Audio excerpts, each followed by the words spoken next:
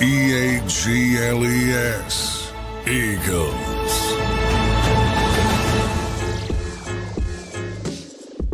Welcome in, everybody, to the JAKIB Postgame Show here. An absolute catastrophe just unfolded at MetLife Field. I don't know what to be more upset about, that the Eagles got blown off the page or that they visibly, demonstrably gave up on national television and absolutely got creamed by a couple rookies and Brian Dable and the 1-4, now 2-4 New York Football Giants. Brutal in all three phases of the game. Welcome into the JAKIB Postgame Show, everybody. I'm joined now by Dan Sileo, who I'm sure will rightly have a lot to say tonight. We will welcome all the chats from Eagles Nation and go to some of you, and we will talk to John McMullen from MetLife Field later on in the show. Big Sills, I'm close to speechless after a Week 5 football game, my friend. Welcome into the postgame show. Your initial thought. Boy, I'll tell you, man, that was just an absolutely belt-to-ass beating. And you know what I will not hear from anyone tonight? Don't tell me anything about injuries. A year ago, you weathered them because you had people like Isaiah Rodgers. You had people like Moro Jomo, Oren Burks. You had people on that roster that were able to step in like Fred Johnson. And you were able, and I told everyone that that was one of the major reasons that you won the Super Bowl. War of attrition is part of this. Injuries are part of the game. Welcome to the NFL, okay? No doubt they missed a ton of people out there. No doubt they missed key people in positions. Welcome to the league, dude. That's not an excuse. This is why the 53-man roster is built. And stop with the Keely Ringo stuff. He is not a football player that belongs in the starting lineup. I mean, I couldn't even tell you who these wide receivers are. I have no idea who they are. And they tortured that guy. They tortured the entire secondary. By the way, where's Jordan Davis? Holy gosh. I mean, he was drilled off the whole defensive line, Sil. By a mediocre offensive line. Don't talk to me about a guy earning a contract because he was drilled off the football today. It was embarrassing. It's really utterly embarrassing. It really. I really don't even know where to start. Tonight in this football game, I really don't even know where to start on this game. Honestly, I mean, I'll try and walk us through it. The first half was atrocious. The Giants punched us in the mouth. I'm thinking, all right, the defense is missing Quinion, Jalen Carter, Nolan Smith. We knew they wouldn't look that good. If I told you at the beginning of the year they'd be missing all those guys, I did not think this would happen. And then you go to the second half, Sills. What was the turning point of the second half? When Jalen Hurts missed that throw to DeVonta Smith, it would have been an 89-yard walk-in touchdown. You got to hit that throw. Then they punt. The Giants go down and score. That was a 14-point swing. They never recovered from that. That was the turning point of the second half for me. Absolutely. And you would say this, too, some of those crappy sacks that he took in the ball game, too, definitely hurt them there. But, again, this was more than anything. I'll say this. Here's another scenario. They held them to 56 plays in this ball game. I mean, this is the second game in a row you're held under 60 plays. I mean, you got too many 3-and-outs going on right now. Losing the game is one thing. Getting beat up. Getting beat. We normally beat the people up. That's what we did last year. We did it ugly, and everybody complained it was ugly. But at least we beat people's ass. The Giants beat our ass tonight. I haven't. That might be one of the worst losses in the Sirianni. Oh, yeah. Including 23. I'll tell you this. That's the worst loss in Nick Sirianni's time in the last year in now 5 games or 6 games now. I mean, that's a terrible loss. And it's not like you said, the fact that you lose a football game on a field goal. You just got taken apart by a lesser roster. I mean, listen, I get it. And I understand when I say, hey, don't talk to me about injuries because that's part of the NFL. I get it. But you had a minimum roster out there. You're telling me, honestly, I get it. Look, Q, Carter, Landon, you lose people like that. Those are essential pieces to any championship team. There is no doubt. Guys, that's part of this whole process, though. I mean, I thought the offense, again, I thought it was spotty in play calling. The situational play calling, I thought was out of rhythm. And then the defense. That was the worst Vic Fangio defensive football effort since he's been the defensive coordinator of the Philadelphia Eagles. There's no doubt. The New York Giants tonight took our game and they shoved it right back down our throats. So I want to read you a couple stats real quick, and I want you to give me your first reaction. I won't even give you the names. 24 of 33 for 283, 1 touchdown and 1 pick. And then on the other side, 17 of 25, 195 and 1 touchdown with 58 rushing yards on 13 carries. That is literally the 2024 Jalen Hurts stat line. They flipped it on its head. We used to beat teams. They would throw 285, a touchdown and a pick, and Jalen would have 17 to 25, 195 with 60 rushing yards, and we win the game. The Giants literally took our game and beat us to a pulp with it with backups. Here's something else, too. Your running back is averaging 5 yards a carry, and it's 12 carries again. You're telling me you can't begin to get – I get it, that you're hurt in the middle of the line. Why are you not sticking with it? Barkley gets 12 carries in the entire football game when your makeup is being a 20 to 28 carry football team when you have Saquon Barkley. It's very evident, Zander. When they throw the ball, they lose. I mean, that's what's happened here. Last 2 weeks, they've thrown the ball and they've lost. And get this. So you're telling me, Zander, in the last 2 weeks, Barkley's got 18 carries? Barkley had 28 carries a game last year. He had 450. Well, I guess is some of that dictated because they were losing the whole damn game? Okay, well, I'm not saying it's a cop-out. I'm just saying I think okay, that's probably after that last touchdown, I get it. But before that, Zander, it was a 3-point game. You're still in it, man. You don't have to deviate off your game plan. You were in a 3-point swing there, and all of a sudden, they started stretching the field on him because, hey, man, you had no pass rush. You couldn't stop the run, and they were throwing everything underneath. There's no doubt he was missed. Where are the leaders on this team, Sills? They were sitting on the sidelines and the defensive leaders. They were sitting on the sidelines, and you could see them bitching about things that were going on the sidelines there. There's no doubt. And by the way, how about being a little bit competitive?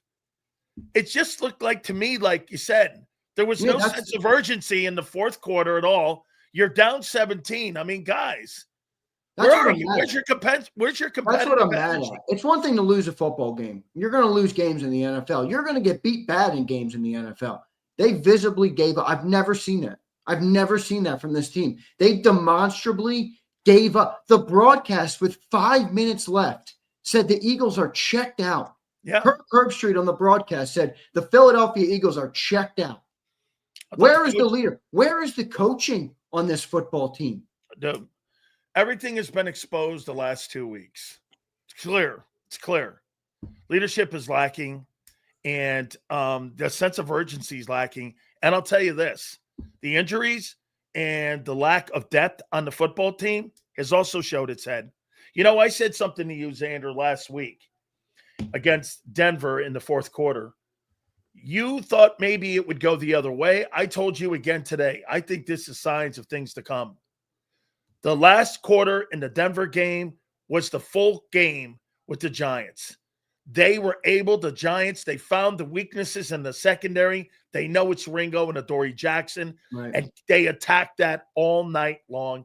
Hey, by the way, kudos to Skidaboo, man. Oh, my God. The kid had a huge game, man. I'm eating a plate of crow on him. I've been chirping him all week. Listen, Sills, every single dude that guy lines up against, he wants it more than them, and he shows it with the way he plays the game.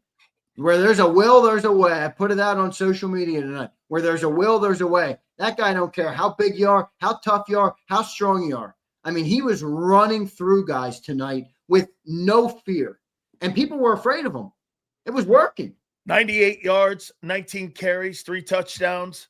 I mean, he was really the heart and soul inside that run game. Yeah. And you can also add Dart in there, too, with his 58 yards. I thought Jaxson Dart was spectacular tonight. He was amazing. He was phenomenal. He was phenomenal. You know what I was watching, I thought I was watching a little bit of a 2.0 version of Josh Allen. Yeah. Yeah, that's fair. I was going to say Jalen but he throws. I mean, but he runs like Josh Allen yeah, in the open he's field. got to He's be just going to careful with run that. you He's over. gonna get hurt, I think. I mean, he's diving in head No, I first. get it. You know, Hey, look, no, but you're right. if You're that's right. my quarterback, I'm walking over to the sidelines going, son, I need you in 3 weeks, not just 1 week. Somebody else I got to rip here, and we don't rip them often. Zach Bond. Jaxson Dart ran by Zach Bond like he wasn't even on the field multiple times. I mean, I've never seen that from Zach Bond. I think that's got a lot to do with the D tackle play in front. I thought those D tackles were getting blown up so bad in front of Zach Bond, it was affecting the run linebacker play when it came to scraping along the line of scrimmage. That was an embarrassing defensive outing. Let me tell you this. That Tuesday press conference that Vic is going to have, that all the coordinators, that is not going to be a happy dude. One is Philly's lost. Secondly, on top of that, they got blown off the football field, dude. Yeah, That was a horrible effort. It was really a horrible effort. It's the best way to play. And that's what I'm upset about. Like I said, it's one thing to lose a football game. The effort in that game was just atrocious. I mean, it really was. I've never seen that happen with this team. And certainly in this era of football, at least I can't recall it in my memory. Perhaps it has happened before, but I mean, that was absolutely pitiful. What did you make of Jalen's night? I mean, he missed some big moments. That interception was a bad pass, man. He stared down Jahan Dotson. He had A.J. Brown walking into the end zone wide open. That missed throw on DeVonta Smith. I get it. You're not going to hit them all, but, I mean, you're in a tight game. You want to be an elite player. You got DeVonta Smith streaking up the field. You got 3 seconds in the pocket. You got to make that throw. You know, he misses that throw on a crucial third down there. They got to punt the ball away. Giants go right down, score, take a 2-touchdown lead. I mean, that was a massive, switch in the game. You know, and then when they were driving back and they had that interception, that's a tough spot to get your first interception. I mean, I don't think Jalen Hurts is problem number one tonight, but I certainly don't think he had a good performance. No, I think there were moments, like you said, that could have extended plays, and that touchdown missed by him with DeVonta was a massive point of the game. And then, like you said, the turnover. I do think one thing came out of this that was pretty decent, though. Him being able to spot Goddard tonight. And him getting Goddard involved in the passing game, I thought that may carry something over for the next couple weeks, Zander, is that you started throwing across the seam a little bit. You started getting the ball in the middle of the field. So I thought that was a positive. But the key to this whole thing is, dude, your run game, I wonder how many games in a row this is. But here's another football team that's just outrushed you. Yeah. I mean, you're just not running the ball. They had 73 yards rushing in this ball game. We can't run the ball right now, dude. Can't run the ball. We can't run the ball even a little bit right now. It arguably is one of the worst running attacks in the NFL right now. And that's with Saquon Barkley. Dude, it is not a good run game right now. I didn't really think the passing game out. Again, like you said, there were missed throws tonight. There were absolutely missed throws tonight. But, boy, that run game, man, is atrocious right now. You know, Sills, all three phases tonight, I would use the word brutal. Offense, defense, special teams. And let's address what's his name, the Tank Bigsby. We spent 2 draft picks on that guy to fix our return game. He blows. He absolutely stinks at that. I mean, he's not even good at it a little bit. He doesn't even look like he can be competent at it. I don't know what they did that for. Why'd they do that? And then they had A.J. Dillon returning a kick. He fumbles it out of bounds. I mean, the special teams was brutal tonight. Bro, the whole thing looks just unorganized right now. Offense, defense, the play calling on off. I don't care what anyone says. How do you think Kevin Patullo has done? Awful. Absolutely awful. He is way above beyond his purview. I'm done listening to John tell me it has nothing to do with the coordinator. I don't think it's all the coordinator. I don't think it's only the coordinator, but he's certainly an issue and has not improved or helped this offense at all. I mean, I think he's been terrible. So we're down 10, backed up after Jaxson Dart got out of the game. Russell Wilson comes in, and the Eagles actually get a shot of life because Russell Wilson stinks so bad. They miss the third down and have to punt it away. Eagles have a chance, and they run 2 of the same running plays into a stacked box to go -2 yards. And then they do a check down on third down to Saquon Barkley, and they have to punt it away. That was the 3 and out, down 10. That was your 3. Really? The situational play calling is suspect at best. It's just, I mean, the running plays, the 3 and outs that they have. I mean, hey, look, I think you had a kind of a shot in this game. Wow, I can't believe I'm saying that. The Eagles had a shot in this game to win it versus that team. This is incredible. Dude, like you said, speechless. I don't even know where to begin with the flaws that they see in this football team right now. Look, start with injuries. Never an excuse. It's part of the game, but it is a reasoning for what you're seeing here with some of the stuff, especially on defense. But, bro, man, if not everything's not going well, you're going to melt down like that. And the Giants gave great effort tonight. They wanted to be there. 100%. They knew they were told that they had no chance of winning. And they went out there and absolutely put the belt to the Eagles' ass. That's the biggest beating I've seen the Eagles take in 3 years. Yeah, I haven't even seen during the meltdown.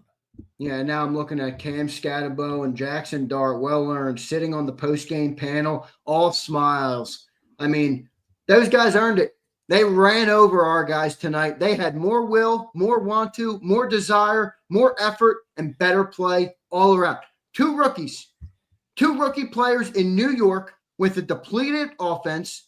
Nobody on who does anybody know the name of the guy that had the interception on? Has anybody ever heard that name in their life? No. I mean, these guys sound like practice squad. Eagles got destroyed by these a bunch guys of sound like practice squad players to me. I mean, I never heard any of these players. Yeah, I can't even fathom. I mean, I'm having a hard time putting into words here. Keely Ringo, let's talk about him. Get him off the field, Sills. I think the experiment is done and over with. He can't cover. He shows lack of effort. I mean, how about in the beginning of the game? He gives up the pass. All right, you get beat. You got drafted 3 years ago, guy. The guy's on the ground. You're running by and patting yourself. Oh, I messed up. Dude, get the guy. What are you doing? Play football. Play to the whistle. I mean, I learned that in Pee Wee football. I don't understand what they're teaching these guys. I just and for me, like Ringo, when you say get him out of there, put who in then? Well, that's the question. Who you putting in? Do we got to make a move? Is Howie going to make a move? Does he think this is what it's going to be? Does he think we're even good enough to make a move? How about the pass rush tonight? Where was it? Oh my goodness, the defensive line was terrible. The defensive line all throughout was terrible. You got beat up by that. You got beat up by that offensive line. There was one play on that D line I saw that I thought was good effort. It was Ty Robinson getting his hand up and swatting that ball on that third down. That was it. That was the only play by that defensive line that I thought was redeemable. There's more questions now than there were even after the Denver game. Yeah. I mean, look, and you're going to have a lot of the Eagle fans saying injuries, refs, all this and that. Bro, that had nothing to do with effort tonight. There was effort. I think we're truly and honestly missing our leaders. I think Brandon Graham, Darius Slay, even Josh Sweat, who was here for a long time. I think this team is devoid of vocal leaders who have been through the fire and have the right advice at the right moment. I don't think we have it. I don't think we have it on this team. I'll ask you one more time on this. Maybe I'll keep asking you it each week. You keep telling me there's nothing wrong with Barkley. Okay. This is game 6 now. Well, what are you seeing? What are you seeing? I'm with you. I don't know. I don't see it. Look, do you think he's as explosive as he was a year ago? All of the metrics say you're correct. He's not. But when I watch him play, I'm like, it doesn't look like it's the offensive line. They're not getting any push. They're not moving. I mean, last year we used to watch the offensive line. You start here at the line of scrimmage. They move defensive lines a yard or two the other way. This year, it goes this way. Almost every single play. That's why the running plays get blown up. They run the same run play. Yeah, well, they ran it last year and it worked.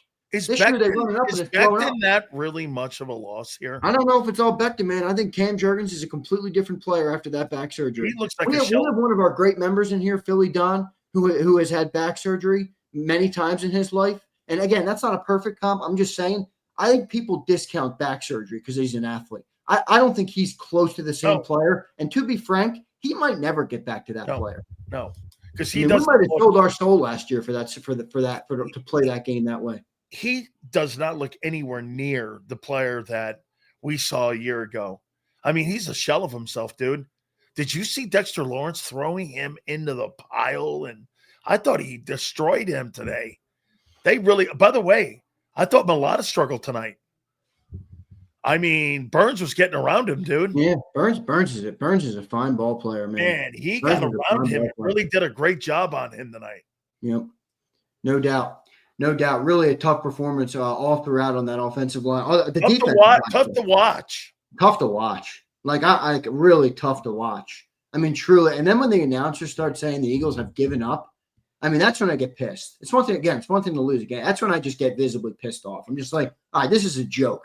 I mean, what's worse, Sills? Getting beat 34-17 by the shitty Giants on national TV, or visibly giving up on national television to the point where the announcer, who is slanted, where he probably won't normally say things, says something on national. The Eagles have given up on this game.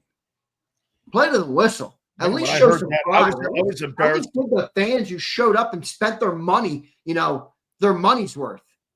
We all have to pay Amazon Prime. Give us something. I was embarrassed for the team tonight. I really was. By the way, good question for you. So you got Saquon Barkley. Why in every single snap are you in shotgun? Yeah, and every single time it's the same place. Why are you in shotgun every second? I mean, you got Saquon Barkley in the backfield, bro. I don't know. I'm told that's because Jalen Hurts doesn't like to be under center, which I think is one of the worst excuses I've ever heard. You're a professional quarterback. It becomes predictable. What are we talking about? Predictable again. When your quarterback is under center, when your quarterback is not under center, it becomes predictable, and that's what the Giants were doing today. I truly don't understand. I mean, it's pathetic. Is that the best word for this loss? Yeah, this was a pathetic performance tonight by the Eagles. And by the way, it just had no life to it. You keep asking all week long, what's the identity? You tell me. Well, I thought there were some positive things in the first half where I'm like, again, the defense looked terrible. But my justification, not that there should have been one, my justification at the time was, if you told me, Sills, before the season, with all the changes we had on defense, remember how we talked about the defense? All right, Zay, now you're not going to have Quinion, Jalen Carter, and Nolan Smith in a game. I would probably have said, yeah, we're going to get our ass handed to us defensively.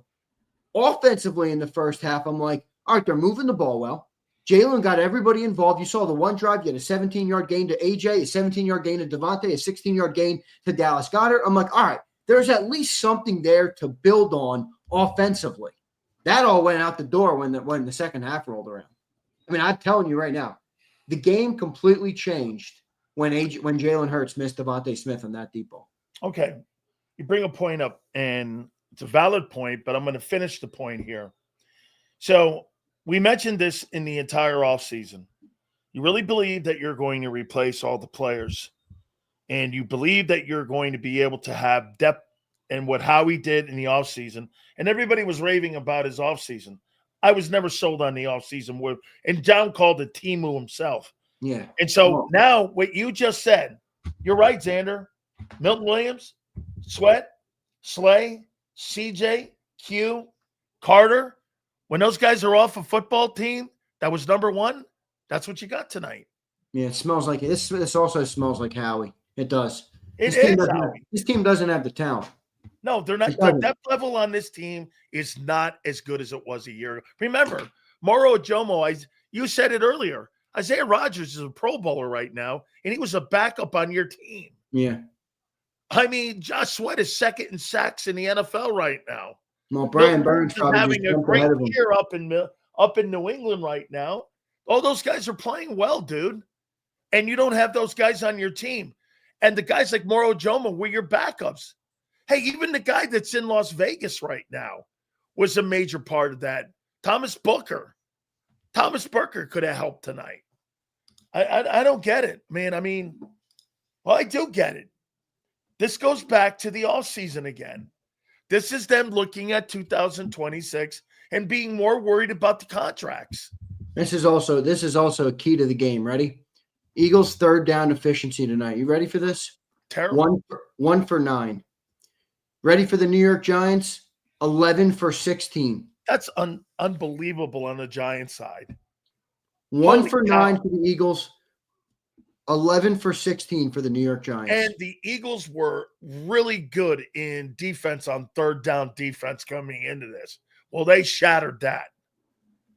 I mean, wow. Every single thing that you thought was maybe turning the worm when it came to the Eagle defense, you saw it go the other way tonight. Boy, I'll tell you, they need – I mean, I don't know when Carter's coming back. How long is Q going to be out? I don't know. I mean, hamstring, so you got to be optimistic that – I mean, they have a small mini bye week here with the weekend. Yeah. I don't know. Hamstring, I don't know. John said it at halftime. Normally when you have a hamstring and there's an idea that maybe you can come back, they'll massage it and some. So the fact that he just sat on the bench and never kind of got back up. That's right. That's a good sign. I don't know. Maybe there's something a little bit more there, but if it is no. If he's not in getting rehab immediately and he's not back, then him being on the sideline could just be a tweak and he could be back. Maybe not for the Minnesota game, but maybe for the next Giant game at home at Lincoln. Yeah, that was legitimately one of the most embarrassing games of the Sirianni Hurts era. I truly I'll ask you one more time here on this one. Do you sit Landon and Carter next week? You need a win next week now, dude. We can't afford to drop that game. First time since 2023 you've had back-to-back losses. Do you sit them? I mean, you want them to get healthy, but this team can't take another loss. It's an NFC team. Yeah, NFC. And you got Carson Wentz and a good defense. I mean, that's a good defense in Minnesota. Minnesota can win that football game next week. They can win that game, dude. I still am in I'm still in somewhat of a disbelief about that game. I mean, what was the most shocking thing to you in that game? The effort at the end. The announcers saying two things. The team visibly giving up to the point where every fan, every announcer, every Giant fan, and every NFL watcher across the country saw it with their own eyes. I never thought I would see that. And number two, the Giants played our game, and they played it better, not because they're more talented, but because they wanted it more. On every single play, they wanted it more. Jaxson Dart wanted it more. Cam Scatterboo wanted it more. They ran the ball down our throat. They hit us with their shoulders every single time. They played way more physical than us. It really I haven't seen that in a while. Like the last 2 weeks, Denver played the game, played Eagle ball against you, and now the Giants played Eagle ball against you. Yep. 2 teams in a row that took your own formula and ripped it up and threw it right back at you. Boy, I'll tell you, they got a lot of soul searching going into this Minnesota week. They really do, dude. I mean, they're going to get a little bit more time as they get ready and flip around and play that Minnesota team next week. But boy, Zander, man, I mean, where do you start? I mean, offensively, they sporadically sputtered. Defensively, they were a sieve. Did the Giants punt? I mean, how many times did the Giants punt in that game? How many punts were there? I don't think many. I know they punted that. I know they punted a couple times. I know that swat that Ty Robinson had led to a punt. I mean, this team, you're right. Soul searching is a good word.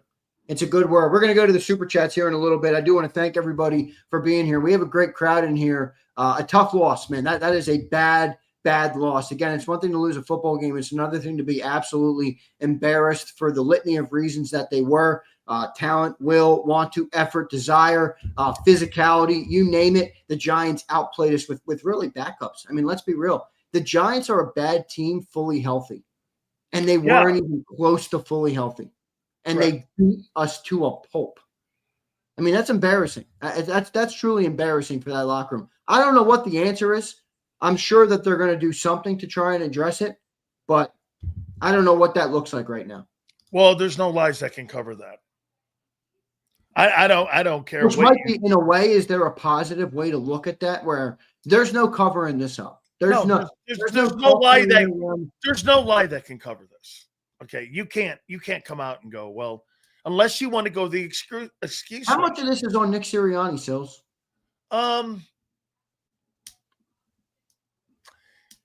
the culture of the building, he keeps telling us, is in a good place right now.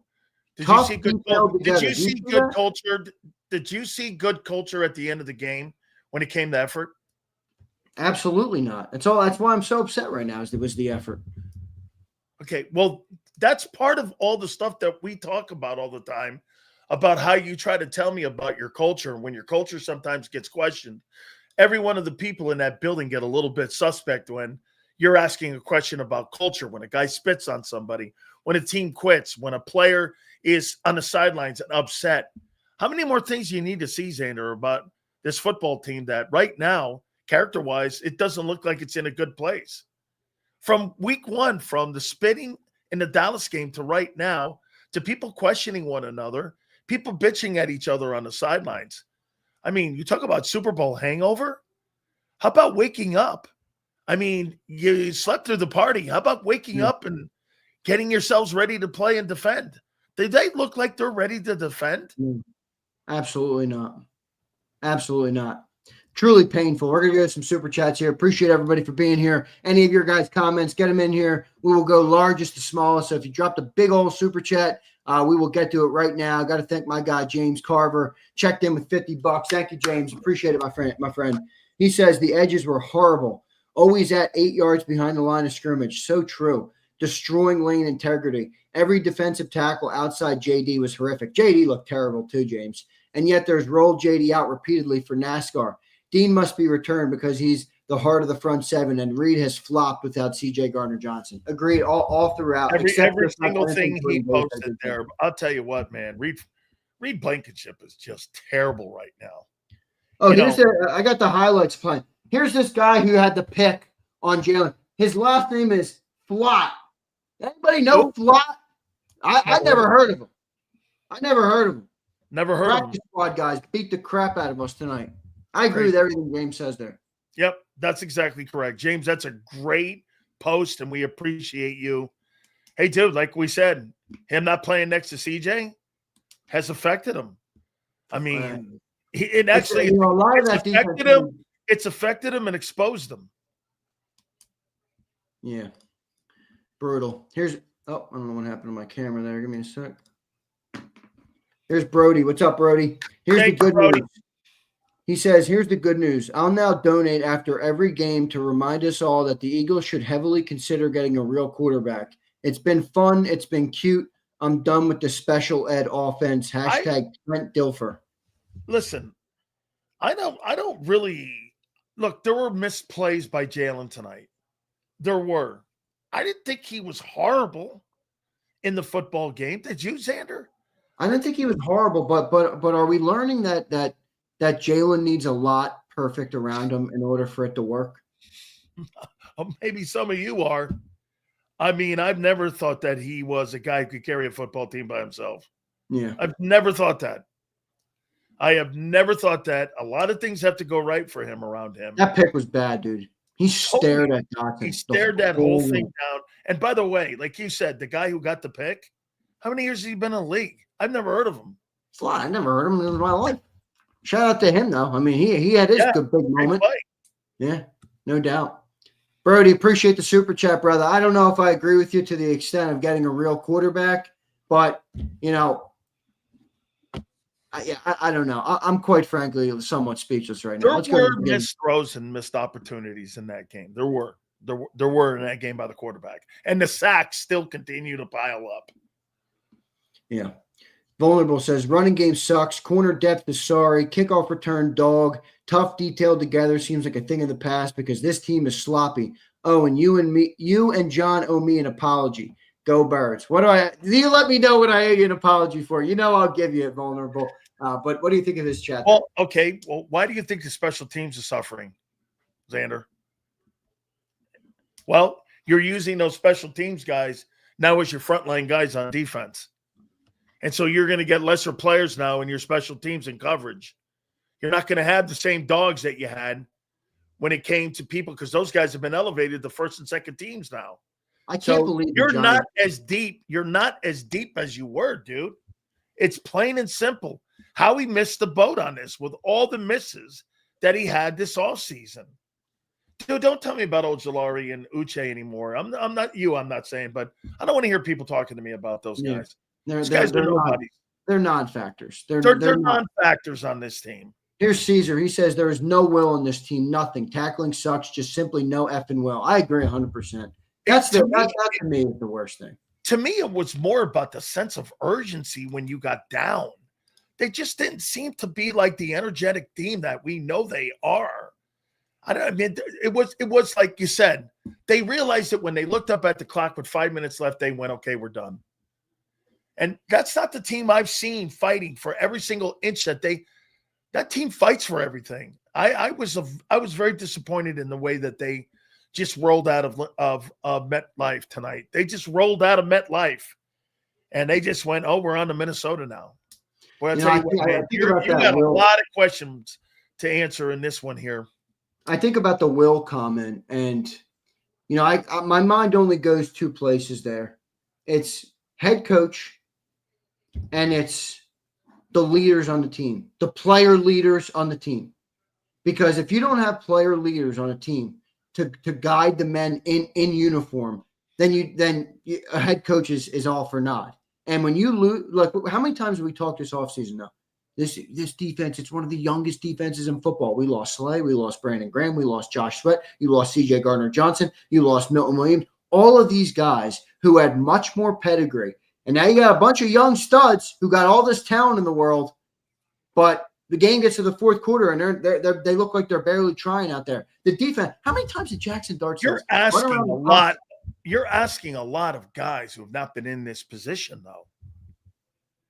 You're asking guys who have not. Well, yeah, I'm not entirely blaming only them. I mean, it's obviously Howie too, but I think it's a big factor. Okay, well, who on defense is your leader? A first-year Zach Bond who found himself a year ago. That's the leader.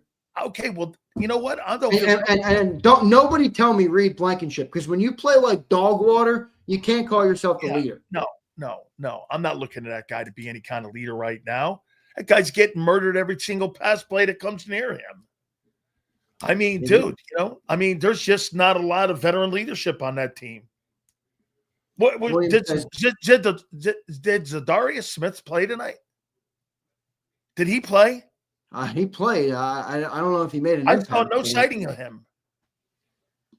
I saw William, no what's up, William? Appreciate you, man. Appreciate everybody for being here, guys. Hit that like button. It's a tough loss, and we'll be talking about it obviously ad nauseum for the next 20 hours.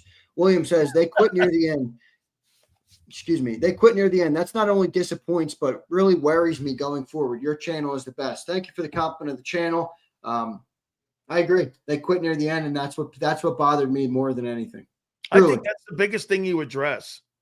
Is that you fight to the very end. That's one of the staples of that team, Zander. Is that they fight macro and micro. Think about it. It was macro and it was micro. I mean, I saw what's his name, Jaxson Dart, run for a first down tonight. Jahad Campbell standing behind the first down marker. He waits for Jaxson Dart to make contact on him.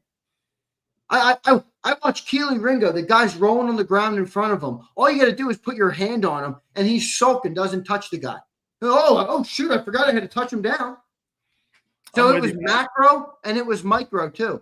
How about the way that quarterback was running for first downs, too, tonight? Dart really wanted it, man. I think I honestly agree. I love it. How about this? Let's give the Giants some love here for a second, too. That's a team I was told they had no shot by everybody, including me and everyone else. That's fair. That told that they had no shot. Well, they took that thing personal, dude. No, you're right. I mean, that's a team that deserves credit for that. It does. You tip your hand, you tip your cap when somebody puts up a performance. And like they were well coached. I agree. I agree. By the way, how about Brian Dable? He's gripping on to Jaxson Dart for his life. That guy went to the medical tent. Dable was about to lose his mind. Fined by the league for going in there and telling that doctor, get his ass out here, because that's a neurologist that he's talking to like that. That's a league neurologist. Yeah. I guarantee you the league is going to address that. You can't go in there and tell that guy, get his ass out here. That's old school stuff, dude. The league was going to have a talk with Brian Dable on that, I promise you. Yep, there's no doubt about it. No doubt about it. I'm looking at that play right now. That play to DeVonta Smith, man, would have been an 89-yard touchdown. wide open, busted coverage. Jalen had time in the pocket. I mean, a clean pocket to throw, and you overthrow. I really thought that was the turning point in the second half. William, thanks for the super chat, man. I appreciate it.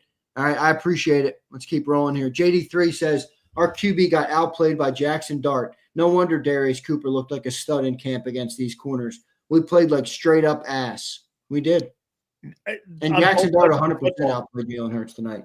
Jaxson Dart has said in all his press conferences leading up to the draft and leading up to becoming a rookie and everything, I model my game. Jalen Hurts is one of the guys I model. Well, he met his idol today, and he destroyed him, JD3.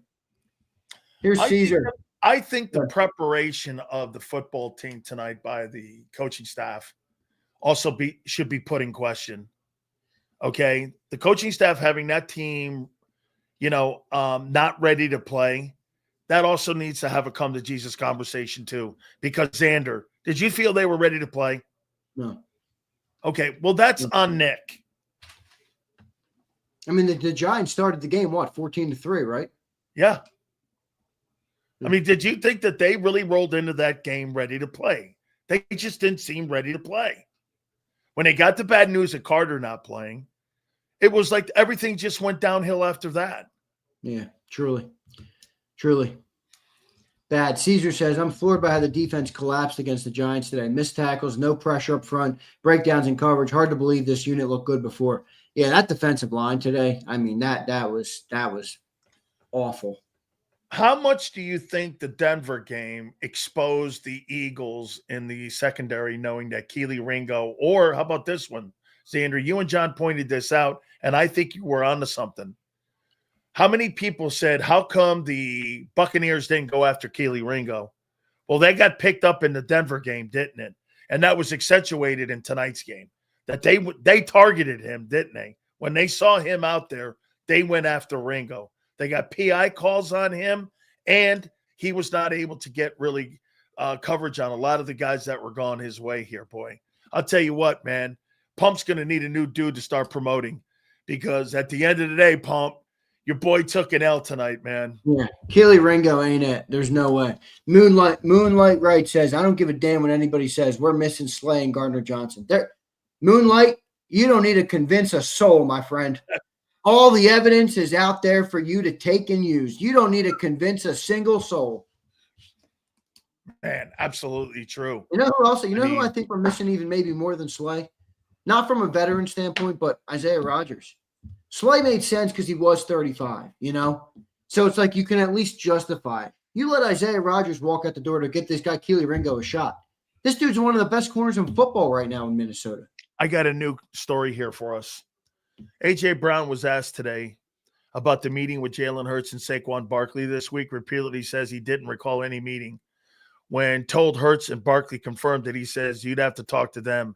As for the Eagles offense, we're still trying to find our identity.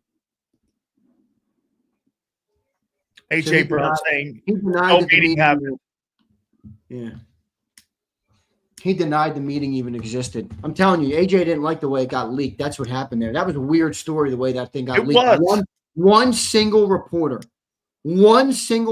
put that meeting out. Yeah, oh, by the way, so much for that stupid meeting. This is why where John sometimes is right. He's like, dude, quit buying that. And then you did too. But I'm just saying, my first person I talked about it, John, just don't buy into that bullshit. Here I am thinking a meeting can help the chemistry on offense. Yeah. Whoa. You're coming from a good place, though. You guys talking about it, wanting to get things out. Yeah, no. But AJ, how about AJ tonight saying it never happened? Yeah. Well, I don't know if it did or didn't. Frame says, I think losing CJ is affecting us. He may have been an a-hole, but he brought attitude. He brought strength, even to the rookies around him. We look weak. I agree 100%. Dude, you got Cam Scatterbo and Jaxson Dart lowering shoulders and detonating on you. They don't care who's on the other side of them. Dude, I got to tell you, I'm agreeing with the thing with CJ here, because you know what he brought? He brought an attitude and an asshole attitude to that secondary. You don't have it right now. You just don't have that. Troubling, man. Man, that was a troubling loss, man. Wow. Here's our boy, Senor. Senor, happy birthday, buddy. He says, Eagles losing on my birthday is making me see how this team isn't going far this year. I'm not even surprised with how horrible this offense is. I'm disappointed with how horrible the defense is now. Happy birthday, senor. Appreciate you, man. They were saying that A.J. Brown was open all night. He was open all night. But at the end of the day, I'm starting to like, all right, dude, like just shut the fuck up. Like I get it. You have issues. We all just saw it on primetime. Going to the media didn't work 2 weeks ago, and it didn't work this week. Get in the room with your guys and do what you got to do as a leader. You got to see on your chest. Bro, you're making $32 million. I thought this so-called culture of Knicks. You know, this dude, 23, he didn't have answers. He doesn't have answers right now. Would you not agree with that? No answers right now. Okay, fair enough. Alexander Harris says, really don't think he's the answer. There's something about him that I'm just like, we can do better. Every 3 and out, you can see Smith and AJ on the sidelines talking and shaking their heads. AJ was open on the interception. He was wide open on the interception. Now, sometimes I don't know if to play that game, Alexander, but you could clearly see Hurts locked in on Dotson, watched it all the way through, and even a cornerback like Flott, who I don't even know how many snaps he's played in his career, watched that and immediately took it the other way. Bro, I'd never seen DeVonta on the sidelines talking with AJ like that, and you could tell that they were disappointed in what was going on and not getting the continuity together in the passing game. You could see them talking on the sideline, shaking their heads, even when they were still in the ball game. Do you think this is the worst offense in football? For a contender, yes. Of all the contending teams, it's the worst contending offense of any of the contending teams in both the AFC and NFC. Here's Brody. The Eagles are the hot girl that shows up to the party and expects to be catered to. Rest of the NFL are the dudes at the party who realize she's a psycho and don't give a damn.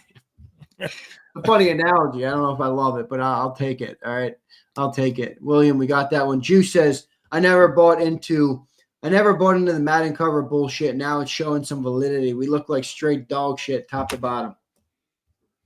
Effort, man. People are – listen, you get beat, right? Teams get beat. Yeah. I've never seen the Eagles beat up 2 weeks in a row up front. Dude, you've been beat up. Would you not say this? This is extended now 5 quarters of the Eagles playing bad ball. Last quarter of the Denver game and now into this. Dude, I didn't think that I thought the Giants played a great football game for 4 quarters with their limited talent. That was as good. That's the best. Would we not say that's the best Giants team we've seen since what? They went to the playoffs 2 years ago? That's like the best Giant team, isn't it?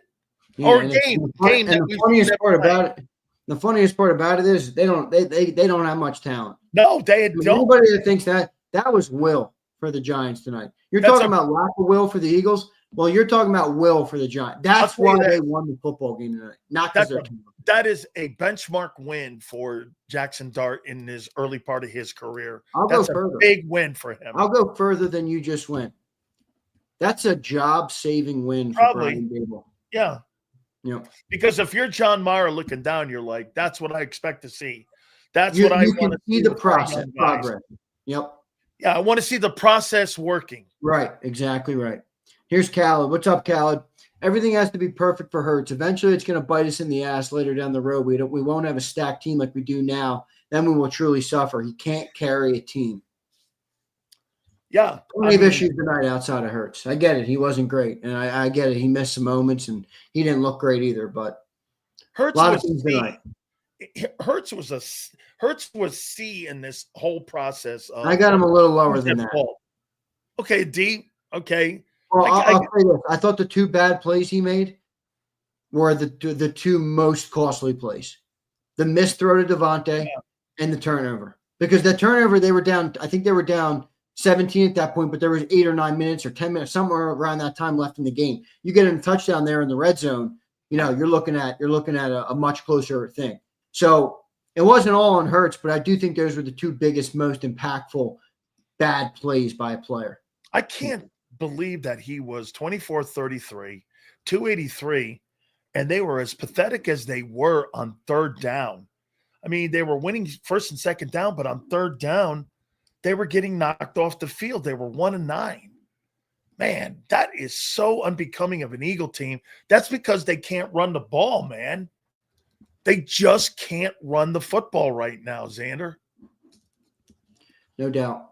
There's no doubt. We appreciate everybody for being here. Cal, thank everybody for being here. We're going to take a quick commercial break, guys. I know you don't want to do it, but we do have some production I got to get done here, just the nature of the beast. Appreciate everybody for being here. Hit the like button. When we come back, we'll get to all the rest of the Super Chats. I know we got a lot of them. We have 70. We won't be able to get through every last one of them, but if you gave us a lot of money or $10 or $20, we will get to all of them. And then once, we're after our initial show, I will make sure before I end the stream tonight, every single Super Chat will be read. $1.99, 99 cents, doesn't matter what you sent. I will read them all by the end of the show tonight. So stay tuned here on JAKIB Sports. We'll be right back in 3 minutes.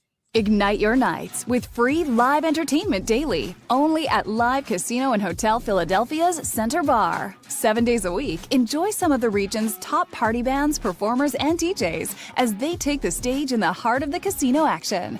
Great cocktails, live music, and lively moments. It's all happening at Center Bar at Live Casino and Hotel Philadelphia. Visit livecasinophilly.com for more details and the complete list of upcoming events. Must be 21 or older. Gambling problem? Call 1-800-GAMBLER. This is Eric. When he got injured in a car accident, he called Morgan & Morgan. He not only gets a lawyer, he gets trial lawyers like Sam and Jessica who are in it to win it. He gets his own investigators with briefcases, leather ones.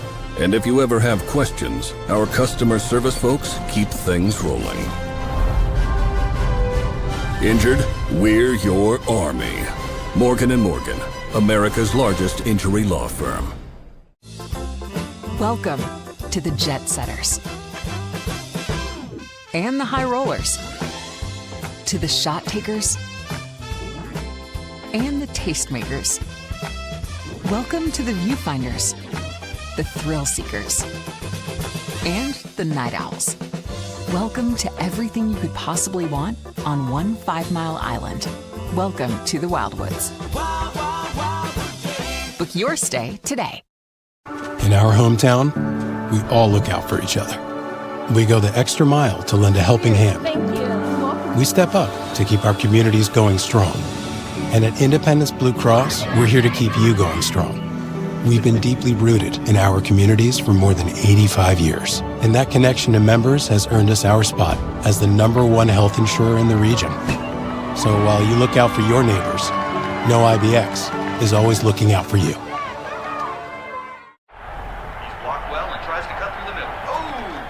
Your gut says Miami is going to win, and you should take the over.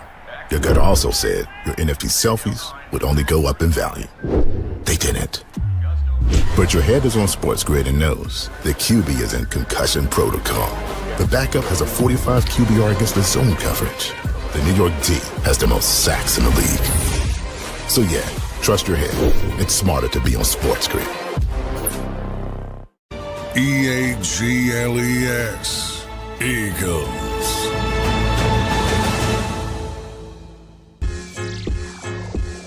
Welcome back in, everybody, to the JAKIB Postgame Show here on JAKIB Sports. I'm your host, Zander Krause. That's my co-host, Dan Sileo. Give me a follow on X at Zander Krause. Give Dan a follow at Dan Sileo Show. Recapping the Eagles' 34-17 loss here tonight. Absolutely embarrassed and a pathetic loss on national television. I don't know what's more embarrassing, losing and getting destroyed by the lowly, depleted New York 1-4 New York Giants, or giving up so much to the point where the announcers publicly call it out that the Eagles have given up with 6 minutes to go in the fourth quarter. Just a pitiful performance tonight, and one that we will talk about all across the airwaves for the next, not only the next day, but the next week and a half. It's going to be a long week and a half, everybody. We had no game this weekend, obviously Thursday night, and then our next game will be next Sunday versus the Carson Wentz-led Vikings. Big Sills, as we continue to roll on, that's just after first break, just after first initial reaction, what's the thing that is sticking in your mind right now after watching that game unfold? Here's a number for you. 142 points scored, 143 surrendered. You're giving up more points right now than you're scoring. Your offense is not putting the ball in the end zone. Your defense is now not stopping anybody. I'm not saying that this is 2023, but Zander, this is a lot sooner than you were 10-1 when that whole thing melted down. You know, you were at a point where you were watching your defense and it ended up imploding. The offense ended up imploding. And boy, I'll tell you, that was an absolute implosion in the second half. Do you not agree that in the second half, it just looked unorganized? Play calling wise, even on the defensive side with Vic, it was like Vic had no answers. And I think the reason that they had no answers is because they have no depth. They have players out there playing that they don't trust. Toth is out there. You've got players in the secondary. You're losing Q. Would this be a over the top comment if I made this? When Carter and Q were out, it looked like they quit. When those two players weren't out there playing, it just looked like they quit. Yeah, it really did. The effort tonight was just, I mean, it really was. It was sad, dude. I don't think I've ever been that angry on a post-game show or a show. I mean, that was angering, you know? I mean, I publicly root for this team. I publicly support this team. It's like that. What was that? You're not disappointed. You're not disappointed with the loss. You're disappointed more with the effort. I'm far more disappointed in that. Obviously, you don't want to lose a football game, but losing football games happens. You know, I thought that was. I truly thought that was a joke. When Kirk Herbstreit that was the worst. You think that was the worst moment that Nick's had so far since the rookie season when he started out at 2021? Is there another one? I mean, outside of the blowouts that and the meltdown you had in 23, is this like the worst game we've seen since that meltdown? I think so. I mean, it's tough to think out all of those. How about the Bucs playoff game? I mean, right. The Bucs playoff game was one. You know, that 23 season, obviously, the big collapse there was a big, but it's one thing to lose, man. It's another thing to just not try, no effort, no will. I mean, Cam Scatterbo is lowering his shoulder, like running him over. Like for people to run over. Jaxson Dart is jumping through first down. Jahad, I can't. I'm sorry, not to pick on Jahad because I don't think he had the worst night of all of them. Believe me, I don't. But just one instance that's just seared in my brain tonight. Jahad standing there past the first down marker, waiting for Jaxson Dart, a quarterback, to come up another 2 yards and make contact. Like he's on a third down. Go and stop him, man. Go and make the hit. Let me show you something that is a telling number here. The leading tacklers in the game are Adoree Jackson, Makuba, and Blankenship. What is that telling you? They were getting routes into the secondary, and they were getting to the second level. Bond is further down the list. I mean, dude, it's one thing when John tells me that they'll be okay with giving up 5 yards a carry or they're going to give up yardage. It's another thing when you're giving up yardage and you don't have pressure on the quarterback and you're giving up those matured routes. I mean, that defense got knocked on its heels tonight. Holy cow. Everything that get this, I thought it would be a little wobbly. I didn't think it would ever be that bad against talent like that. Dude, there's no redeeming talent on that side. I don't know. Maybe Scatterbo turns out to be somebody. He was awful good tonight. Dart's going to be somebody, dude. Jaxson Dart's going to be a guy. He's going to get better weapons. They get him better weapons, and they get him a better O-line. He's going to be somebody. Yeah. No, I agree. I mean, they get him some better weapons, but he's reckless for me. I think he's got to rein that in a little bit. I mean, he's going to get himself killed. Yeah, right. I mean, it's the NFL, dude. Like, you don't want to get knocked out, you know? So, no, yeah, I mean, look, just going back over the game, I keep mentioning things that stick out the most. The other thing, though, I'll get off the effort for a second, even though it's tough to get off, but I'll get off it for a second. You know, you said it in the first open of our show today. And I think it's something that we're worth going back to here. Teams have found that you know what it reminds me of? It reminds me of my favorite movie of all time, Miracle. And Herb Brooks is addressing the 1980 USA Olympic team, and he says, you don't beat the Soviets by trying to play some other brand of game. You take their game and you shove it right back in their face. The Broncos did that to us last week, and the lowly, lack of talent New York Giants did that tonight and embarrassed us doing it. Exactly. And I think you're going to see this recipe a lot. I think Minnesota has the formula to do that too. They've got a with the running back. They got they Aaron with the Jones. They got Aaron Jones. They got a really good offensive line. And, dude, they got wideouts that are not quite AJ and DeVonta, but they're pretty good when they got Addison and Jefferson. That's a pretty good group of dudes, and plus that tight end they have. I'm going to tell you, man, that game's going to be a tougher game now because of what's been happening here the last 2 weeks with the injuries and with the style of play. That Minnesota game is not a given. If you're Howie Roseman, what are you thinking right now? That I missed my projections on players that we had on the roster and the players that we brought in. Because now we're talking about 24 quarters now, Zander. This is 24 quarters of football. When are we going to start doing this? All right. This is now we're getting into a sample size here, are we not? It's 6 ball games, dude. I mean, there's 17 of these things. You got 11 football games left. Yeah. We're now getting into a point where we're going to do this. Right. It's no longer just like the first couple weeks. It's no longer just a couple games here now, right? There's 11 football games left after this. We just dropped 2 straight, dude. When's the last time First time since 23. 23. End of the year in 23 when they collapsed. You think this team does it have a 23 feel to you? Tonight's game did. Tonight's game certainly did. Okay, tonight's game did. I don't think the Bronco game, I felt that. Okay, I didn't feel that at the end of that Bronco game. I do feel it now here with this game. And if they put up another one of these games against Minnesota, bro, that football team is in for a long, long season. Now, can they right the ship with health? Where in the world do you think that Landon Dickerson's all of a sudden going to find the fountain of health? I know. I don't know. Unless you sit him for an extended period of time. He's not playing this week, dude. You know what? That game today made me know I have to rest him more now. That's going to be a big conversation this week with Nick. Hey, Nick, are you going to sit Jalen Carter and Landon? And are you going to sit Q now? Going in, who covers Jefferson? Who's going to cover Jefferson? And who's going to cover Q's out next? If Quinyon Mitchell is out next week, it could be ugly. It could be ugly. Carson Wentz, for all his problems and all his goofy things that he does and the quirks and the – he's going to get the ball to Jefferson. He's going to throw that football, and he's going to put it in the tight windows. So that zone defense ain't going to stop him from throwing the ball.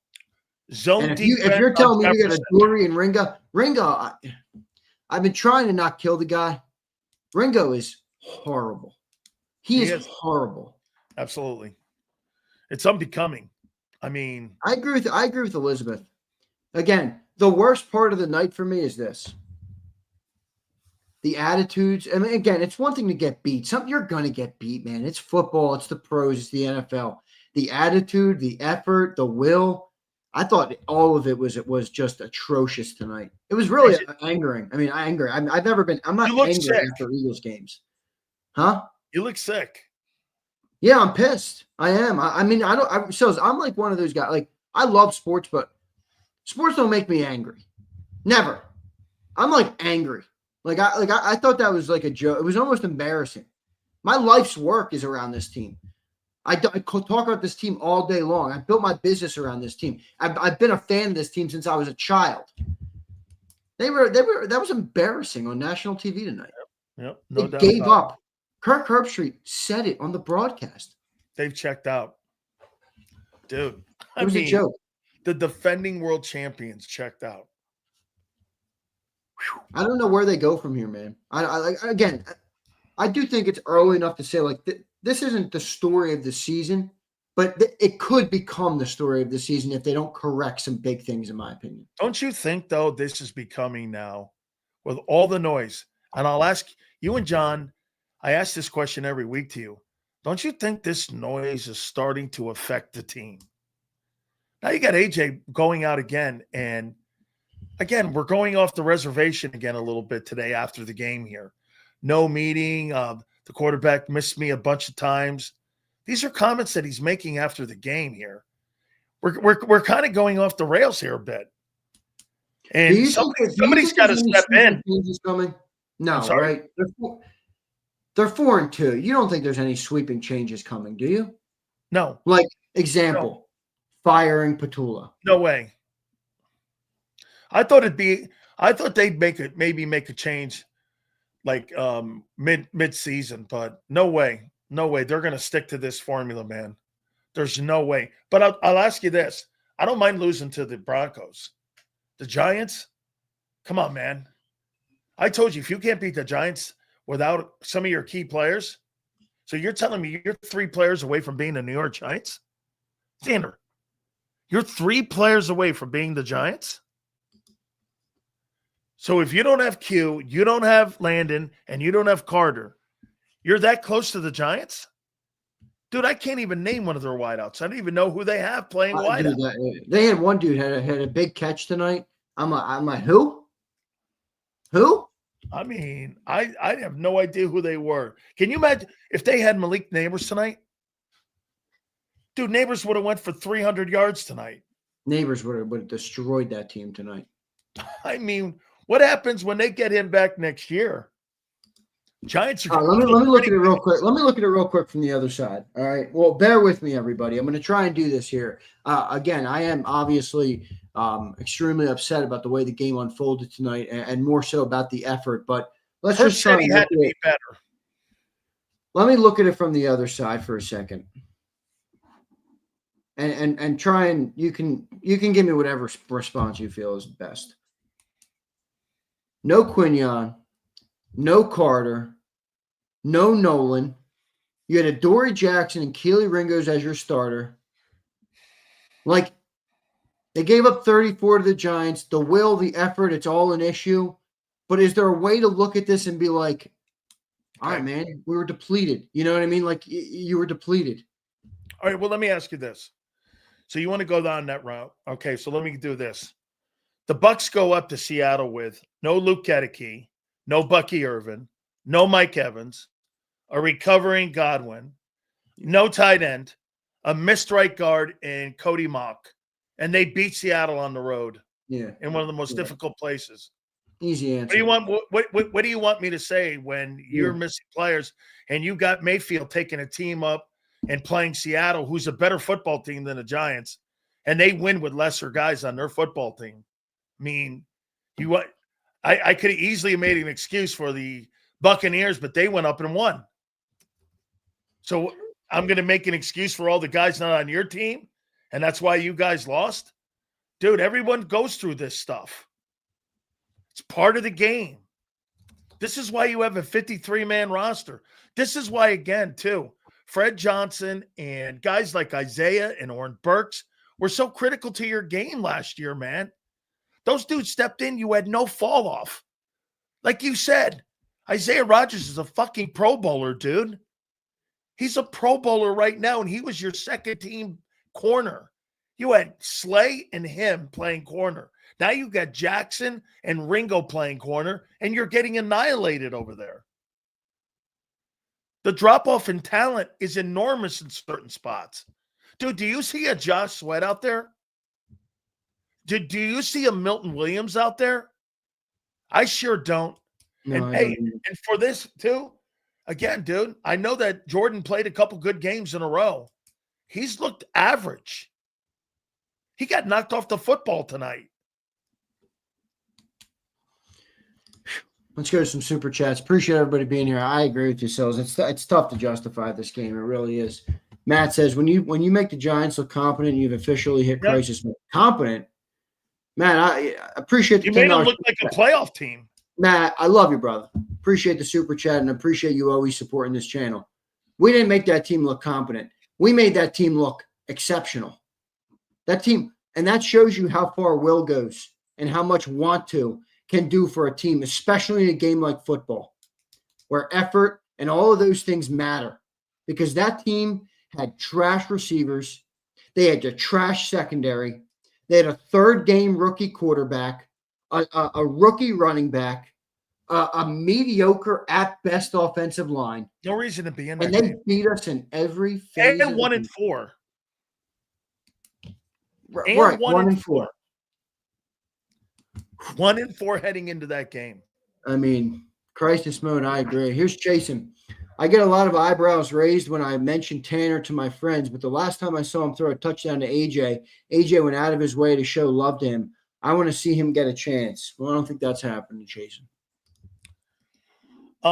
Nick Sirianni said tonight that the offense, he was asked a question about it becoming too predictable. He goes, we did a lot of different things here tonight, and, we just got to clean some things up.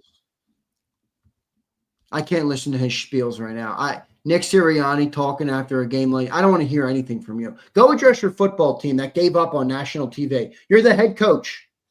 You got stuff detailed together. All these different things printed all over the walls of the NovaCare complex. Do you live them or do you speak them? Are you who you say you are, or is it a crock of shit? Right now, it looks like a crock of shit. I never bought into it. I bought into it, rightfully so, because they won a Super Bowl. But okay, you bought into it because they won the Super Bowl. But here's why I never bought into it, because each year is something different. 23 was he had no answers. Last year they had answers. Right now they have no answers. I mean, dude, a good head coach has answers to everything, doesn't he? They're problem solvers. What a great head coach is a problem solver, right? You think Brian Dable was a problem solver tonight? I mean, that offense, dude, they had nobody. Malik Neighbors is gone, and they beat you without Malik Neighbors. That'd be like beating you, or that'd be like the Eagles like not having A.J. Brown and you going out and you beating like the Lions, and not having Barkley and A.J. and going out and winning, and having some dude named Scatterbo back in your backfield. Bro, really embarrassing, man. Terrible loss. Yeah, really was. No doubt. Jason, thanks for the super chat, man. I'm going to try and get to as many as I can, guys. Thanks for all the love, man, and the support on the shows. We do appreciate it. We'll try and get to everything we can. I'll be live late into the night. No worries. We're going to have John McMullen joining the show soon. I believe Nick is speaking, right? So John should be up. I think Jalen already spoke. So yes. John will be up after Nick's done. Gabe says, AJ just said in a post-game interview that he does not recall a meeting this week between him, Hurts, and Barkley. What are your thoughts? Are they fronting? AJ's fronting. Jalen and Saquon already confirmed that the meeting happened. Why even address this and go, guys, let's move on? Yeah. I mean, let's talk about the game tonight. I don't want to talk about a meeting. This is the noise we're talking about here, Zander. Is that focused? You're talking about a weirdo meeting that has no bearing on Sunday's game or tonight's game. Remember, I came out, I'm like, this is like the weirdest and the saddest thing. A meeting, you're paid professionals. The guy makes $36 million a year. And you're talking to me about some preschool meeting? Dude, it's the dumbest stuff I've ever heard. This team needs to grow up. I think it's a sign of immaturity. Well, Isn't that immaturity there? Yeah. Talking to me about meetings? Come on, man. Yeah. Here's my boy Josh Herman. What's up, Josh? Appreciate you, brother. He says this team is a mediocre team hiding behind a faulty record, 3-game losing streak, calling it now. We are not good at any aspect of football right now. How about this, man, when I told you September is a liar's month? Yeah, well, look, on cue, Mahale says September is a liar's month. Okay, and I kept telling you, be careful on the record. Look at how they're playing. Remember, Zander, we kept going like this, and everyone kept saying they're 4-1. Many people were repeating the stuff that they did to me in 23 when I said, and they kept going, they're 10-1. I'm like, guys, look at how they're playing. Don't look at the number right now. Look at how they're playing. And it came to a head tonight. And the injuries accentuated it. Yeah, they did. But you're right. Your response to my injury thing was spot on. You know, the Bucs went and did it. You don't see that team not having effort. No. Leon says no effort at all. There it is. To my takeaways, we need a cornerback too.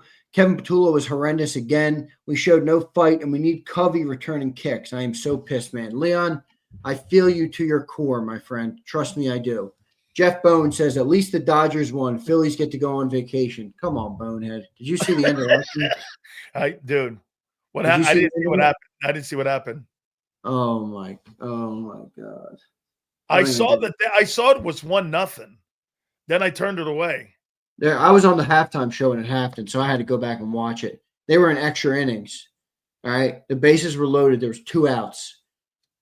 Player at the plate, and I forget who it was. Again, I was on the halftime show. He hits it right to the pitcher. All pitcher has to do is throw to first base. It's a 2 outs, forced play. Well, bases loaded. He throws it home, airmails it over the catcher's head, and the Dodgers win. Bottom of the 11th or 12th inning, whatever it was. He airmailed it over the catcher? Yep. When he could have just thrown to first, he would have easily thrown him out of first. He could have probably ran to first. Yeah.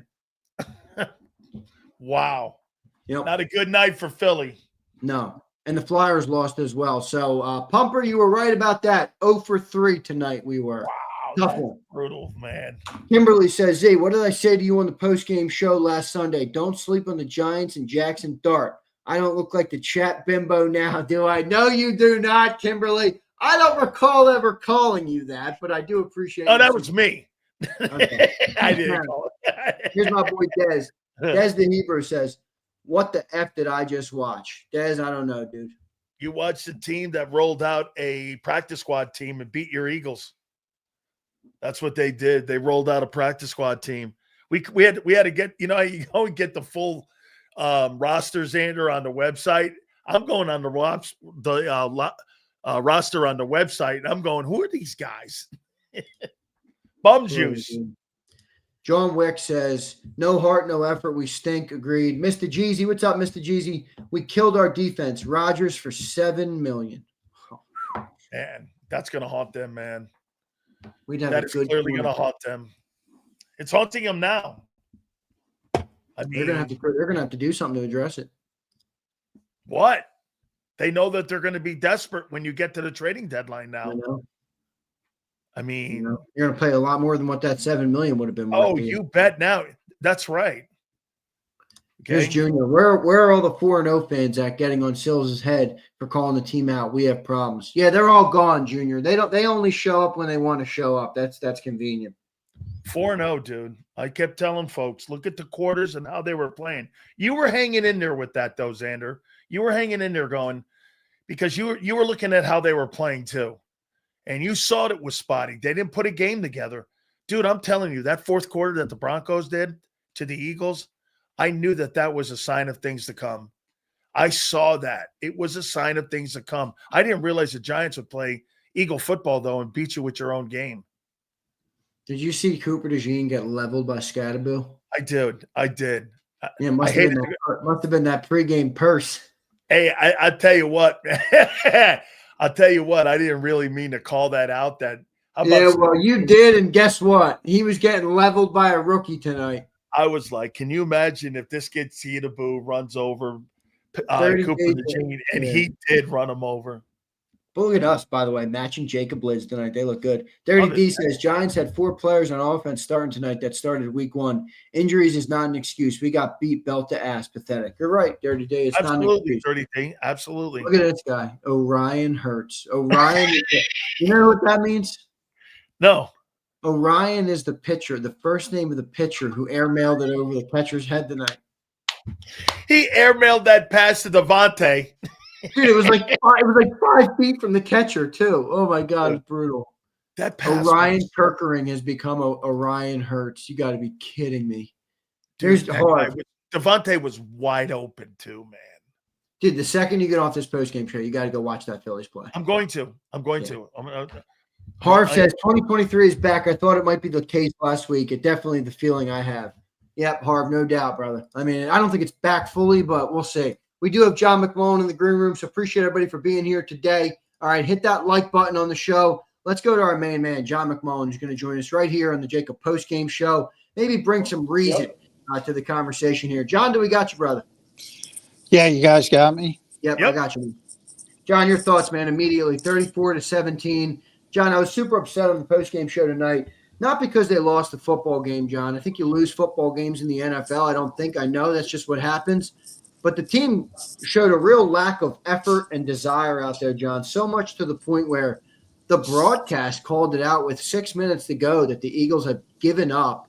Your first thoughts, John, just on the 34-7 beatdown that Jaxson Dart Brian Dable and Cam Scatterbo just delivered on the Philadelphia Eagles. Yeah, I don't know about the voice of reason, because to me this is an ugly loss. I mean, this is one where I didn't see a lot of paths for the New York Giants to win the football game. And they didn't win the football game. They dominated the football game, especially in the second half. And they out-physicaled the Philadelphia Eagles, which is typically something that the Eagles have done over this run, where they played tremendous football. So they got out physical. They're giving up big plays to rookies who struggled to a certain degree. And, with Scatterbo, particularly, he just, if it was blocked for 1 yard, he was going to get 2. If it was blocked for 3, he was going to get 4. He was going forward the entire game. I thought he took it to him. And obviously Jaxson Dart, Vic Fangio talked all week about, it's a short week, but he talked about his ability to extend plays, his ability with his legs, and the Eagles just didn't handle it well. And, this team has been tremendously healthy through this run. We always talk about it, and health. And, you look at teams around the league and how many injuries they have. I don't want to hear about it. All right, you didn't have Jalen Carter. You lose Quinyon Mitchell in the game. These are big-time players. I'm not arguing that. But this happens to everybody. As we said, the Giants have to play the rest of their season without Malik Neighbors. Well, he might be their best football player. And they went out and they dominated. So you got to be able to persevere better in those types of situations. And maybe they're just not used to it because they've been so healthy. There's not a lot to take out of this game. It's ironically, the offense was a little bit better from what it has been. But the bottom line is, this is 6 games in the season. And this was one of their best offensive performances from a yardage standpoint, from a net yardage standpoint. But it's the 6th straight game they were outgained by the opponent. That's not good. That's not a good trend. So I think a lot of this loss is on the defense. I don't think they played well against players they should have taken advantage of. I think the offense was a little bit better. But then you see when you're behind and you start pressing, and, I believe it's 305 attempts Jalen Hurts ended at without an interception, which is top 10 all time in the NFL. But when you're behind, you start to press. Throws an out pattern that's too far inside. You have an interception. Should have been a pick 6. Saquon. I don't know about the effort part of it. I mean, Dan played. I don't like questioning people's efforts. I don't like doing that. Like Saquon's chasing a guy down 68 yards down the field. That to me screams effort. So I don't want to say they gave up or there was no lack of effort. I think they just got outplayed, bottom line. How about this, John? For me, you mentioned something about the injuries, because I was telling Zander this. Hey, the Bucs last week went up to Seattle without Mike Evans and without Luke Gedeke, without Cody Mock, without Bucky Irvin. They end up winning a football game up there, and they brought it home, and they're now 4-1 heading into this weekend. As you said, man, the war of attrition is part of this whole concept here. But when you watch and you saw what, Saquon Barkley did tonight, and I get it. No Landon Dickerson in the middle of the offensive line. But, John, this is another game where he's under 60 yards rushing. They went to 12 carries in the last 2 games. Saquon Barkley has 18 carries. I mean, I don't know what has happened to the run game. Landon is that much of an issue where they're not going to run the ball and continue to run the football. I watched the center too. John, I got to tell you, Cam Jurgens is not right. There is something wrong with that guy. Now, look, I get it. You're talking Dexter Lawrence on him. A couple weeks ago, another tough one in Vita Vea. Those are the 2 best interior tackles that you could possibly play your entire career against. I get it. But, boy, I'll tell you, the middle of that line is getting worked. Yeah, and Brett, Toth had a little bit, and Jordan Mailata was kind of depressed about his performance as well, which is, obviously they got caught with a couple games with Brian Burns where they ran a couple stunts, but they actually got better, I think, at pass protection in the second half, although it didn't show up. They started really hot in the run game. The two first plays were running plays for 31 yards to Saquon Barkley. So, if anything, that was probably his best rushing game of the season. I do think offensively they actually showed some things. There weren't as many 3-and-outs. They continued to play well in the red zone until the interception. John, Goddard had a big game.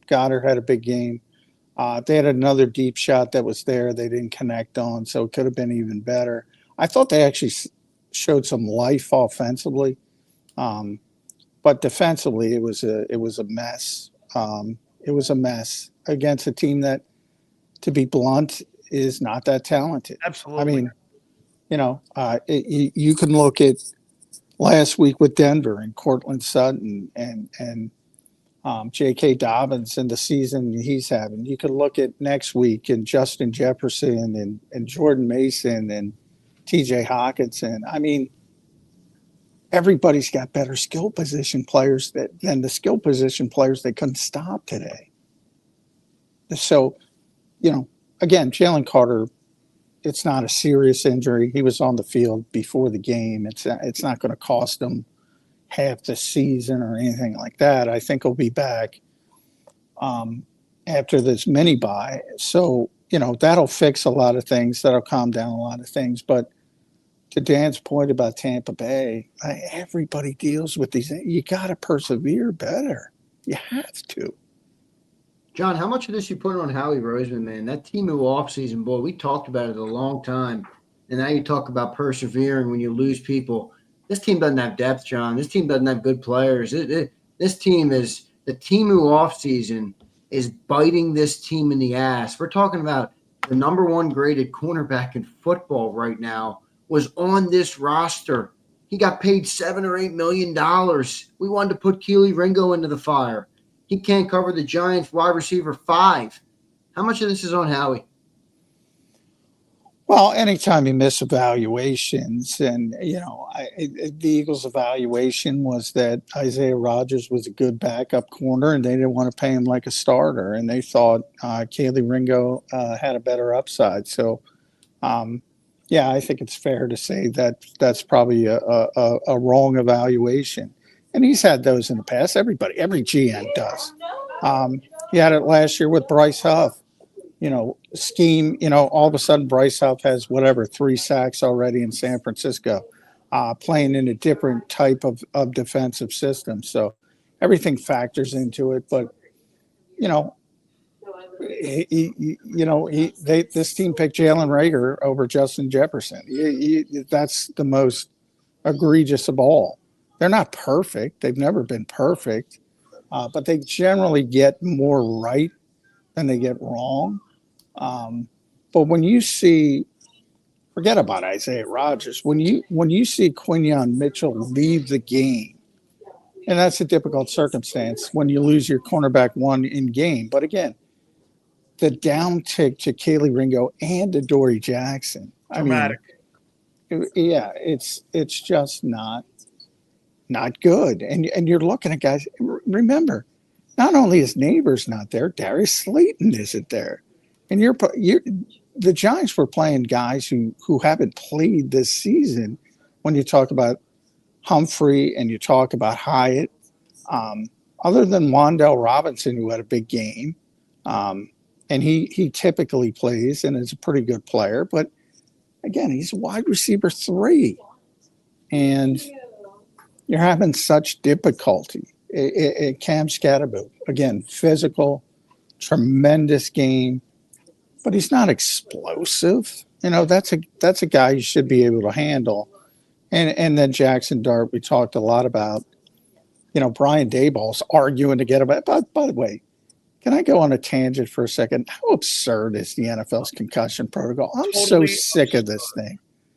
If you're like their center's ruled out, he's done. He's done. The quarterback it's like he's arguing on the sidelines with doctors. The league has got to button that up.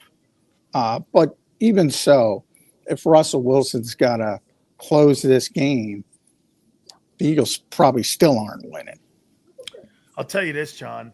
The head coach of a football team screaming at a neurologist like that, if the league doesn't do something about it, like you said, that will be front and center, that your concussion protocol has no merit to it. Now, I do want to ask you one question on this here, John.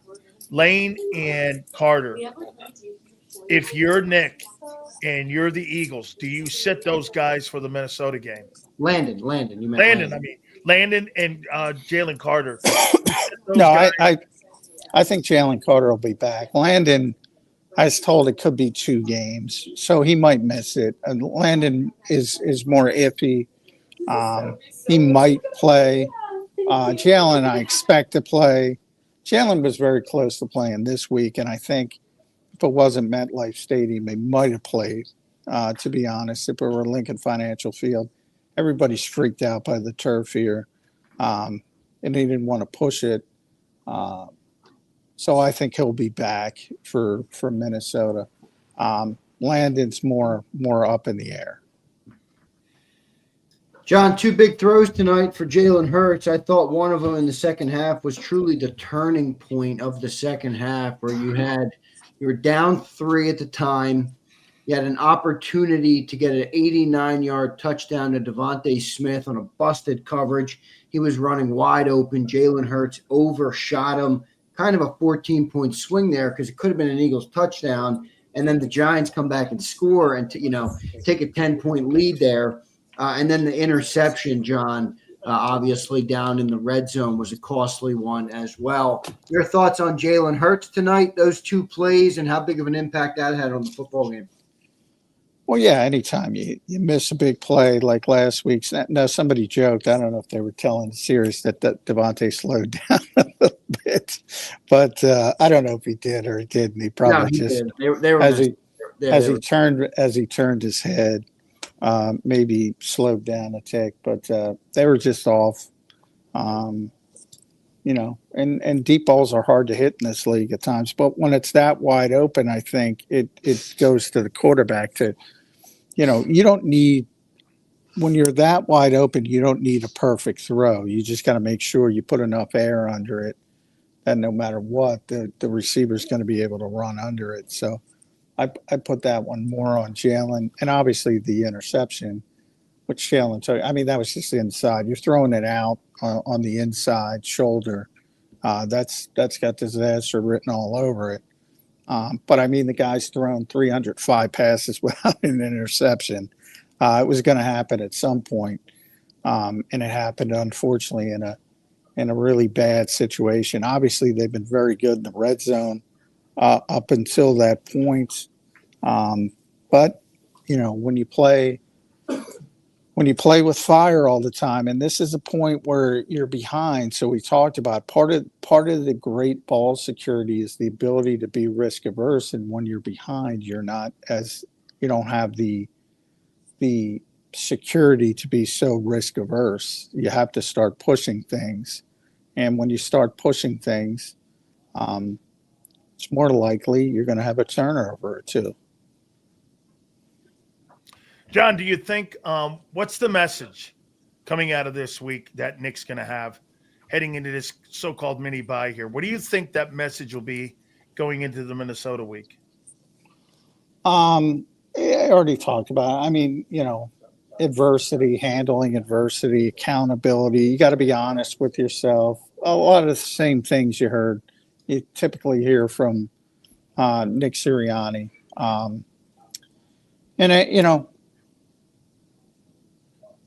They definitely have to be honest with themselves. Again, it's sort of counterintuitive. I saw some positive signs. Nobody wanted to talk about it because everybody's disappointed with the loss, but I actually saw some positive signs from the offense in this game. I did. Saquon running the football early. I thought Jalen played a very good game for about, 2.5 quarters until the DeVonta missed throw. I think Dan mentioned Dallas Goedert. That Dallas Goedert dominated in this game. AJ made the great sort of one-handed catch, sort of typical AJ that we think of, that we haven't seen enough of this year. And DeVonta Smith continued to be solid. So I think there was some positives on offense. Defensively, I thought it was pretty much a disaster, especially considering the opponent. And then special teams, which had been great all year. Tank Bigsby dropped another kickoff. And Nick was so upset, they benched him. I know. And then A.J. Dillon comes in and he screws up a kickoff. And then A.J. Dillon also fumbled on top of it. Yep. So I thought special teams was a disaster. Defense was a disaster. I actually, if people look under, and they don't want to look under the onion, peel it back, the offense showed some positive signs, I think. I know that, John, they showed some positive signs, but they're nowhere near there yet, dude. Even Lane Johnson after the game is speaking. He's like, we are way too predictable. I mean, you heard that from several offensive players tonight. But Zander, I'm going to say this to you. You're right. You're right, because it's still what John said. It's still 2 quarters of football. It's not 3 quarters of football. The problem still lies in the run game here, John. The passing game could pick up, but what made them a dominant team like they had in the Super Bowl was that people were threatened by that run game. It's getting to a point now, John, where teams are coming in now. They're loading the box up, and they're not threatened by that run game anymore. And I think the last 2 games, they'd rather have the Eagles throw the football around the yard. As long as that run game doesn't get going, Eagles aren't going to beat them, including teams like the Giants, like you said. John, there were guys out there that were elevated from the practice squad the day before to play in that game. I mean, some of those guys were practice squad guys. Yeah, obviously the run game when you compare it to last year, but I mean, Zander just talked about Lane saying they're predictable. They are predictable, but Saquon said, do you think we were predictable last year? Because they were. They were very predictable. They were dominant last year. And it didn't matter. Right. That's the whole point. I always bring that up with Dan and the Cowboys and the Jimmy Johnson.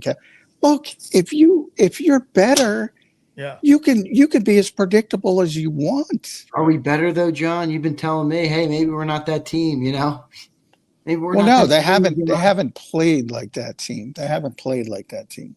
John, it is 20 quarters now. There's only 11 of these left now. You know what I mean?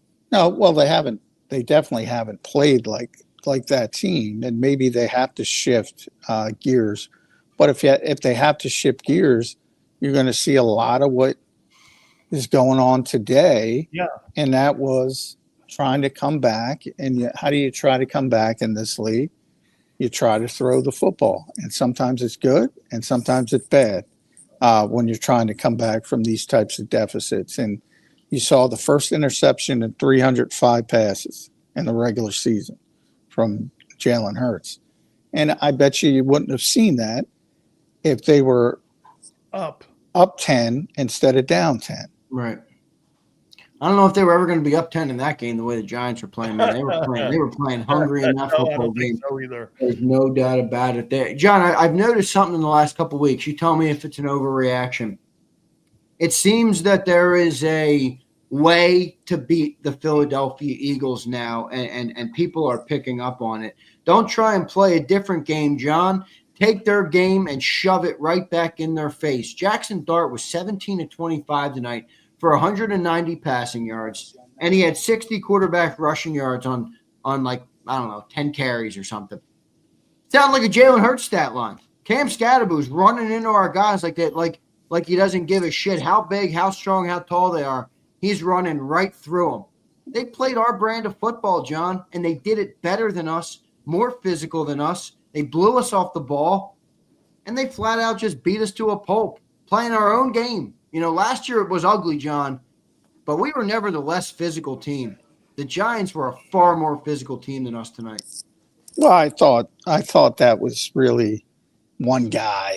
I mean, let's be honest. I don't know, dude. Jaxson Dart was diving into dudes. Yeah, but he also got a concussion, but I digress. Well, that's true. Yeah, I mean, Cam was legitimately out physicaling people. I don't think Jaxson Dart was out physicaling anybody, but he did a nice job. He did a phenomenal job. He's very mobile. He extended plays beautifully. But I don't think he out physical people. I think Cam Scatterbo just he was like old school Mike Allstott. Yeah, yeah. I think that's true with him. And again, I think that has more to do with the defense and maybe that nastiness that Jalen Carter possesses that people like some weeks and dislike other weeks, depending on how many penalties he gets.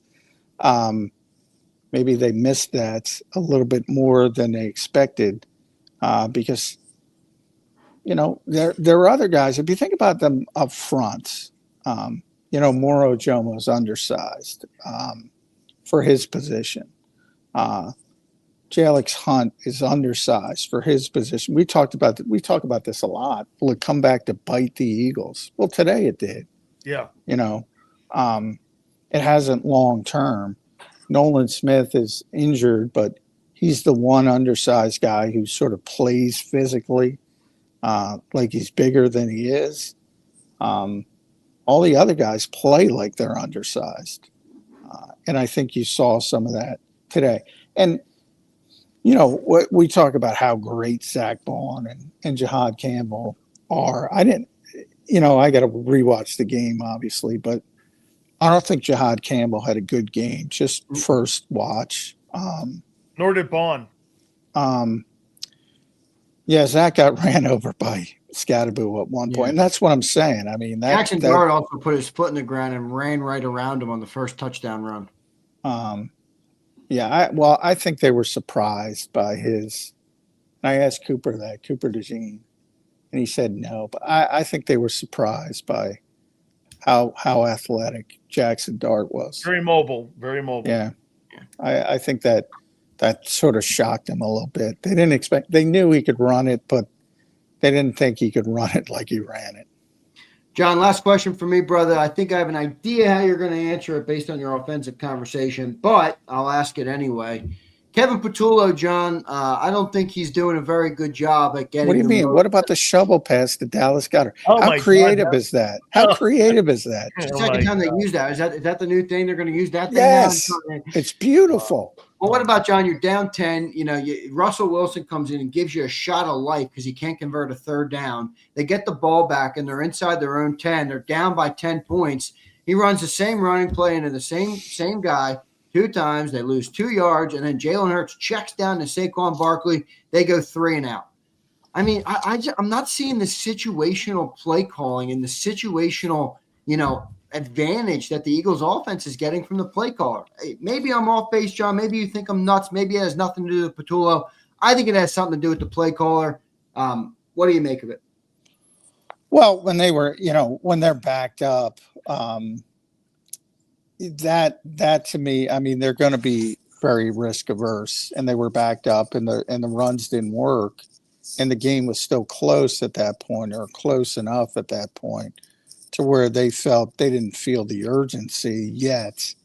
So, I mean, that's, that to me is more about you need to, those runs have to, instead of 2nd and 9, it's got to be 2nd and 5. It's got to be John, 3rd and 2. Where it is right there, John. They didn't win 1st and 2nd down, and that kind of threw off I thought the play calling and the situational play calling a little bit because they were 3rd and long. Yeah, the majority of the football game. Well, that is. I mean, they're look at the 3rd down conversion, John. They were 1 and 9. Yeah, they were 1 and 9, and the Giants were 11 of 16. Insane. There's your game right there. Yep. And if you look at all the Giants' 3rd downs, there's a bunch of 3rd and 1s, 3rd and 2s. It's not rocket science. When you're 1 of 9, you're generally in 3rd and long. You're not. Believe me, if the Eagles are 3rd and 1, they're converting because they're going to run 4 consecutive tush pushes. So that they're not in a situation, and it's disappointing because again, the first two runs were 18 yards and 13 yards, and you say, all right, maybe they got the running game going, and then it's just swallowed up again. And they haven't. And yeah, that's the biggest. That's the only difference between the Eagles this year and last year.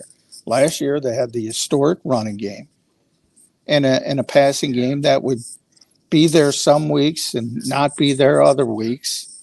And this year they have a passing game the same way. Some weeks it's there, some weeks it isn't.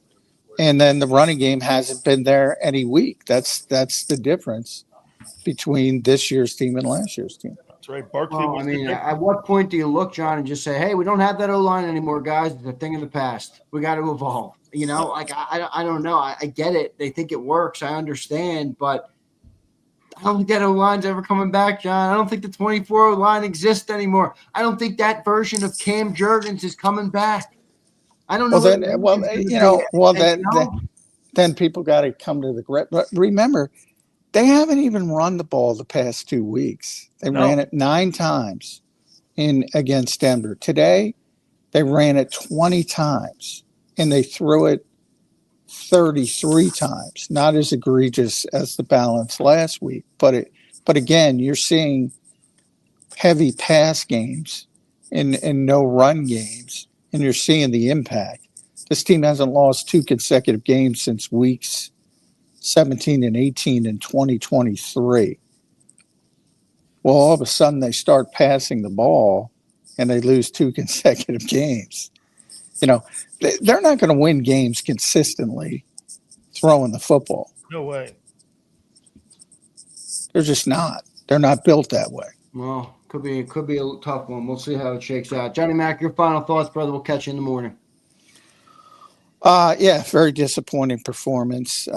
This is the first time they've lost to a poor football team in a very long time. Because I don't think in the weeks coming up you're going to say, "Oh boy, the New York Giants turned a corner." I don't think you're going to see that.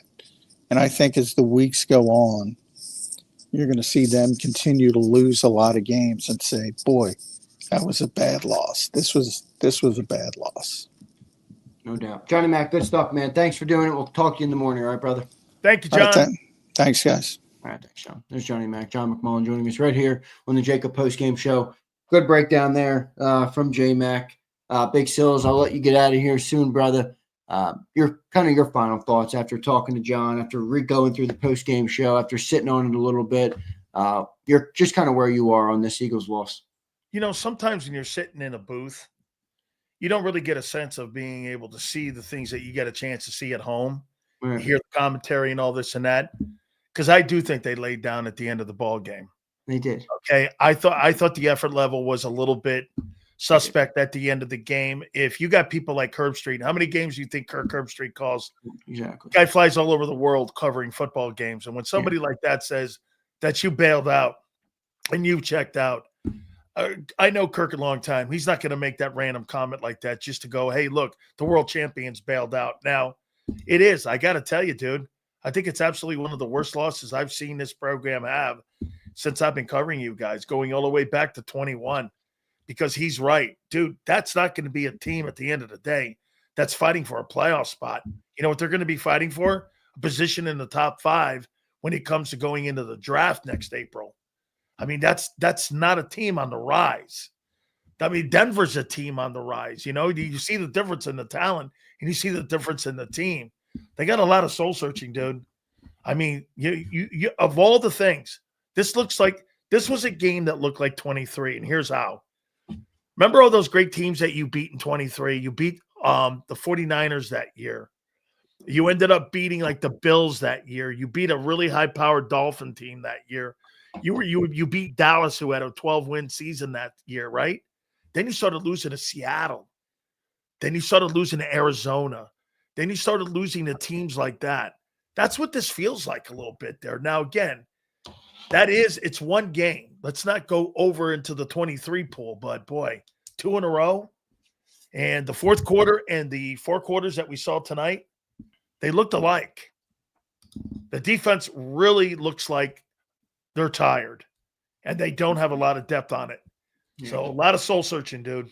I appreciate John's ability to stay in the middle when I'm high and I'm low, but I just don't agree with basically anything he said tonight. I'm sorry. I just don't see it. I think Kevin Patullo looks like trash. I don't think the offense looked good. I'm sorry. You put up 17 points in the Giants. I know. What do you mean the offense looked good?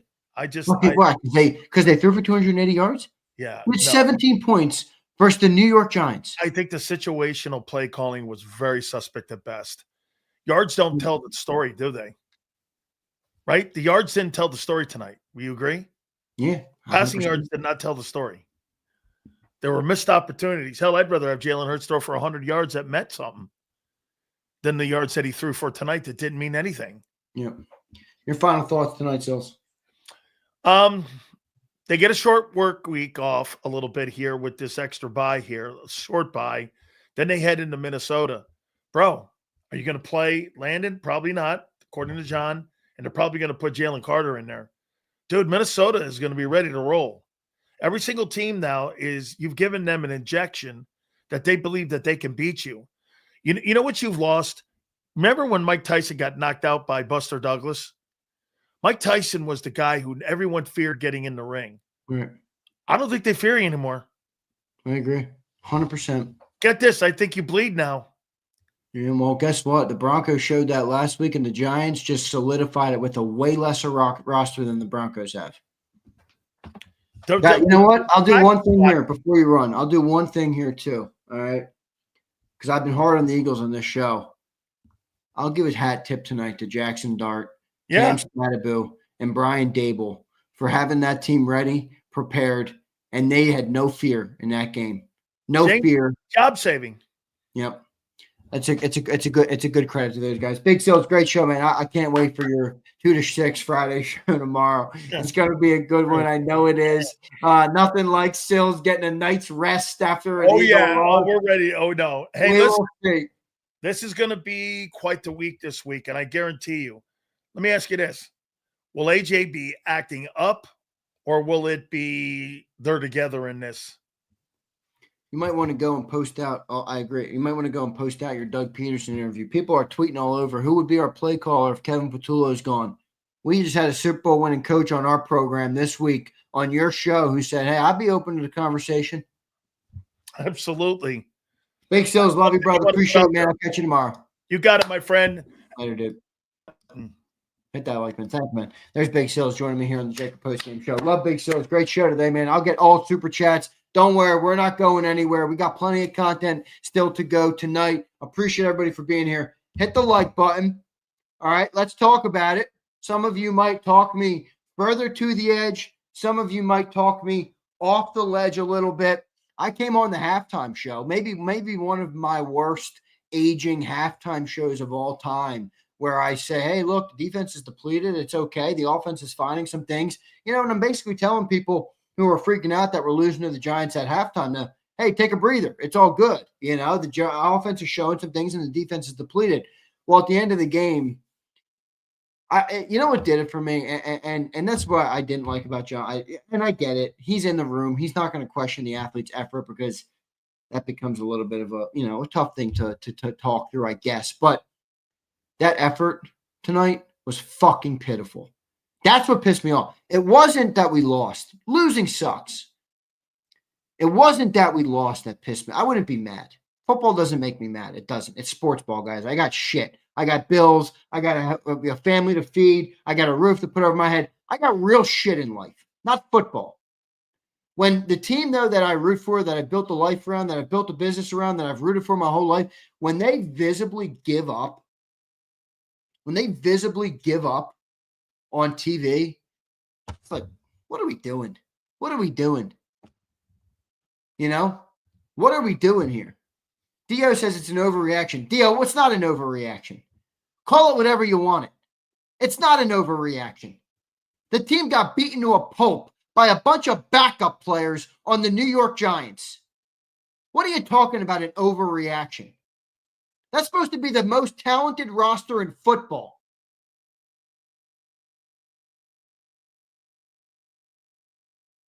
The most talented roster in football. The Giants are missing most of their best players.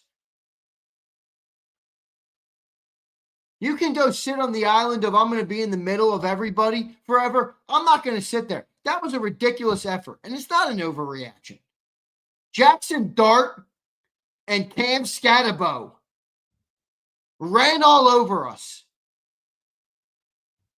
Oh, how many players are missing? Perfect point. You heard Sileo respond to the same thing. You heard John respond to the same thing. Every team in the league is missing players, Dio. Every team in the league.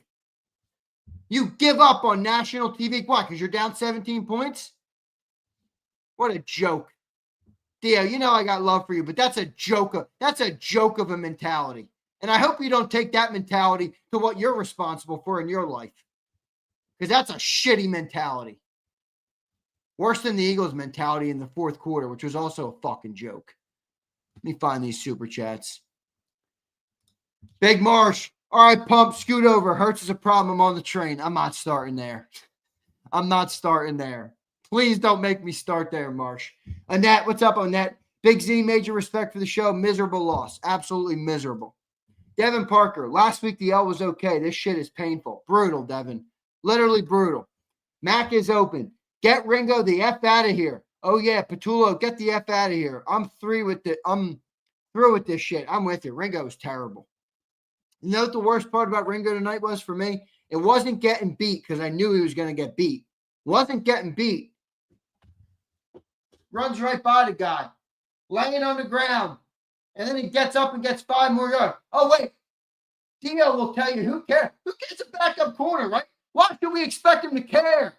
Why should we expect him to play? Why should we expect him to give effort, right, Dio? Why? Who cares? It's a game. You're missing guys, right? Yeah, no effort. Oh, yeah, we don't need effort. Yeah, why would you care? Why would you care? Just let the guy get up and run for 5 more yards after he got burnt toast by some wide receiver we don't even know the name of. That was a joke tonight. JD, we got that one. Big Marsh, what's up, dude? They literally have no urgency. Offense looks lax as days go, and defense can't stop shit. Yeah, they're terrible. They were terrible tonight. Niall says, fire Patullo and this offense is still going to be ass. Yeah, Niall, what's your solution then? All right, Niall, you're narrowing down your pool of problems, Niall. I'm not sure if you're aware that you're doing that or not. If Patullo ain't the issue, Niall, who you got? I saw you earlier saying firing Nick is a joke comment. All right, I agree. You just won a Super Bowl. So not Nick and not Patullo. Okay, why is our offense average 17 points a game or whatever it is? Why is our offense ranked 31st? Why are we one of the second half offenses in football? You're narrowing down your list there, Niall. Be careful. Mac is open, says, Sills, hate to say it, but you're right. We ain't going. We'll see, Mac. Dolo King, what's up, brother? Appreciate you being here. I don't know if I've ever seen you before, but I like the name Dolo King. He says, perfect time to get exposed in all areas.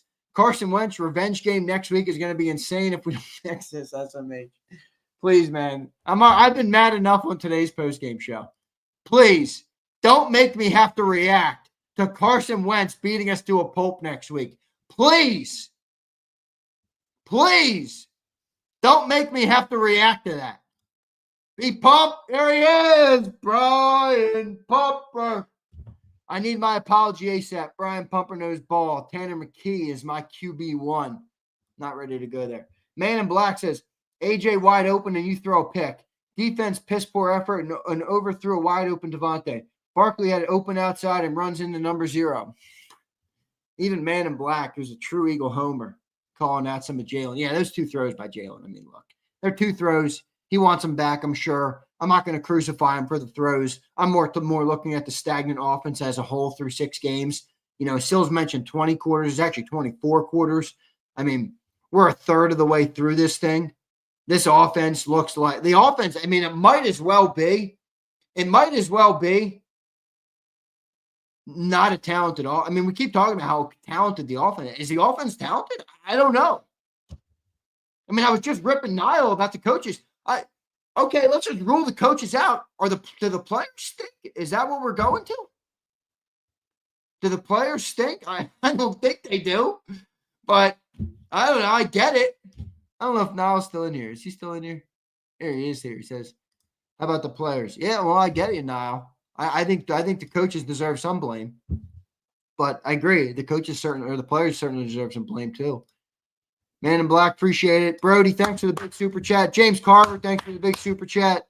Big Marsh says, I can't cover it anymore. Hurts can't throw. No sense of urgency, just bland, stale, and predictable. Yeah, and every offensive player said that in the locker room today. But John still doesn't want to tell me they're predictable. I guess he did say they're predictable. But he said, who cares? Man. Yeah, they got to do something, Big Marsh. I'm not going to say Hurts can't throw, though. Mad Bird says, AJ was wide open in the end zone on the end. I saw him. And he had a smile on his face, which sometimes bothers me. But, so I saw my boy Underdog. Are you still in here? I hope Underdog joins us tonight. I don't know if he will. It's late. I get it. But does anybody watch the Amazon? They have a different broadcast. I forget what it's called, like the Next Gen Stats broadcast. And they give you the Sky Cam. Does anybody watch the game on there? Anybody watch the game on there? The Sky Cam on Amazon? Yeah, it's amazing. It's amazing. It's an amazing camera. And it's an amazing features that they have with everything. Well, you can see how many times there's receivers that are missed on that cam. Whether you want to admit it or not, I don't really give a shit. The amount of times you see receivers running wide open in that, I love the view. First off, not even picking on anybody yet. I love the view. I really do. I think you can consume the game of football so much better. I can see where every wideout is lined up. I can see what formations, whether they have bunch on the outside. I can see everything. When they have a man in motion, I can see it all develop. I love the cam. But my point tonight was, anybody that watched that cam saw A.J. Brown wide open on that play. And many other times that A.J. Brown was wide open tonight. So, hey, maybe Dable was onto something. All right. Xander, did you wish Mark Holmes happy birthday? Mark Holmes, if you're still in here, I'm not sure if you are. I love you, brother, and I appreciate you for coming on our channel and doing what you do every single week, man. You are, one, you're an amazingly talented content creator. Two, you're an awesome dude. And three, the Cowboys still stink. Love you, brother. Appreciate you, Mark. Happy birthday. Let me keep rolling here. Kevin Loonan says, Eagles got bullied. Another scoreless second half. You're damn right they got bullied. Brian Pumper says, leaders, are those the guys wearing the C? Everyone said Brian Pumper was wrong about the captain's choices. Tough look, fellas. Pumper? Agreed, my friend. Roll Philly. Ringo might be the worst cornerback in the league. Roll Philly, he's bad, my friend. I know you're a Georgia guy, too. I see you got the Georgia thing. I don't know if you're an Alabama guy, Georgia guy. You got Roll Philly dogs. Excuse me. Roll Tide, Philly as in Eagles, and then dogs as in Georgia. You're all over the map there, my guy. I love you, though. John says, everyone owes AJ an apology. He was right. He's still a cispot about it. Big Marsh says, did AJ's attitude rub off on this team? Probably has, Big Marsh. Almighty Lambo says, the only players that are devoid of blame, as far as I'm concerned, is Cooper, the receiving core, and Lane Johnson. Yeah, I tell you what. Lane Johnson, I'm not about to pick on him, but you got to tip your cap to Abdul Carter, who beat Lane Johnson a couple times tonight. Wasn't a sack or anything, but that dude Abdul Carter is no joke. That dude Abdul Carter is no joke.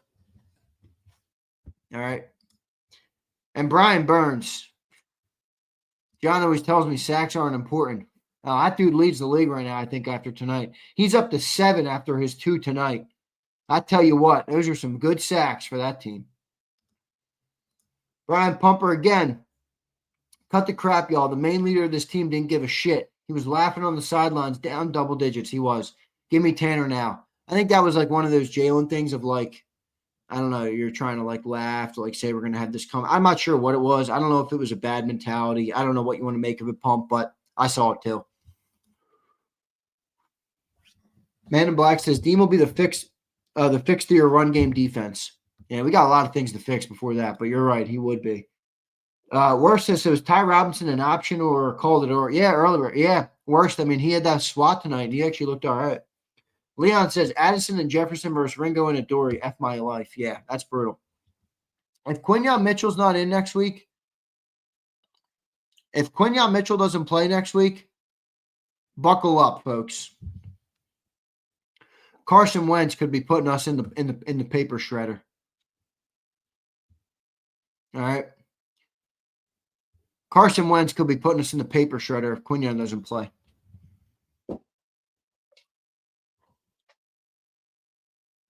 No way. Oh my gosh. Real quick. Quick break. I'm not going anywhere. One of my all-time favorite movies is on the TV right now. Major League. Are you kidding me? With Vaughn and Charlie Sheen plays them?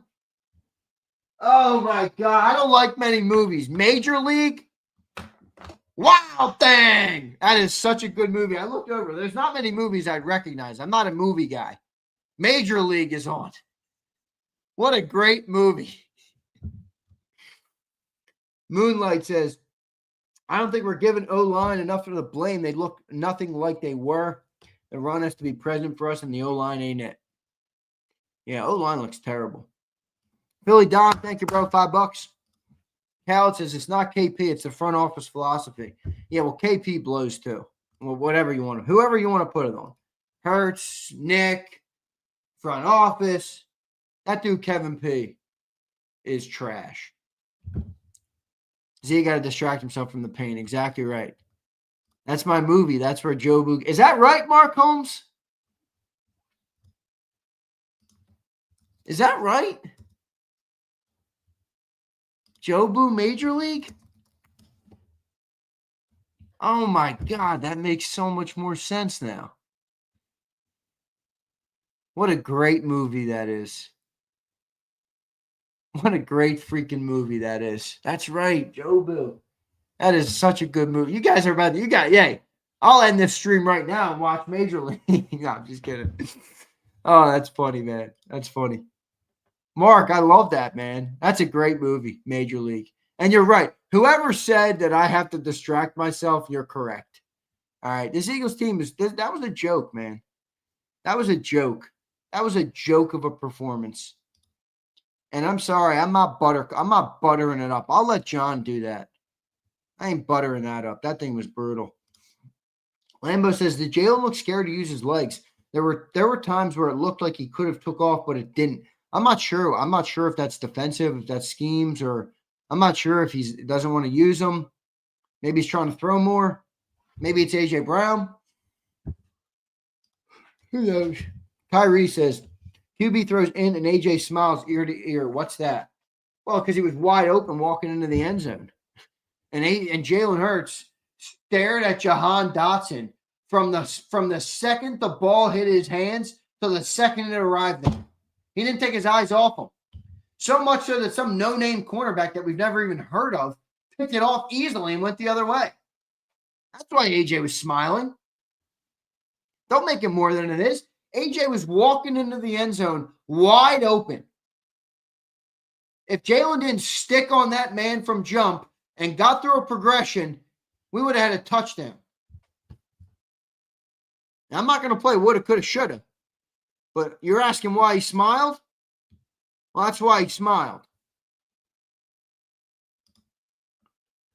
Chasen, thanks for the $5. William Kelly, thanks for becoming a member. Appreciate everybody, man. Appreciate everybody. Dual threat. What up, brother? Without the dominant O-line, we're done. It's a problem without that O-line. There's no doubt. Oh, gosh, Nick. My boy, Nick. Nick, please. Please don't even get me started on this. Nick says, if I hear a stupid stoic presser from Nick and Jalen, I might crash out.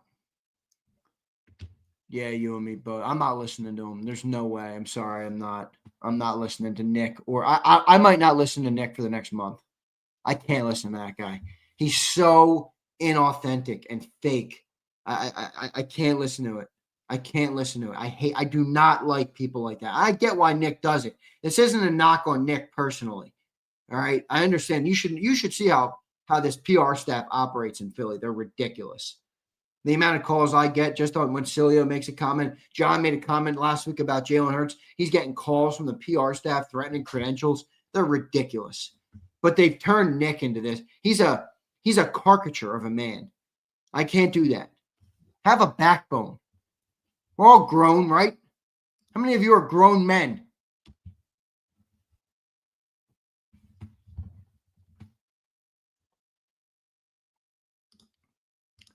Henpen, what's up, Henpen? Oh, wait, my bad, Lambo. I missed this. Nakobe Dean needs to play. I'm sorry. Campbell is young. He has a future, but Dean's one of the leaders on defense, and he's great in the run game.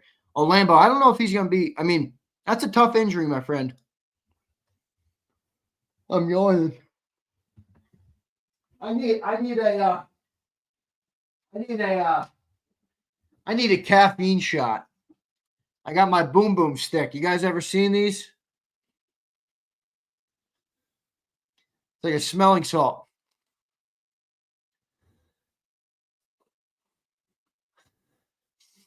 Ah! Boom boom stick, baby. Woo! How's that? Get some sleep. Well, Reyes, last night I had to produce the Philly show. That was until 12:30 at night. I had to produce that till about 1. Till I hit the hay, it was about 2:30. Wake up, 6:30 for the morning show. Get ready, set everything up. Not much sleep, and then you got the game today. I've been working, since 6 a.m. It's all right. It's a beautiful life, Reyes. What, a little bit of yawning? What, Reyes? You don't yawn? Huh? All right, you don't yawn? You too good for yawning? I got work to do. I got a business to build. I got bills to pay. I got teams to talk about, Reyes. Underdog, you're still here. Underdog, I hope that you'll join me on the post-game show tonight. I really do. Okay. Underdog says, Aaron, did you see AJ and Smitty's covered mouth conversation? You know I did, Underdog. Underdog, I do see what you see. Okay? I do see what you see. Ray says, I don't yawn. I barely sleep, and lunches for suckers. Shut up, Ram Ray. You get off work at 5 o'clock and you play your guitar with a candle lit in your room. Shut up, Reyes. Fucking dude. Henpen says, health being obvious, how do we get right by December? Players, head coach, coordinators, what needs to change to turn the tide? It's a good question. I don't know if I have that answer for you right now, Henpen. I'll think on it. Christopher Michael says, Howie is taking an L in the offseason moves. Hurts missed multiple throws in the game. He missed AJ wide open in the end zone on that awful pick. Yeah, it was ass. It was a terrible pick. Terrible. Hollywood Hogan says, Dart doesn't even have any help. He's only going to get better. Why are some players smiling on the sideline? Fred Warner would never let that slide.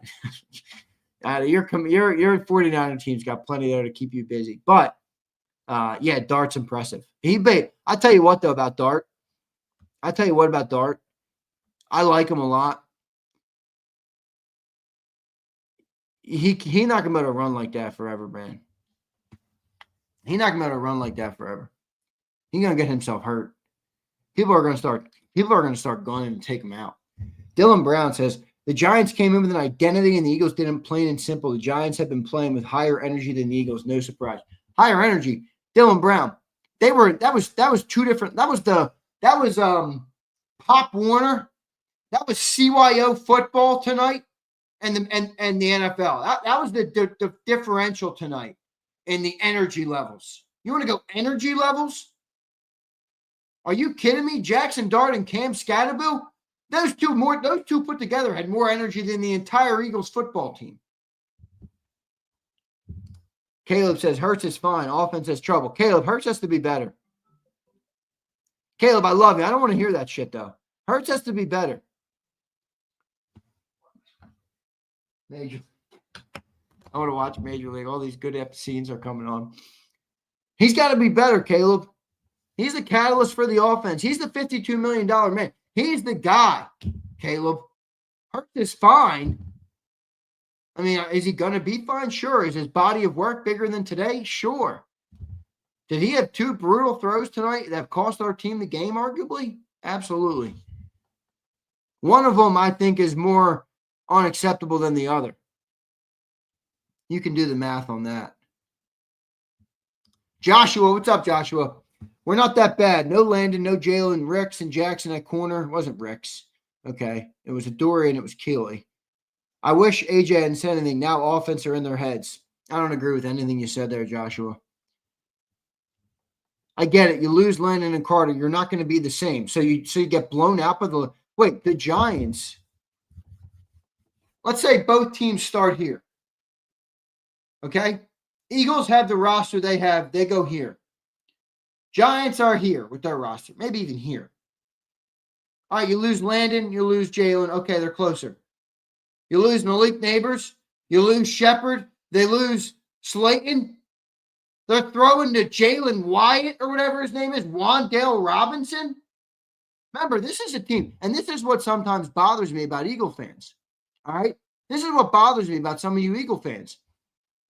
All the same people in here who will go into Mark Holmes' chat and say, you beat the Giants. Why? You beat the Giants. Who cares if Dak looked good versus the Giants? Well, we got beaten to a pulp by the Giants. So what's that say about us? Either be consistent or don't. All the same people. Antoine Banks, what's up, brother? The Phillies and the Eagles lost on the same night again. Unbelievable. So much for Red October. Yeah, Red October, my ass. Antoine, you want to know the exact moment that I knew that Phillies team would never win shit? You want to know the exact moment? I'll tell you when it was, and it was early. When they made their entire song that they had the city dancing to about some loser dude standing in a corner watching his woman make out with another man, or whatever that goofy-ass song that they used to play was. I'm in the corner watching you kiss her. I'm listening to this song. I'm like, this is the song a professional baseball team has made their anthem? It's weird. It's a weird-ass song by a weird-ass artist. And they stuck with that for about 3 years. I said, yeah, that team ain't winning. Alexander Harris says, I don't think Hurts is the answer. I really don't. Well, how do you define answer? We do have a Super Bowl on our mantle because with him as the quarterback. I get it. Maybe you don't think he's perfect. Maybe you think there's better options. You know, there's a song by J. Cole I love. It's one of my favorite songs of all time. Speaking of songs, one of my favorite songs of all time. It's called Love Yours by J. Cole. All right? Now, I'm not saying that's a perfect thing right now. I'm just saying, when you look around and you see all the other things, yeah, sometimes you might be infatuated. Yeah, man, what would our offense look? Right? Oh, how good would it look with that? At the end of the day, Jalen's who we got. All right, Jalen's our quarterback. Jalen's embraced this city. Jalen's brought success to this city. Jalen had a parade on Broad Street that I was privileged enough to be at. All right? Underdog Tanner's ours too. Touche. Touche, underdog. Oh, gosh. Oh, gosh. Always going to be a house that's bigger than the one you got.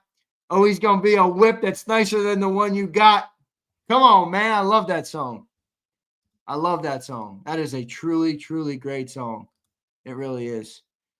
Alexander says, I don't think Hurts. Oh, I got that one. Rolf Philly says, Hurts was bad, but this isn't on him. I agree with that. Gabe said, AJ just sent a post game. Oh, I saw that. Thank you, Gabe. We read all the big ones. Molly Trey, what's up, Molly? 37 better be cut by tomorrow. I got to look up who 37 is, but those 37. Tank. Tank takes me. We traded 2 picks for that guy, Molly. That guy was supposed to fit. That guy was supposed to fix our return game, man. We sent 2 picks for that dude. He legitimately looks like the worst kick returner in football. Cullen, I'll get to it. Be patient, Cullen. I'll get to it, brother. Here's Molly again. I want to hear some Vic criticism too, because this defense is bad. Dude, they gave him a bunch of trash cans, Molly. Vic is a great coordinator. Vic is not Superman, brother. Vic does not have some sort of magic wand, magic potion, Hakuna Matata, or what's that goofy thing they say in that dumb movie Harry Potter? What do they say? What's the phrase they use? What's that dumbass phrase they use? Anybody got the phrase from Harry Potter? Come on, somebody knows what the dumb phrase is. Come on, somebody give it to me. Avocado, whatever it is. Avocadabra, whatever you call it. Wingardium Leviosa. Wingardium Leviosa. What do you think? Is that who you think Vic is? Harry Potter? Dude, they let 5 starters go on defense. No Carter. No Nolan. No Quinion. I mean, what do you want from Vic? Seriously, Molly. Sheesh. B Pump says, switch one player on that roster, we dominate. I'll let y'all little imaginations come up with said player. Bazooka T. Oh my gosh, that is funny. Bazooka Tanner he's got. I think we got this, right? All right, I'll read it. Matt says, when you make the Giants look competent, you've officially hit crisis mode. Yeah, we made them look more than competent. Losing to the Giants is rock bottom. Our line's a turnstile. The run game's a rumor. I love that. And the scheme is witness protection. Oh, man. Matt, you got to be kidding me, man. This is a tough scene tonight here. This is a tough crowd, but I'm with you all. Abacadabra, thank you, Niall. I couldn't remember it. Do I look like a Harry Potter guy to you? That's more of an M. Reyes thing. Matt says, used to fight as underdogs. Now we're the ugliest king on the mountain. No push, no bite. Every phase collapsing. Real question, where do we start on fixing this? It's a good question, my friend. I have no clue. If I did, maybe I'd be employed by some NFL team. Eagles 214 says, the defensive injuries, I understand, but the offense is mostly healthy. WTF. Yeah, they've also been together for like 5 fucking years. I mean, seriously. How much are we going to use this? We don't have an identity. And I'm guilty of it. I say it every week. I mean, with the exception of Saquon Barkley and Tyler Steen, half these dudes have been here for 3+ years.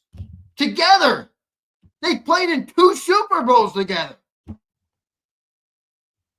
I mean, I don't get it. I truly don't get it. I don't get the offense thing.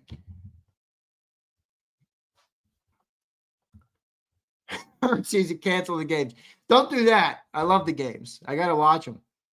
Z in the Twilight. Don't give me that shit. I've actually never seen Twilight. I mean, come on. You know, you think I've seen Twilight? I haven't seen Twilight. I haven't seen Twilight. I wouldn't lie to you, Reyes. You know one movie I like, Reyes, which is kind of out there?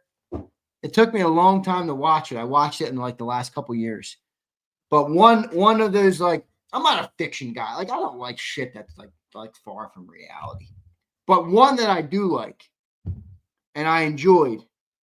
Can you guess, Reyes? I might have told you before.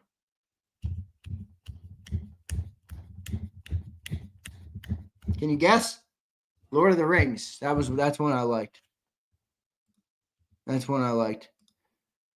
Here's Eagles. The defensive injury. Yeah, I got you, brother. I got that one. Matt says, I want to know the stat that describes how fucked our kick return team has been. How about two draft picks for dusty-ass Tank Bigsby? Sammy Livingston says, I thought run blocking was easier than pass blocking. Is that not the case? Because we can't run for shit. Sammy, that offensive line ain't that, dude. That ain't the same. I said it to John tonight. John, the 2024 offensive line is gone, brother. It ain't here and it ain't coming back. It'll never be back. That was a historic O-line. That thing is gone. The assumption that we still have it. Quintonio says, not sure this is the case, but the chemistry on this team might just be cooked. If we had to trade AJ or Jalen, who do you think we should? Not sure anymore. Do I have to answer? Almighty Lambo says, am I the only one who saw the play where we blitzed 7, mother F is 7, and couldn't get a pressure? I saw it. That dude, Jaxson Dart, that guy was like in slow-mo tonight. He had that defense on 0.25 speed. You ever watch a YouTube video and you put it on like half or 0.25 and they sound goofy? That was Jaxson Dart tonight versus the Eagles defense. Motherfuckers were moving at half speed out there for him. Morty says, lots of complaining. We need to talk solutions. Hey, Morty, we got 10 days to talk solutions. The post-game show ain't going to be it. I got plenty of more complaining to do. All right? Reckless. What's up, Reckless? Demote Patullo. Yeah, he's trash.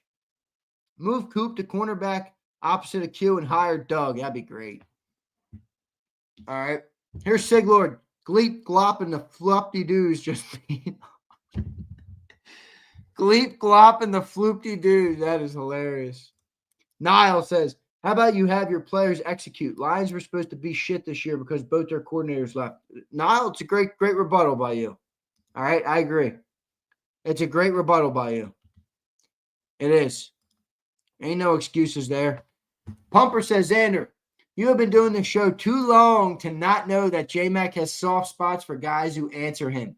Bradbury, Hufflepuff, and now Patullo. It's correct. Unfortunately correct. JD3 says, AJ said Patullo is doing an amazing job. He said he doesn't recall a meeting. I don't think his issue is targets. I think it's clear his issue is with Hurts, and I don't know if it's fixable. Well, if that's the case, sweeping changes will be needed. Dio says, my phone died. This was awful. Worst game I've seen. Worst performance I've seen since 23 Seattle game. Is it more important to see how these pathetic low bar setting losers respond? It's week 6. I guess, Dio. Cullen says, tough night in Philly. Eagles and Phillies lose. Here we go. You got to get me started on the Phillies again? You got to get me started on the shitty fucking Phillies? Talking about getting they're watching their woman go with another man? What kind of corn-brained shit is that? Cullen Miller says, fire KP now and trade for a cornerback and edge rusher. That might help. Howie's sleeping, dude. Howie's sipping mojitos, man. He's still on the parade float down on Broad Street. Island Ultra says, Mike blame chart. Ringo. Ringo cannot. If Ringo is first on your blame chart, you got a bad blame chart. All right. Was Ringo good? No, but he can't be first on the blame chart. Ringo, Howie, KP, the returners, Hurts, the edges, our backup O-line. How about for me? I'll go O-line 1, Hurts 2, KP 3, Howie 4, edges 5, Ringo 6. And who'd I miss? The returner 7. Caleb Brandon says, I'm saying Hurts first in 305. I don't give a shit about that, Caleb. I'm sorry, dude. I'm sorry. I don't care about that stupid stat. No interceptions in 305 attempts. Caleb, they've been historically risk-averse, as John calls it. Historically. They barely ask him to throw down the field. And anytime they do, it's the same simple go route, and they only do it if it's in man coverage. It's not like it's 305 attempts on a Ben Johnson offense. It's not that. We don't throw the ball a lot. We don't have complex passing schemes. And he didn't turn the ball over. It's a credit to him. I'm not taking away. It's good. But I'm not going to sit up here and be like, oh my gosh, 305 attempts with no picks. I can't criticize Hurts. That was a bad pick, dude. He telegraphed that pass. It's the NFL. You got to look off corners or they're going to do that all day. They will. Caleb again says, losing Becton has flipped us upside down. Yes. That I agree with. All right. Let me read the rest of this too. I think he's fine. Yes, he missed AJ a lot today. He can be better. He did miss AJ a lot. I think he'll be all right. We'll see. John says AJ wants the Mormon missile with better routes. I don't know if he wants that. Does he?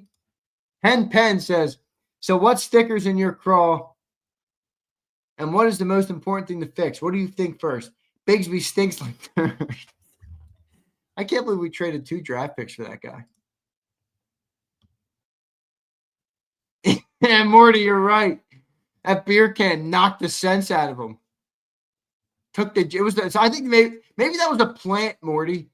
Maybe some other GM was preying on our parade and they used that to zap the GM senses out of him. And then he ended up signing guys like Adoree Jackson and, Azeez Ojulari.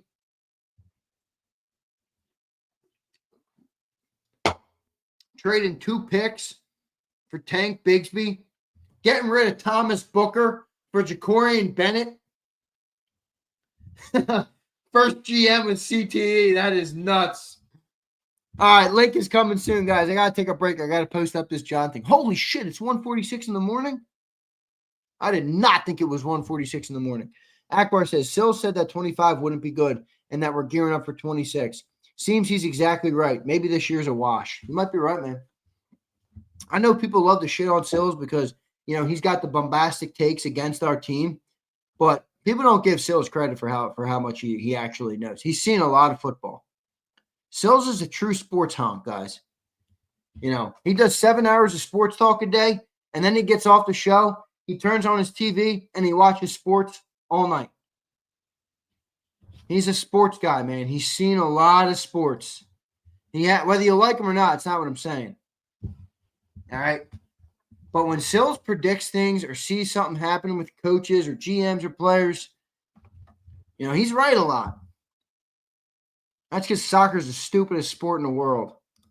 Hangry Dog said, Dio says, Howie and Julian Lurie's budget cutting need to be first as they are responsible for all the positional failings. I don't know, man. It's tough for me to put blame on Jeffrey Lurie considering he's doled out more cash than any owner in football. Wow. It's tough to blame him. Maybe Julian's running the analytics department. I'm going to get him on my bad side already. I'll really never get a credential. I don't want a fucking credential. Eagles, I don't need your fucking credential. I don't need that shit. Second I rely on you for success, I'm burning my business down.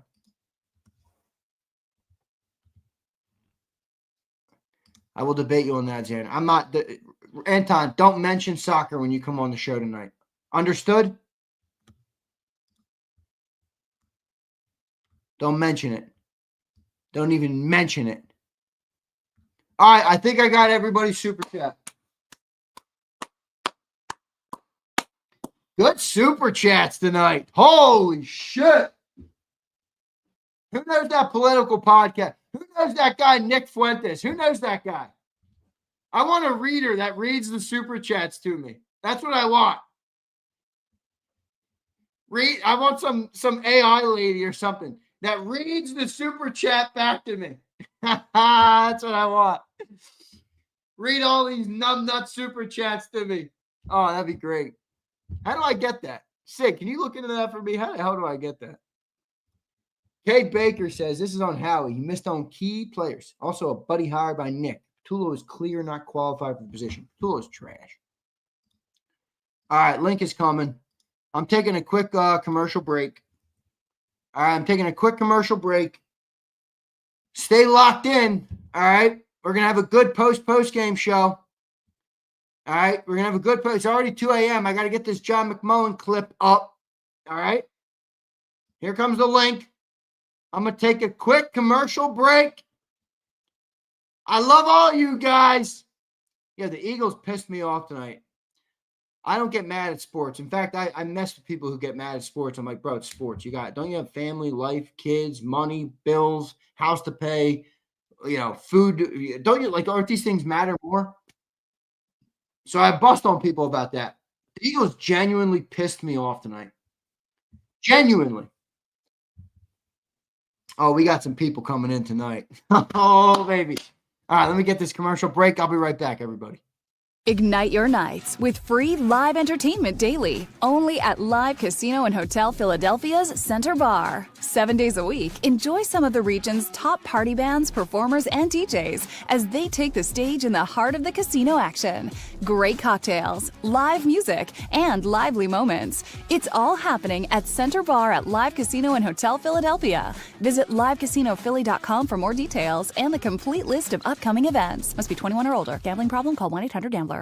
This is Eric. When he got injured in a car accident, he called Morgan & Morgan. He not only gets a lawyer, he gets trial lawyers like Sam and Jessica who are in it to win it. He gets his own investigators with briefcases, leather ones. And if you ever have questions, our customer service folks keep things rolling. Injured? We're your army. Morgan & Morgan, America's largest injury law firm. Welcome to the Jet Setters and the High Rollers, to the Shot Takers and the Tastemakers. Welcome to the Viewfinders, the Thrill Seekers, and the Night Owls. Welcome to everything you could possibly want on one 5-mile island. Welcome to the Wildwoods. Book your stay today. In our hometown, we all look out for each other. We go the extra mile to lend a helping hand. We step up to keep our communities going strong. And at Independence Blue Cross, we're here to keep you going strong. We've been deeply rooted in our communities for more than 85 years. And that connection to members has earned us our spot as the #1 health insurer in the region. So while you look out for your neighbors, know IBX is always looking out for you.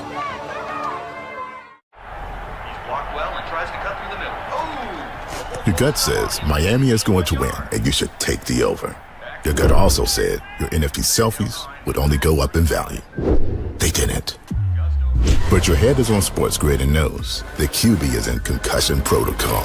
The backup has a 45 QBR against the zone coverage. The New York D has the most sacks in the league. So yeah, trust your head. It's smarter to be on Sports Grid. EAGLES. Eagles.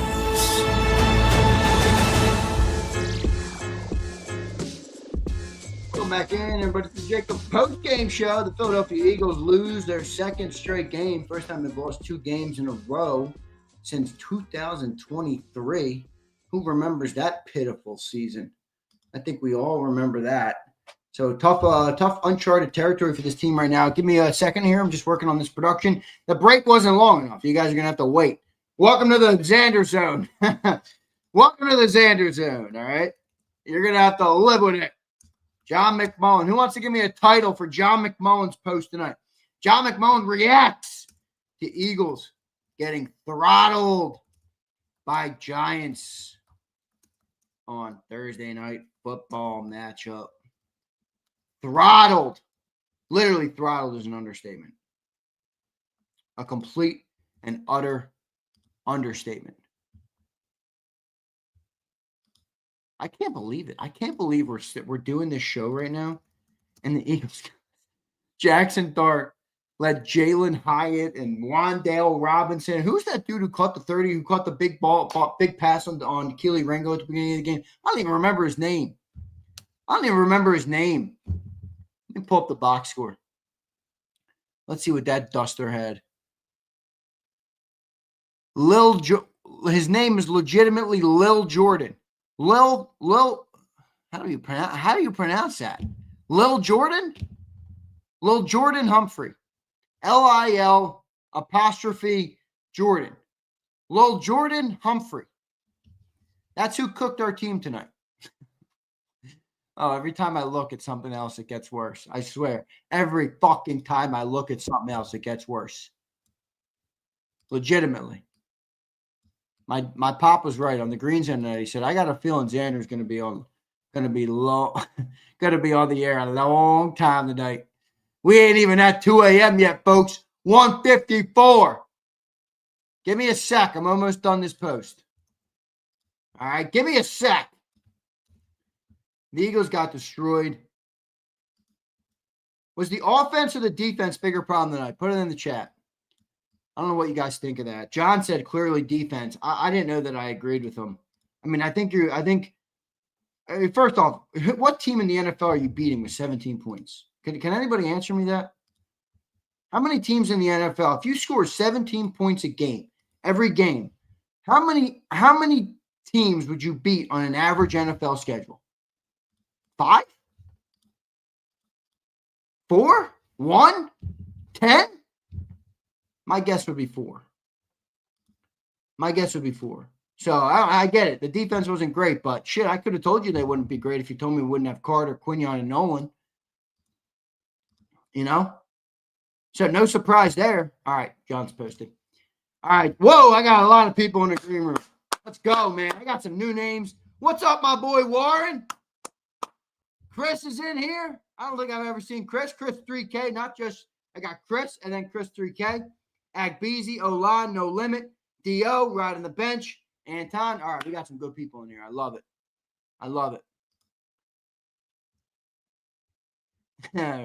Remember, Curtis says, "Gee, what wasn't a problem tonight?" Curtis, I don't know. Curtis, are you going to be on the show in the morning? You better be. Sleep is first. I'll sleep when I'm dead. I say it all the time. All right, let's go to I'm going to start with Chris 3K. Let's go to Chris 3K first. He joins me right now on the post-game show. What's up, my brother? You going to make me feel better or worse? I'm going to keep it real with you. All right, as you always do. Let's hear it. First and foremost, I guess on the lighter side, I mean, we can start working on our mock drafts a little early, considering how bad it looks right now. Just try to lighten the mood a little bit. But, I mean, what can I say? I just hope that, I've been defending AJ quite a bit, over the past few weeks for what I thought people were kept saying, like, well, we're winning, so everything's okay. I just hope people can now see kind of what has been some of the issues that have been underlying because they have been winning. That 4-0 record kind of masked a lot. Yeah. Clearly, the team has a lot of issues.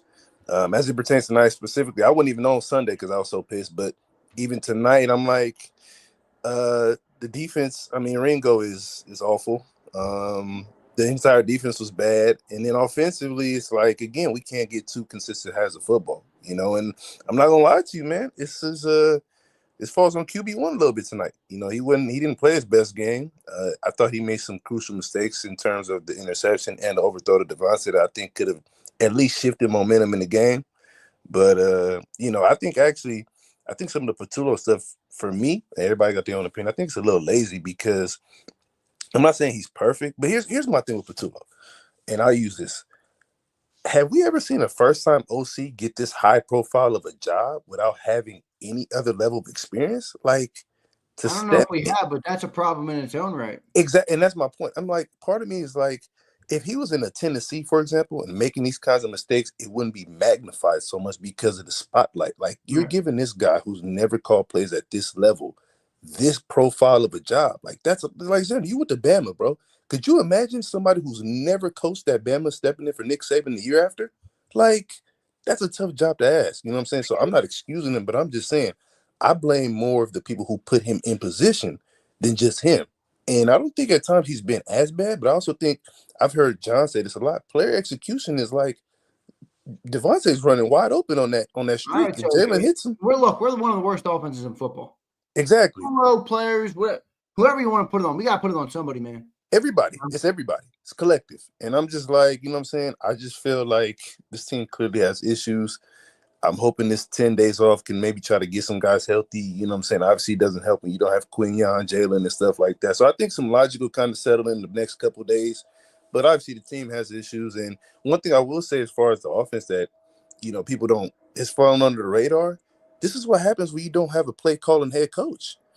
When you don't have that, you don't get that cohesive. Like I told somebody else, I'm in LA. I saw the 49ers come down here last week with a backup, and he threw for 300 against a good Rams team. Yeah, that's because Shanahan has a system in place to where it doesn't matter who's in, we're doing the same thing. I just need somebody who can follow suit. And when you don't have that type of coach, and I'm not saying that's the end all be all because it's not. There's more elements of coaching than just that. But as it pertains to offensive cohesiveness and the cohesion 100%. For the team, until you have that type of play calling head coach, we're going to see this revolving door of OCs, and it's always going to be like, well, Jalen doesn't have, this and that, and we got what we got, but hopefully they can figure it out. Played in the league said exactly what you just said on what they said show last week. He literally said that. He said people discount getting a new offensive coordinator. It's an entirely new thing. It's total messing up of your cohesiveness. 100%. Yeah, you got to learn it, and until Nick's not that type of coach, and I'm not knocking him, but I'm just speaking on the reality. Like, you're not going to have that type of cohesiveness that you see from other teams, in part because the head coach isn't wired like that. He has good things that he does, and hopefully he can get this on track. But right now, it ain't looking good. So it is what it is. But I do need people to get off AJ back, man. That dude, everything he was saying, I don't know how he went about it, but he clearly was right, man. Like, you see that offensive performance, you see that type of talent. You see how he's running open on some of these plays. How can you really blame the dude? Yeah, no, I get you. There's a way to handle it, and we'll see if it happens. But we'll see. All right, brother. I appreciate it, man. Good takeaways. Good stuff. I'll talk to you again soon. All right, man.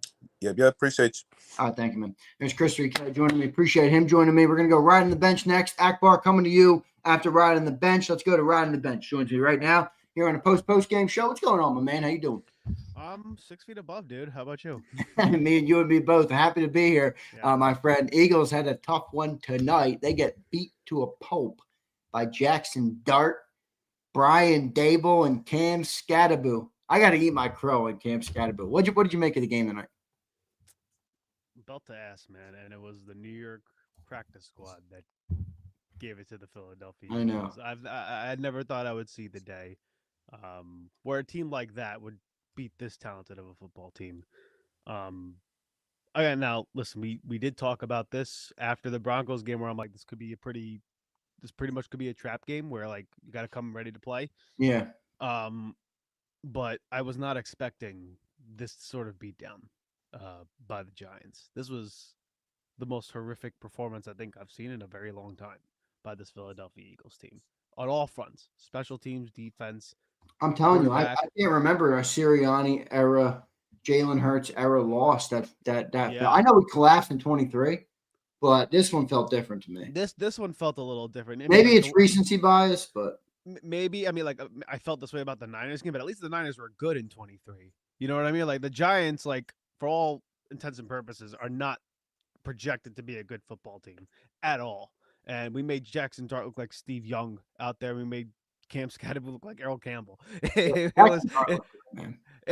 Listen, and I was shitting on him after that Broncos game. I didn't think he could throw a lick. He clearly threw it against the Philadelphia. I tell you what, he does throw some air balls though. He lost them up there, and I'm like, one of these days he could throw a lollipop up there. It's not going to be a Dory Jackson or Keely Ringo, but one of these days somebody is going to pick off one of those footballs. We'll see. Yeah, no doubt about it, dude. That book could run. That guy's got wheels, and he made us pay for it tonight, and to the tune of 34 points, which is, I know. How about when he ran right by Zach Bond? I was like, holy dude, Zach Bond got beat up tonight. Cooper DeJean got beat up tonight. Like, dude, Cam Scatteraboo ran over Zach Bond. Dude, I'm telling you, they took our game and they shoved it in our face. That's exactly 100%. What they did. No will at all, and that's honestly just like that was probably the worst part about it. That there was like no fight, no will with this. That's what bothered me the most. There's no doubt. I think that was the worst thing about tonight, which is just awful, considering the players' meeting that happened on this offense. Fake. I think that fucking thing mattered. Yeah, I know. Yeah, geez, man. It was awful. All right, brother. Appreciate you joining in, man. I'll talk to you again soon. All right, bro. Have a good night, dude. Thank you, man. You too, man. Be safe. All right. Be safe. Good stuff from around the bench. Appreciate everybody joining in. Joe Whip, you joined the party. Welcome in, Joe Whip.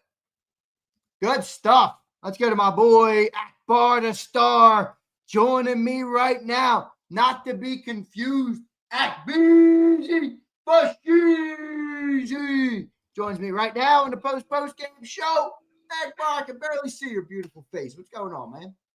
Yizzo, what's up with my man Zander, man? What's going on, homie? Listen, you ain't even got to tell me, man. All right, I've been watching you for the last hour. You in your bag right now, dog. Like you on your Atlanta Falcons shit right now. Like, you about tomorrow morning, you gonna get in John ass. I know you is. I already know you is. I know you is, dog. Using my bombs, you know. Not tomorrow. He's not gonna let me go on that effort stuff. You go push your players' efforts. I'm like, The announcer said they didn't give a shit. What'd you make of it, though, dude? We got our ass handed to us by a crappy team in the New York Giants. What'd you think of it? All right, to be honest with you, I ain't even see the game, dog. I ain't see. What? I seen like 10 minutes of that shit. I was at work, dog. Oh, you Like work a night shift. Are you a night shift worker?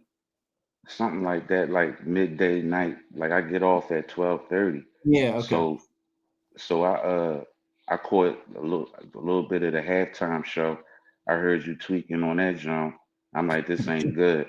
I'm like, this ain't good. So then when I get off, then my old lady, she texted me, she giving me her takes.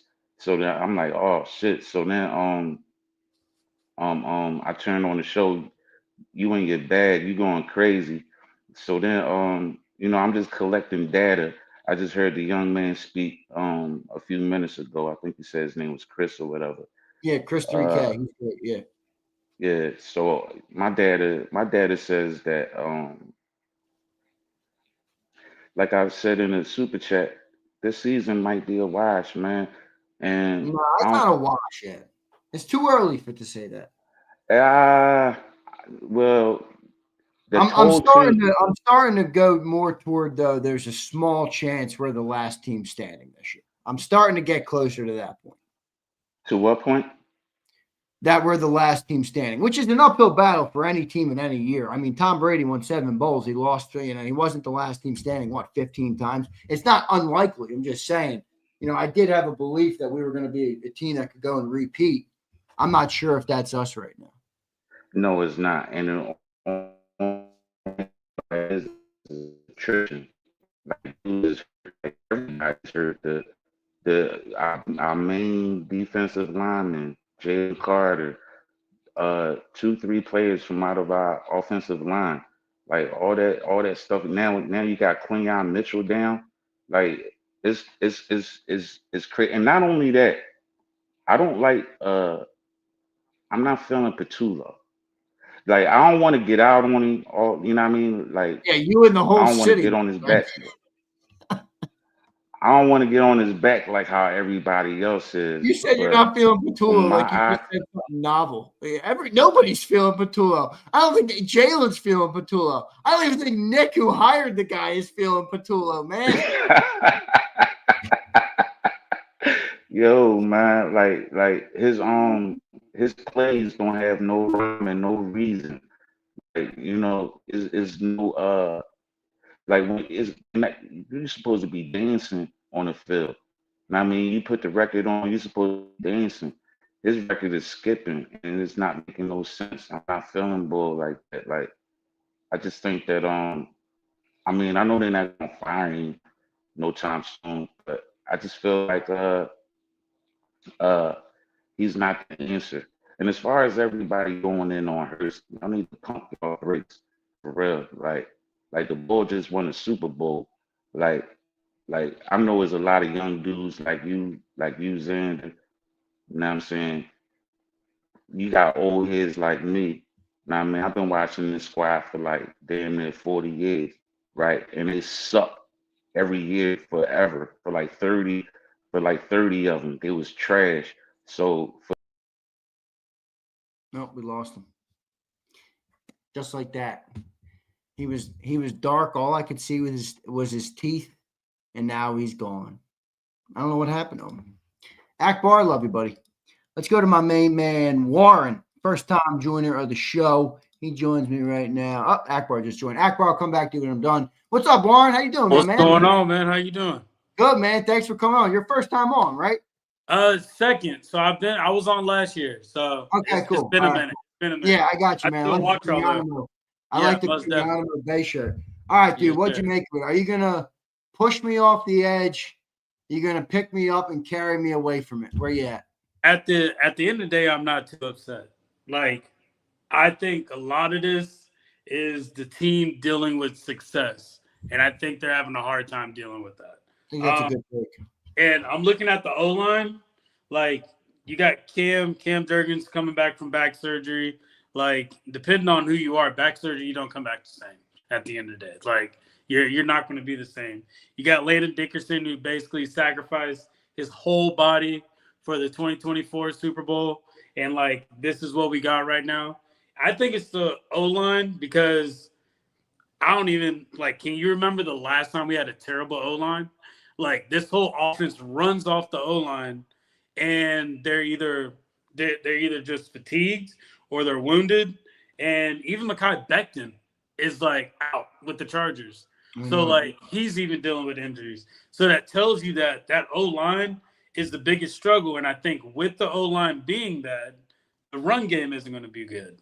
So that's why Hurts is constantly throwing the ball 280 yards like twice around a game because there's no run game, bro. Like there's none at all. So I'm looking, but I'm questioning, okay, if the run game's bad, it's because at the same time you have Barkley, you have A.J. Dillon, you have Will Shipley, and you have Tank Bigsby.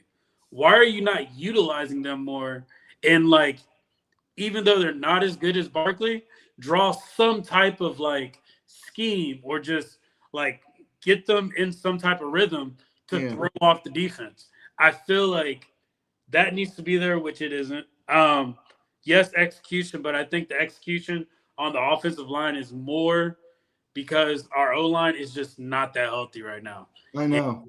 I don't know how I appreciate your point on the running backs, but my pushback would be, shit, man, if Saquon can't find a hole, I think, you know but that's what I'm saying, though. So it's like, if they're stacking the box because they see Saquon there, you put somebody like Will Shipley, they're going to underestimate him. Open it up a little bit more. Exactly. I got what you're saying. Okay. Yeah, so like I feel like they need to do that, and I think that's also with the wide receivers. Like this is probably the best wide receiver core that Jalen Hurts has ever had. Why are you not the best wide receiver core this city's ever had? This organization has ever had. Yeah, like you got John Minchie, like you got like Johnny Wilson's out. That sucks. But you got Dotson out there. Why are we not utilizing them more on the offense?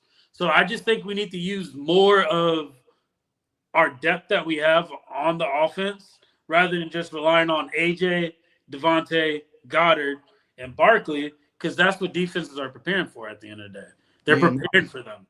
So why not mix it up and draw some type of like scheme? But that's all goes with the OC, which is very frustrating. It's very frustrating, bro. It is. There's no doubt it's frustrating, man. Did you see a problem with the effort tonight? Honestly, I saw more of a problem with the effort in the Broncos game. I think with this game, I think what made this game look worse was the defense didn't play up to par. Like, the defense plays somewhat up to par the Broncos game, but like this game, it's almost like once Quinyon was there, like that whole defense was deflated. You see Blankenship down, then you see Coop limping around. We already know about Adoree Jackson. We know about Ringo. Like, there's no need to talk about him. Like, we see what we have, and no Jalen Carter. That was frustrating. So I think the defense was very depleted this game, and that's the first we've seen it this season. Yeah, that's fair. And like I think right. When Quinyon left that game, the whatever air was left in that defensive balloon. Yeah, it was gone. Hey, and I told everybody, like I told all my boys, I wish we could have drafted Cam Scatterboo, because if you saw him in college, like he didn't care if he was slow. Yeah, he didn't care if he was slow or what. Like, he has the heart though, and I feel like he matches Philly's mentality. So I wish we got him, but we don't have him. It's fine, but I don't know, man. I think this offense is not going to look good until our O-line gets healthier. Like that's kind of where I'm at. I don't know if it will either, dude. I mean, Landon's banged up. Is he supposed to get healthier? I don't know. I mean, he's had a lot. Cam Jurgens off of back surgery. Is he getting healthier? I don't know. I mean, Tyler Steen is what he is. Lane's only getting older. And Jordan Mailata doesn't really look like the same guy when he doesn't have great play next to him. So, I don't know. I hope it happens. Warren, thanks for doing it, man. I appreciate it. Most definitely. Appreciate you. Thank you, brother. Appreciate it, man. Good stuff there from Warren. Appreciate everybody, man. Always great to talk to all the great people of JAKIB Nation. I really do love talking with everybody. So appreciate Warren for sure. Appreciate Akbeezy. Akbeezy, I'm going to bring you back on. Wrap this sucker up. It's 2 a.m. I don't got all night, Akbeezy for Sheezy. There he is. I ain't got all night either. Like Get it I out got there. some I I got always. some I got some bets to make. I'm more, to be honest with you, I'm more upset that LA Tech lost tonight to Kennesaw State. I You're had not bread talking on about that. Kennesaw State, are you? Huh? I didn't just bring you back on the program for you to talk about Kennesaw State, right? I'm just telling you I lost some I'd bread. rather It's talk for, about Premier League with Anton. you rather talk about what? The Premier League with Anton? No, you don't. I wish he would. I wish he would say soccer. I wish he would say I anything that hate got anything. I dare Anton to say socks. As I soon hate as you see, if I've he hated says, soccer since I was a child. I hate soccer. yo, but anyway, everything I'm hearing coming out of everybody's mouth is all directed to Big Sills. Everything. Like when he was wrong, it's good to see Big Sills wrong. But when he's right, Yeah. get out the fucking way, dog. Like he been sitting on the bench for the last 6 months. Now this motherfucker's about to take the field. Oh, Big Sill's about to take the fucking field right now because he was right on everything that he said. He said, you know what, the moves that they making, I don't see this being the year that y'all repeat. Now I didn't believe that myself. Like I thought we was gonna be on the float again this year, but you know injury saves sales. You know what I'm saying? That's one thing. But the other thing is, outside of our key players, everybody else sucks. You see what I'm saying? Adoree Jackson, Rango, you know what I'm saying? yeah, that's Howie, Ojomo, dude. Howie huh? gave you the Timu offseason, and this is what you're watching, my friend. This is what it is. Like, you know what I mean? And what he'll say. He said, you know what? The way this is shaping up, I don't like this season. I think y'all gonna come back strong in 26. And what's wrong with that? We just won a Super Bowl. Ain't nothing wrong with that.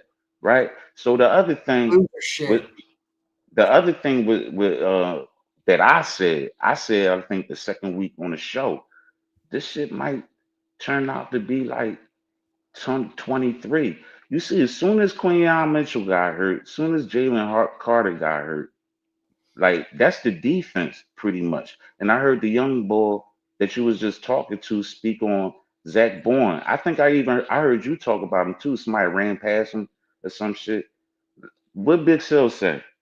Big Sale said that the trenches, the front line helps the linebackers and so Yep. forth and so on, Yep. right? So Jalen Carter not out is killing Zach Bourne, Yeah. killing him. You're right. He getting smoked out there. Like That's y'all gotta listen. universal in football in a way. Linebacker play is largely dictated on, not always, but largely dictated by your defensive tackle play. So we missing Jalen Carter. Davis is good with Carter. He's not good by himself. You know what I'm saying? I ain't That's see because the Moro game. Ajomo is not as good as we thought. That's the Say that reality. again. That's because Moro Ajomo is not as good as we thought. No, he's not. No, he's not. Like this Timu shit you and John been talking about all season. I mean, this it's a reality. It's I not know. fiction. Like this shit is real. And so, I just want the fans to just accept it and for what it is. If everything falls apart, so the fuck what? Howie and the whole team is going to Jeffrey Lurie. They're going to get it right the following season. That's their track record. That's what Sills said. Yo, Sills is like fuck Nostradamus, Andy Cataldi. Like Sills be on one, and people be killing them in the chat. I'm not But out on the season, man. I'm not with you. I'm not man, joining. it's over, dog. It's over, dog. Like All right, listen, you're real done. quick. I'm giving you the Listen. out. I'm Listen, giving you the real out. quick. Hold up, Zan. No, hold up, real quick. The offense tonight was supposed to carry the defense for once. The defense carried the offense all last season. Am I right or wrong? Yeah, you're right. They carried them. They carried them the whole last season, Can't carry and a carried can't carry a and they lunch. carried them. They carried them the first 4 games of this season. Games nobody scored. I don't think nobody scored more than 21 points before the night against the Eagles. So That's not true. so and then you got people getting hurt and not coming in the game. That's hurting Vic, right? So I mean, what Sales say? He made chicken soup out of chicken. Yo, Sales, man, this year he on one. This year he He's on been one. This playing. year. Don't do me a favor. Don't tell him that. He doesn't need his head blown up any more than an This auto. time, just tell him to just tell him to tune in and watch me. Watch this show and peep how I'm blowing him up because he was on one this year, man. He was real humble about it. Start He calling said you on the after he watches this because all I can see is your damn teeth. I mean, I'm in the blue room. This is what I do on Ah, the Star on Star TV. You know what you're I'm in the saying? blue But room yo, and you're let blacker me. than the night, my man. You're blacker than the night on there, Mac Beasy. What you trying to say? I bleed Coca Cola? Fuck out here. Yo, Zane, let me get out of here, man. I All right, gotta I gotta run. I start love you, placing brother. these bets. Love you too, dog. Peace. All right, good stuff from Akbar. Gotta love it. Gotta fucking love it, man. I love talking to Akbar. Let me go to Chris. Chris is joining me right now. All right, and I go to O-line next. Chris, what's going on, my man? How you doing, brother? Dude, I just got a few points, man. You just gotta let me get it off for a second. Like I done Let's waited go. Wait, patiently, man. real quick, before you give me your points. This is your first time on the program, right? Yeah, but I've been following Okay, since yeah, you but your started the first time channel. coming on, but you've been following. All Yeah, right, yeah, cool. Thanks yeah. for coming on, bro. It's great to talk to you and great to put a face to a name. You got to let me know. Wait, are you Chris Baker? No. Yep, yep, Oh, all yep, right. Hell yeah, I know exactly who you are. Oh, what's up, buddy? Hey, thanks for yep. joining in, man. Yeah, no problem. All right, so my first point, my dad's a Vikings fan for 40 years. So I got him the best seats. We're going next week. As soon as Quinion got hurt, I said, dude, how the fuck we gonna guard Justin Jefferson, Addison, Hawkinson? I mean, hell, Adam Thielen gave us the business last year. Like, it's gonna be nightmare on Elm Street. So I need prayers in the chat for And me next Carson week. Wentz is going to be throwing the And ball. Carson, I'm gonna wear a Wentz jersey just to troll. I got my Wentz jersey. Fuck it.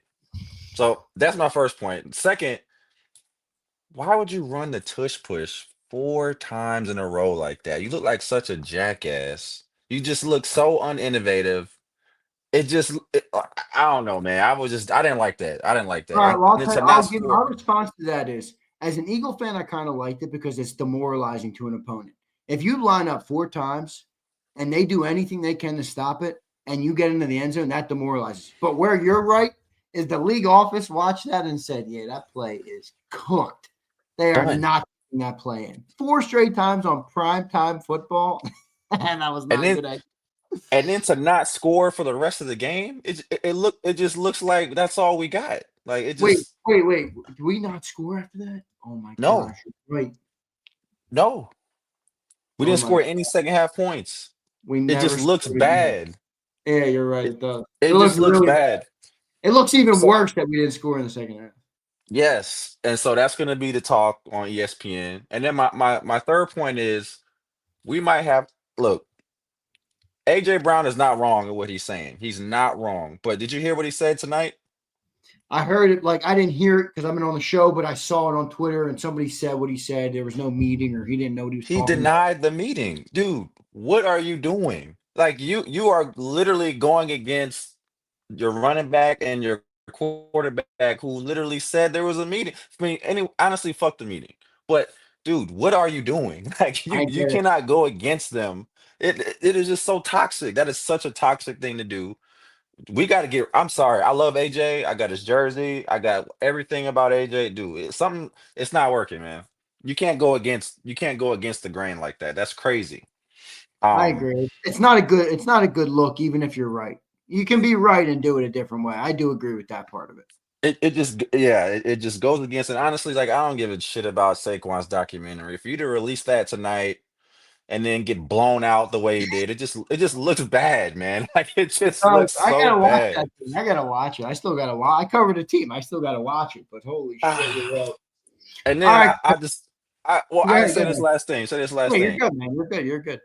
In the morning, just do me a favor and just give John McMullen shit. I love John McMullen. I've been listening to him since before he came on, dude. He is so trying to save face for the Eagles, man. I get it. I get it. But dude, Kevin Patullo is shit, man. You got to Yeah, just yeah. call a spade a spade. Like, come I on, agree. bro. I'm gonna have to give him a little bit of that tomorrow. But he was already hedging it tonight. He's like, it wasn't offense. I'm like, we scored 17 fucking points versus the Giants. What are we talking We about? can't call a complete game. It's so bipolar. I've never seen that in my life. I've never seen that of all my life watching football. It's such a bipolar offense. I know. With so much talent, Chris. With so much Dude, talent. run Saquon outside the tackles. Give him a I know. pitch. Give him the same play that we ran against Washington. Like, Yeah. I don't know, man. I got you. Yo, Chris, great catching up with you, man. Great to put a face to a name. Now I know when you're DMing me and when we're talking, I know who I'm talking Oh, to. yeah. So thank you, bro. I appreciate you joining in. I'll talk to you again soon. All right, bro. Oh, by the way, Yep. enjoy the game next week with your old man. I know it's the Vikings. I know we don't have a guy We're to gonna cover them. I know we might not look good, but at the end of the day, you got a moment with your pop in an Eagles game. They don't last forever. So enjoy that moment, bro. That's awesome. Yeah, I will chant Foles when we do the skull chant, but dude, I'm not confident about that game right now at all. Give me a day Like, before I comment on that game. I need a day to relax.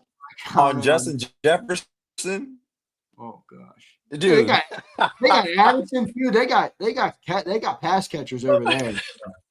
All right, brother. Yo, Appreciate you, man. all right, man. Appreciate it. All right, man. Good stuff from Chris. Appreciate Chris joining in. Always look good to get a new name in here. Let's get my boy O-Line Guru joining me right now on the post game. What's up, brother? Talk. I'm gonna bring you back down. I'm gonna bring I you know down. you are. I know I'm you gonna bring are. you down a tad, Xander. I know you are. Now. I don't want me bring you down a tad bit. Not also agreeing in. We went from for sure contenders till we're maybe a 1-win playoff team right now. Now, this is the issue. Kevin Patullo right now definitely looks like a guy that is intelligent enough and smart enough about football to give inputs on schemes, but when it comes to calling an entire game, he just struggles in that. When John's saying it looks better, I understand what he means by the passing was more There was creative. some routes in there. Jalen was getting the ball. There was some second It level. looked more creative, but you can't when you're down 10 in the fourth quarter in the clutch time and the run game ain't working, especially in the middle ever all season, run the ball back to back up the middle. First and second down. Dude, I did not get that. It was just John hit me with the risk averse tonight. I'm like, dude, you're down 10 points in the fourth quarter. That's not an option. That down the toilet. That's not an option. And I told you this. I put it in the super chat. I don't know if you remember, but I'm pretty sure this is a stat. And I don't think there's ever been a first time play calling offensive coordinator that was that the head coach wasn't calling the plays that ever won the Super Bowl. Does that make sense? Yeah. So like, if the Chiefs might have won it, but Andy Reid called plays, you see what I'm saying? There's never been a first time play calling offensive coordinator that the head coach wasn't calling the plays. I think won the Super Bowl. So when I first heard that stat, I was already like, that's an ugly stat. Like that really is an ugly stat. An offensive coordinator with all the way defense is getting exotic right now is hard. But I say all that to say, when it comes to Jalen Hurts, this is why I say he'll be fine. The reason why I brought up the stats, I understand that he's probably more risk adverse than other quarterbacks and everything, but this is the first game that we've seen in years that we was like, wow, you might have lost the game right there. That's the first time. That's very true. First time. There's no denying that. 100%. There's not a trend. This is not a consistent thing. It's the first time. I watched DeVonta Smith drop a pass. Was it last year for the game winner? I watched it. That was Saquon. Saquon did it as well. DeVonta Smith did too, I think. You remember against the Saints or something? I know one against the DeVonta Smith dropped one too last year. I remember it. Maybe Washington with Kenny Pickett. Maybe Washington with Kenny Pickett. You remember that Kenny Pickett in Washington? We had a test. Seconds left. Huh? Washington. You're right. Alan Dolcher says you're right. Washington. I just say that to say, great players have moments when they lost the game. I watched Pat Mahomes overthrow the deep ball a lot the last 2 years. Yeah. I watched Josh Allen miss somebody last week, and I'm not even going to go to Lamar. All I'm saying is he'll be fine. The reason why I'm more confident is, and I'm not saying he's Trent Dilfer or nothing like that, is because he's been an all-pro quarterback before. We have to remember that. That's rare. He's been an all-pro. He's played at a high level before. This is not like a guy that got lucky. No, I agree with you on that point. I push back on people who act like he's this because I'm like, guys, I've seen it with my own 2 eyes. Now, does he need to get ran down? Now, does he need to get ran down on? For sure. Like, he's tripping today. Like, let's be real. He missed AJ on a lot of them scrambles. I mean, a lot of them scrambles, AJ's like right there. And I'm just more so surprised. Why is AJ not your first look right now? Like, Right. I'm just, why and he's wearing them pink cleats. It's not hard to find out there for crying out loud. But that one that Dotson, like you said, AJ's like, why? Yeah. Like, how is that not your, even if you want to go Dotson, how do you not be like, if that's not right, I'm going right to AJ Brown. Right. Like, I'm going right to AJ Brown. I'm with you on that. All I'm saying is it was a very ugly game. Yes, this is the worst loss in Seattle. Seattle won. I've been this mad at an Eagles loss in so long. And it's the fact that it's 2 losses back to back. We can't be like, we usually win. Nah, that's back to back losses. I know. Back to back. It hurts more. But I think, like I said, I brought up everybody dropping the passes to say players mess up, man. Now, if it's a consistent thing this year, that's the issue. I think we're really going to see Jalen Hurts play with a team that these other quarterbacks have right now. So we're going to honestly see again. Now, once again, the other guys don't get it done, so I wonder if we're going to give him the same grace. Maybe not, but he has to make the playoffs. We got to be competitive, and we got to win a playoff game. Period. Point blank. We can't get bounced. We can't get bounced without a playoff win. That's a not. That's a not. Hey, we feel like we have the last couple of weeks. We ain't winning a playoff game. One more thing, because I know you're trying to get up out of here. I do think we are undervaluing the people we do got out a bit. I know it's only a couple players, but these are like all pro, best in the position type of players, though. Like Landon Dickerson, Jalen Carter. Jalen Carter, Queen. Like, that is a completely different team. And also, and I know Steam make us look different. Like, that whole offensive line looks completely different without Mekhi Becton. It does. It looks completely different. It really looks like Marcus, who was in here, who said Mekhi's hurt too. I'm telling you, last year's running game. It put a wear and tear on them boys, probably. Yeah. It probably put a wear and tear on them boys. And honestly, that's why I was expecting a more fruitful passing game, so we can say, hey, look, we just need you guys to pass pro a little bit this year. We just need you to pass pro. Right. When you run game is more wear and tear on the body. 100%. Somebody said it's easier to run game than pass pro. No, I think it's the other way around. You can teach somebody how to pass pro. Run game is more so like it's your body. It's do you have it? Do you have it? Exactly. I can go out there. I can teach you how to pass it right now, Zander. Now, you might not have the size, but I can teach you how to pass it. That run game is different. Like, so it's just very difficult. And I think that we have to get creative with the run game. Get Saquon on the perimeter, man. Like, and people ain't gonna say this. It got in their head again. Because, like, why are you running Saquon down 10 first and second down? You listen to the media. You listen to everybody. Oh, Saquon got 6 carries. I know that, but right now you're down 10. You're covering your mic. Right. I was just saying that. No, I heard you. Yeah, the OC let the media get in his head again. We might not notice it as much because the passing game has been pressing for us. That's because he doesn't have a foundation, though. So he's blowing in the wind like this. AJ pulls me this way. The media pulls me this way.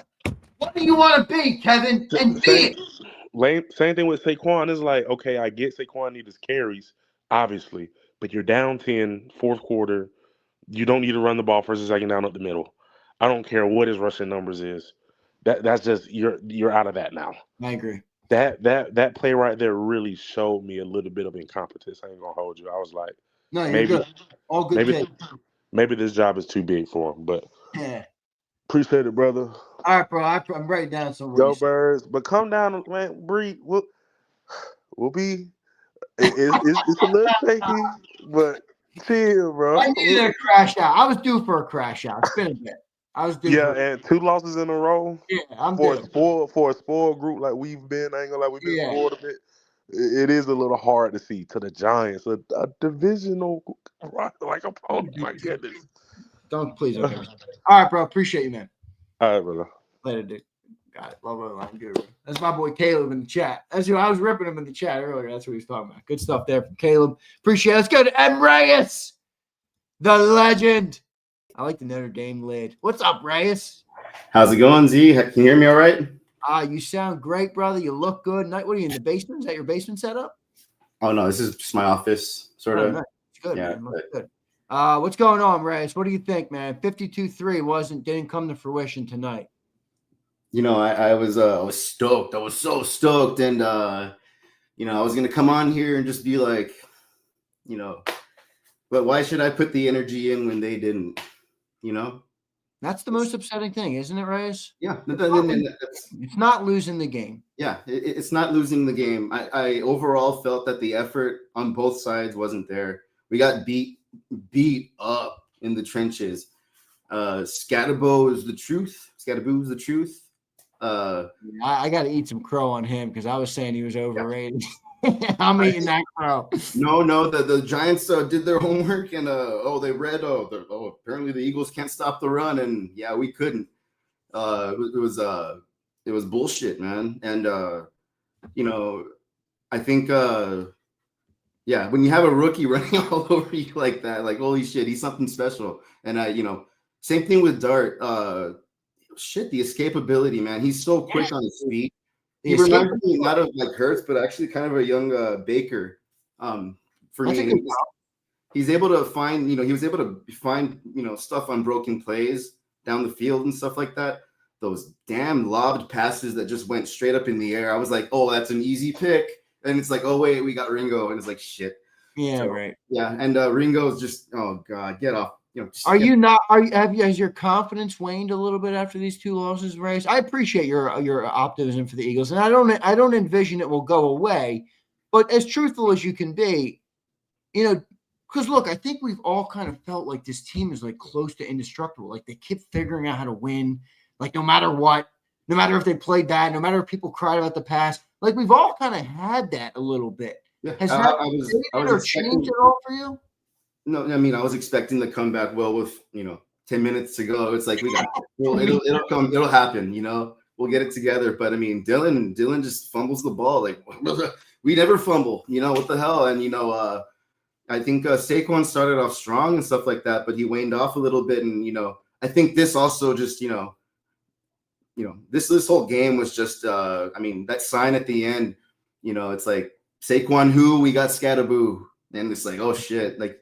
Sorry, dude, you're this was a slap in the face to him, and I don't think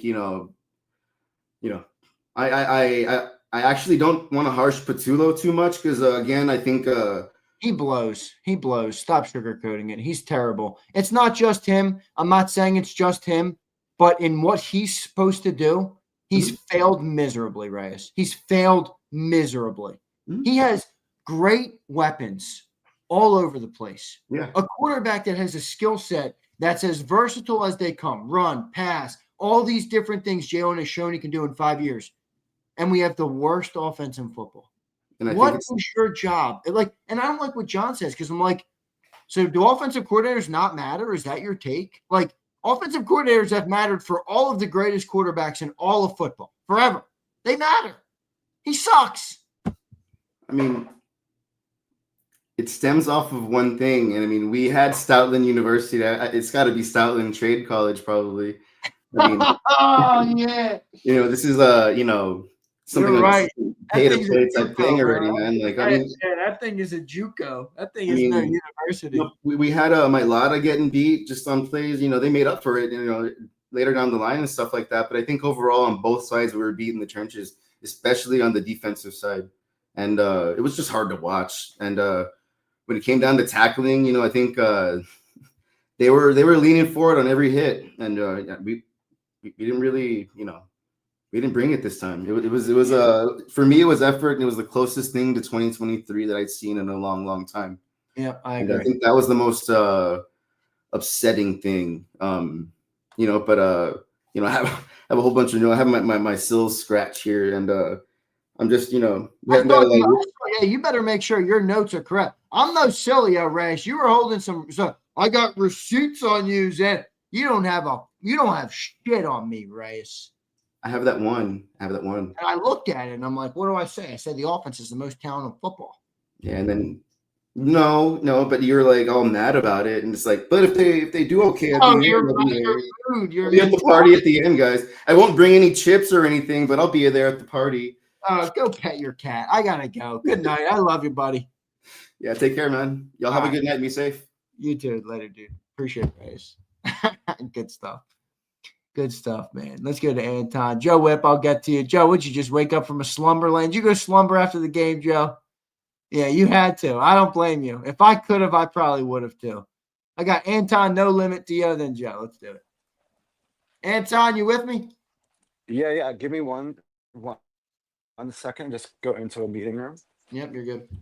Here we go. I just kept coming in and out because I was like, when is Xander gonna call on me? Anyway, bro, how you going? How you doing, man? By the way, I wanted to congratulate good. you. You got a beautiful family. I did not know that about you. You got it was your brother, right? You got sisters. Yeah, You were that's why telling I me. missed the post game last I know. time. 'Cause I say this. I ragged on you last week because I'm like, optimistic Aussie, we lose one game and he has to show up. But then I saw your post and I'm like, okay, he had a wedding for his family. This is a valid excuse in my book. So you're good. Yeah. You're good. Dude, I've never missed a post game show unless No, that I one know. time And I'm like, I didn't think you would. So it's a valid excuse. Yeah. What do you think And of it even today, man? bro, there's no optimistic Aussie today. Yeah, no. I am fucking pissed off. And there's a certain standard that we have come to expect from this football team. And that's the real truth. One of the reasons why I'm always so positive is because I know that this football team and I have confidence in this football team to meet that standard week in, week out. And let's think about it until They've given you that confidence because they've proven it to you, which is fair. right. And until last week, we had won 18 straight ball games.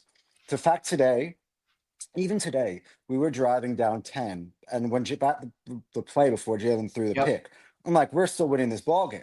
I'm 100% in agreement with you. I thought the same thing. And when he started to throw a pick, which was the first time in like 300 and something 305 passes. attempts. Yep, 305 attempts. Like, I knew something is off. And the way after that, when we fumbled, AJ Dillon fumbled, I'm like, dude, this is not something I recognize with this football team right now. Like, they actually allowed the New York Giants to punch them so hard in the face that they actually went crying. It was like an emotional meltdown. And I gotta tell you, I blame AJ Brown for some of it. He unnecessarily added extra pressure to this season that we did not need to have. Let's be honest. I know people could say, "Oh, AJ deserves his apology. AJ could be right." I don't give a shit if he's right. The what it looks like in the media, what it looks like. You're talking about the principle. You're not talking about the problem. Yeah, I got you. You're adding negative vibes to a locker room that had just won a Super Bowl. That's very selfish, and it's not what being part of a team is about. And I don't like it. And look, I don't want to go too far because I don't think that the season is over. I don't want to go and that's one thing I'll never do. And you know me, Xander, I will never take one bad game and mean that, okay, we can't win the Super. I hear people saying, oh, well, this now means that we're a first round out. We're not a Super Bowl team. I'm like, none of that dude, makes sense yet. You're right. Eagles can get this shit together. We can go on a 10-game run and end up in the Super Bowl again. Like I watched sports for They could also to collapse. They could do a lot of things right now. Right. Well, it's a fork in the road moment now. They've got until that Vikings game. I think that's a fair analysis. To get this shit together, because I think this is where they decide: are we going to collapse, or are we going to be the champions again? Because it was around this time last year. I mean, I know we haven't had that bye week, but around this time last year that when we started growing this air of invincibility. Yeah.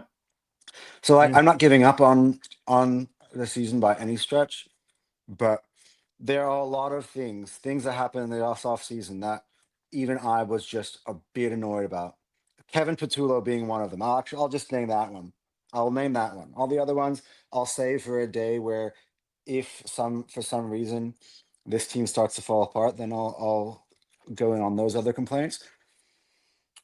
But my initial thought when Kevin Patullo was hired, and I said this in a podcast with a Ride on the Bench, which was like, the internal hirings never work.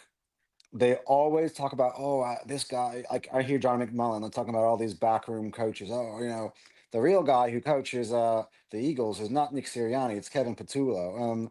So like Kevin Patullo is some sort of freaking genius, but you actually give him the damn play sheet. What? I'd rather have Anton calling my plays. I mean, I call pretty damn good plays on Madden, bro. I'm not surprised. But by the way, speaking of Madden, did you know, I was just playing the other day, do you know that Brett Toth is 54 on Madden?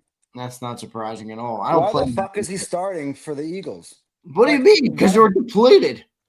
No, but not even depleted. Dude, we cut a first-round draft pick in Kenyon Green. I'm sure. Dude, welcome to the new era of the Eagles. Stoutland University closed up shop. He's now in line with Trump University. It's Trump and Stoutland University, and they're open community colleges. This is what they got now. It's a community college if on a good day.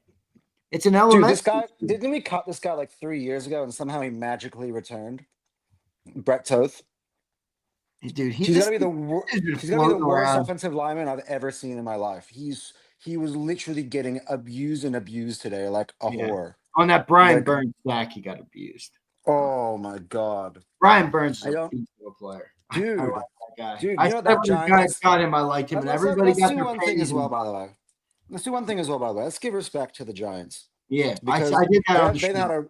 They've had a really good offseason. I know both of us were speaking about their draft, and we really liked their draft. And guess what happened today? Those draft picks that we were saying, were solid for them, kicked our ass. Jaxson Dart, Cam Scatterboo, Abdul Carter. Abdul Carter is dude. He beat Lane Johnson a couple times tonight. He didn't get home, but he beat him off the line. That dude's going to be really good. All right, brother, I got to run. Yeah. I got to run too. But... All right, dude, I appreciate you, Anton. Good takes today. You should retire the optimistic Austin more often. You were rational today, Anton. No, but the thing is, I'm always rational. It's just that when I know my team is good, it sounds super positive. You're not always rational. You should hear me talk about. I'm going to say it now because it's the end of the thing. No, you're done. Don't you mention soccer on my program. Now you don't even have a chance to say goodbye because you crossed me. I told you don't say soccer on my program. Now you're done. Goodbye. Go back to work. Let's go to my boy Dio joining me right now on the post game show. Dio, what's up, brother? Oh, my brother. How are you, sir? I'm good, man. How you doing? What'd you think of the game? I know we had some different opinions. I ripped you in the chat. No, I loved your rip, brother. Actually, I hated the fact that my phone cut out right there. It died. It was, that's brutal. My big disappointing part of the day, probably, dude. But so what'd you make of the game? I'm right there with. I think the O-line guru is always right, man. I like a good ledge to look over as well too. So I'm not sure I'm ready to jump yet either. But, I can tell you're not. Your mic's not coming through too clear. I can't hear you very well. Oh, is it not? I'll put the other piece on. That might help some. Is that better? There's microphone. Is that better or? It's fine. I can hear you. So you're just like something better. You're an O-line guru, or just like you're like, one game, all good. Jalen good. That was two, but it's really Cam Scatterboo took the number one roster in the NFL, and they beat its ass like that. Like a catty knife. They whipped that. Indeed. I'm hoping that's what you're going to be saying in 2 weeks when we're doing that to those fuckers again. So it's kind of nice to turn around on we're doing that to those fuckers again in 2 weeks. When we see those guys again, we have to play them again, right? We got some revenge on our mind now for that game. Oh yeah, there's got to be absolutely, my brother. I think Vic is going to be, even if they're calling people off the benches and off of other people's practice squads, I think Vic's going to have lined up for that game, right? He will want some justice. And I think it's one of those things with John said, that when playing two games together, it's hard to win both of them when you play them within like a 3 week period type of thing. Most teams lose one of the two games when you play division teams. They just know each other. I don't think the Giants are going to beat us twice. I will say that. I don't think they're going to beat us twice. They're not. the speaker switched over to my other thing. Is that better or worse? Just out of curiosity. I think my Oh, headphones. yeah, it's fine. It's good now. Okay. But yeah, so It's that much was better now. Those things never fucking work, dude. Those raw wireless headphones. That's why I don't wear mine ever on the show because they suck. I'll have to get some. It's not a knock on your headphones. It's just these systems struggle with wireless headphones. I don't know why. Yeah, I got you. Well, the mics are the important one you guys do, really. For them, So Yeah, I need a new one. This thing is about to crap out on me. All right, Theo, good stuff, man. I appreciate you joining on. We'll see if you're an O-line guru. All right. All right, we will see. We will see. Time will tell. One positive thing off the end, because there's a whole lot of negative, and I agree with all of it. Right? Not all of it. Not all of it. I didn't see it. I'm going to go back and watch the tape. But if Toth actually was kind of improving some, and Landon can sit out another week, and maybe he gets better too, and eventually comes back. But I think Toth could have that benefit to some degree, and actually gain some reps and actually get better. I think that's the other piece too. Is the guys that we have subbing in for Stout and G right now maybe are like upgrades from the junior college as opposed to elite prospects in a sense like Mulata. So there's probably even bigger fall off, but at the same time, reps and more practice and more game tape, I think will go a long way for those guys to learn. Yeah. But so that'd be the one other side. And then the one thing I would disagree with the O-line guru too, though, was that Petula, and I think you guys should take that even further as well too with Petula. He is actually, like you said, that the first two plays at the start of the 3-play drive when we got the ball back after the punt, were all three, runs up the middle. The plays that they're also calling off to the sides are the same kind of genera from Petula as well too. That they're lacking imagination where they can't see. Make AJ your first read. That's up to Petula to do that into the things, instead of looking at Dotson and having the pick from the other side. If he would have read AJ first in that play, which is play design again too, right? Then, to some degree, so I think there's another level that you could take that to, that also Petula's in the he's awful, but hopefully also getting better to some degree. But anyway, so that would be just like something else to add to you guys is bag on that, and to take a little bit further too down the negative list if you wanted, Yeah. I hear you, brother. I appreciate it, man. I'll talk to you again soon. All right, man. Thanks, my brother. Take care, man. Later, dude. Good talking to you. Good stuff from Dio. Appreciate Dio. Let's go to No Limit. Then we got Joe Whip closing it out. Yo, what's up, brother? Yo, bro. You can hear me? I got you, man. Sound good? How you feeling? Yo, I got some I really gotta get on your ass about. I got this emotional out here. You're gonna get on. Yo, I got some. The Eagles just got their ass beat. Wait a second. The Eagles just got their fucking ass beat by Jaxson Dart, 34-17 on primetime. And you're coming for me? Yeah, bro. You gonna tell me everything I know. Bro, you got a nerve to really say Keely Ringo is 6 on your list of really problems of this game, bro. Go, bro. Name the first 5 joints that you said. Matter of fact, I really want to hear them again. I don't remember. Bro, I think the offense is a bigger problem than the defense. That's why I said that. Bro, I feel you, and I respect that opinion because our offense really is like bullshit. You know what I mean? But you got to really take shit into perspective, like I said last week. Bro, like, this first half, we was amazing. The second half, we was trash. That is all OC. That's all inexperience from an offensive coordinator. Is it all the offensive coordinator? I mean, it's not all the offensive coordinator. I'm not going to say he's doing a good job. It's not all the offensive coordinator. Them three and outs, I will say, those is largely part of the offensive coordinator because there's a lot, like, when you think about, like, you literally said before this game we had like a 47% rate or some shit of like number one in the league, dude. Yeah, like, you can't tell me an offensive coordinator in their play calling doesn't take some type of like accountability in that shit. I agree. Hold with on, that. we about to get off topic because I really wanted to get on Pumper's ass on this fucking. I know he's not here. But that shit is actually hilarious. 3 touchdowns. I hate to break it. 3 touchdowns. On Keely? I might be wrong about that one that the one player, Wan'Dale Robinson. I swear that was his. That was not a PI they gave him, but whatever. Today is not the day to pick on Pumper. It's not. He How? predicted this right. How? He predicted this right. But he said Keely. Yeah, All he this shit loves about Keely Keely. Ringo. Keely Ringo's his guy. Everybody's got a guy. You know, Pumpers is Keely. I don't know why. Keely blows, but it is. I don't really get this shit. I literally was saying this shit in the group chat the whole week that what's it called? Keely Ringo is a real liability. He's a real liability.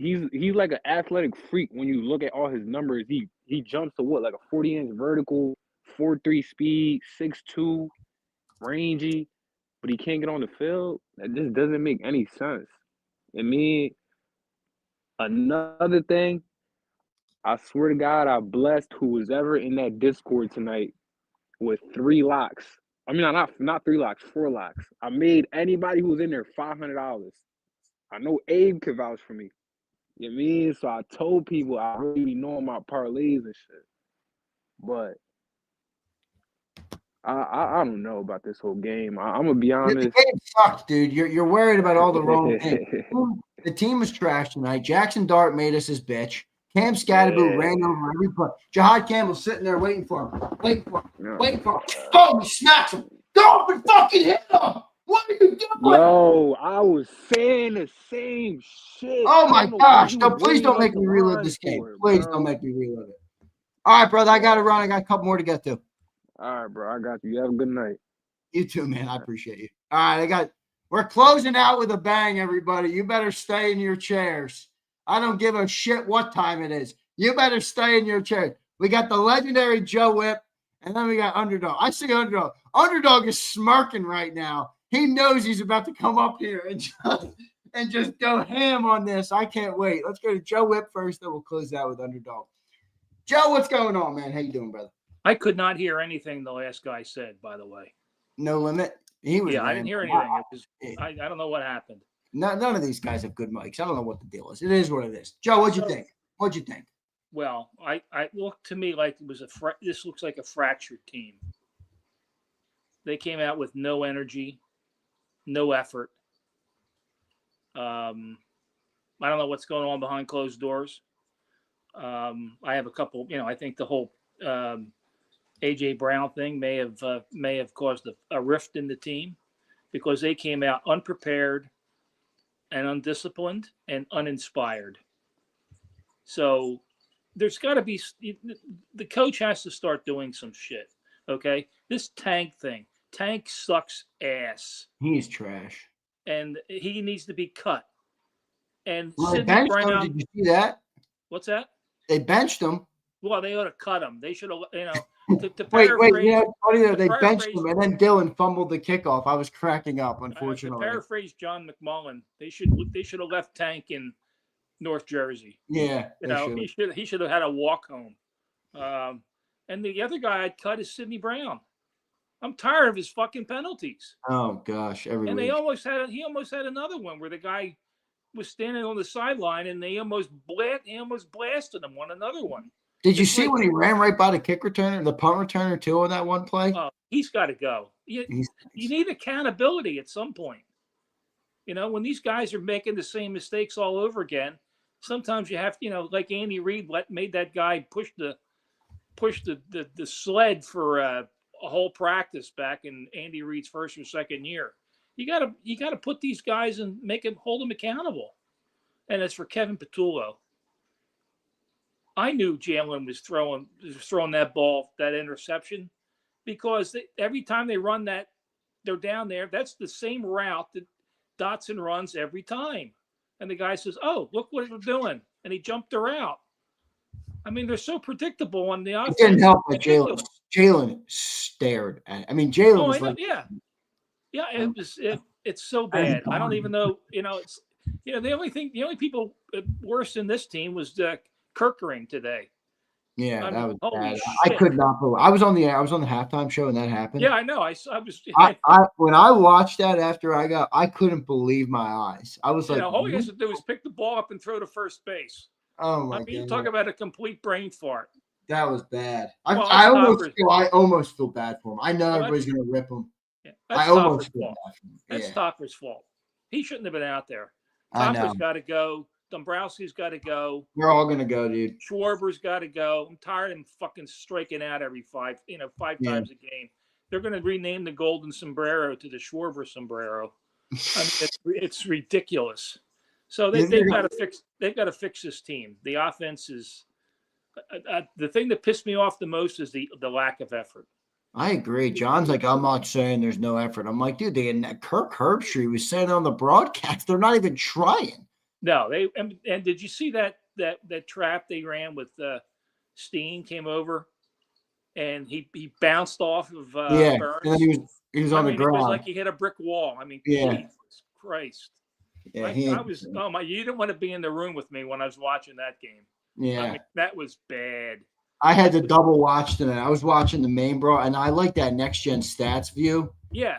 I love that view, man. That is a good. It lets you see a lot, sometimes too much, and you're like, I see problems. This team's got problems, and I mean, Mailata.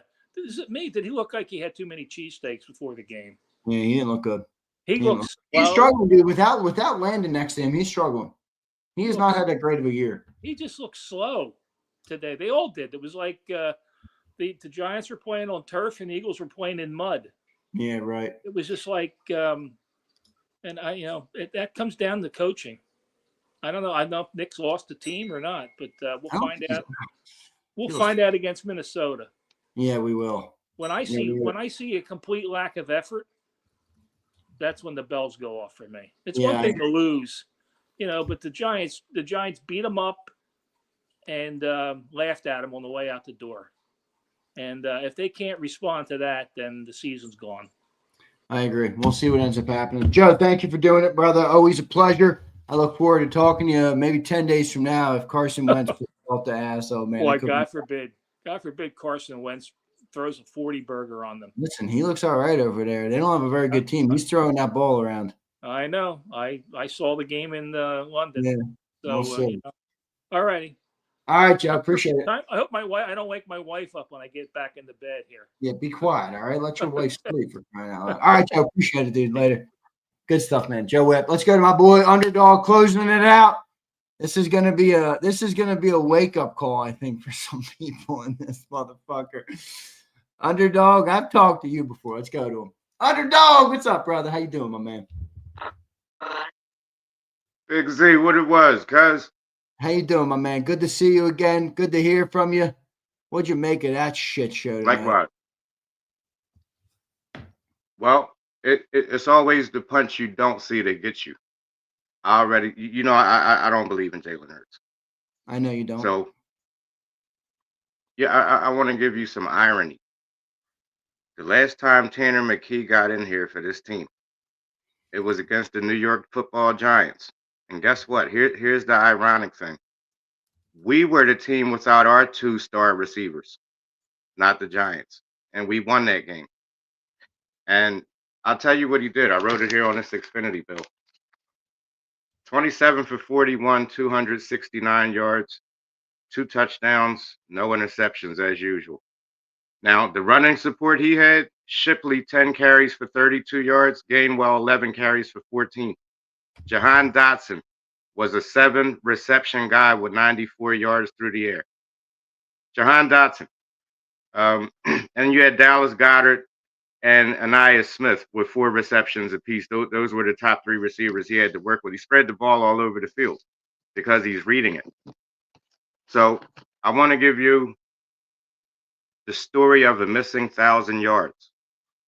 And here's what I'm talking about, because there's been a lot of excuses for Jalen's play, such as, well, he couldn't get 3,000 yards through the air because Saquon Barkley has so many. And the thing is, I want us to get smarter. I don't want us to, because if I learn something new that I'm wrong on, from here on out, I speak what I know, what I just learned. So we should get smarter as a fan base. And the reason I want that to happen is because the Eagles could not sell us crap if we weren't buying it. For any bad product you see anywhere, somebody's buying that shit, which is why it's out there. And if they have a commercial for it, if they could afford that, a lot of people bought it. So I want us to get smarter. Okay, so what I'm saying is Jalen Hurts didn't even have 3,000 yards. Lamar Jackson had over 4,000 yards, right? Derrick Henry was within 100 yards of Saquon Barkley.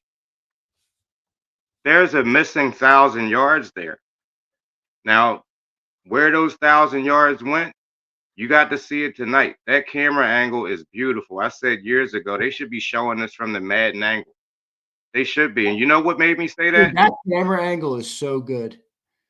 What made me think that was McNabb throwing to Pinkston and Thrash. I was trying to defend McNabb, and I said, I wish y'all could see, like, these receivers aren't good. I wish you could see it. Now we can see it. Yo, I tried to email you a clip, just a clip that I recorded on my phone from the screen. You don't got my email? I'll give you my email. No, I found it, but it said like the clip was too large or something. They said it was over 25 megabytes. I said, well, damn, that's petty. But either way, there were 14 points within like 4 throws they showed. One of them was Jahan Dotson streaking right down the middle of the field, where there's no defender back there. There's nothing back there.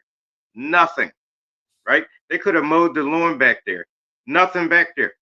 You got it's touchdowns. What a lot of people are looking at is the throws that Jalen like attempts. What they're not calculating is some of the throws he doesn't even attempt because he doesn't see it. He doesn't even see it.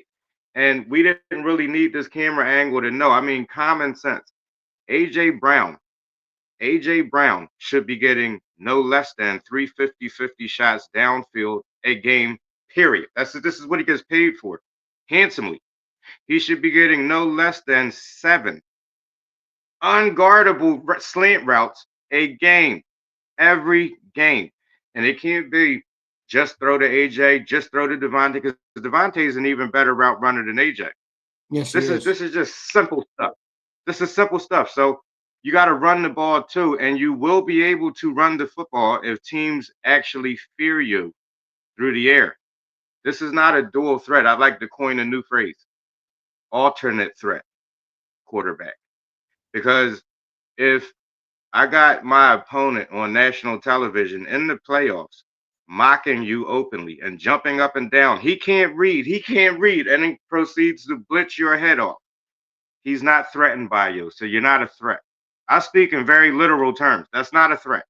If a guy is saying you're not even a quarterback, how are you even a quarterback? You don't even have 100 yards. Even though we won that game, clearly that guy doesn't feel threatened. So it's not a dual threat quarterback, it's an alternate threat quarterback, and it's the weaker threat. Football is the ball game version of war, like chess is the board game version of war. Yes, it Blitz is. is short for blitzkrieg, right? So imagine having a team. You saw those balls downfield that were never even attempted, that on Fox we never even would have saw. I just knew they were there.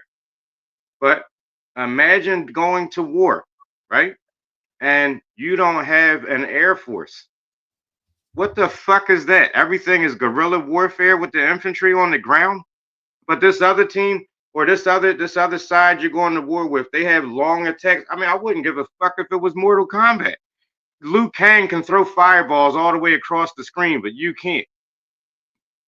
Why would we put ourselves through that? Like, you need a long attack and you need a short attack. Like, this shit is peanut butter and jelly fucking football. Peanut butter and jelly football. I'm telling you, Tanner McKee can read the field. He can read the field. He can make every throw on the field. There's not one throw he can't make. And he's accurate. And he's on time. And he's 6'6". He can see over that line. So you don't have to create lanes with your blocking schemes for him to throw his passes. There's a lot of limitations to Jalen. Now, I told you earlier this week, I'm going to end up playing lawyer for Jalen Hurts. And here it is. I saw people in the chat saying, I don't think the effort was there. Jalen has gotten better since he's been in the league. He has. Think back to Tampa Bay playoff Jalen, the first time. Yeah, he's gotten better. Jalen has done exactly what I would do if I was in his shoes. Underqualified. I'm going to accept $51 million a year too. I'm also going to work my ass off to try to become somebody that's qualified for this job. He did that. He didn't come here and do a Paul George or Andrew Bynum. He got the money and he worked for it. He works hard. That's not the problem. The problem is you're underqualified for the job. Look at our competition. These people have been learning what he's learning now since Pop Warner.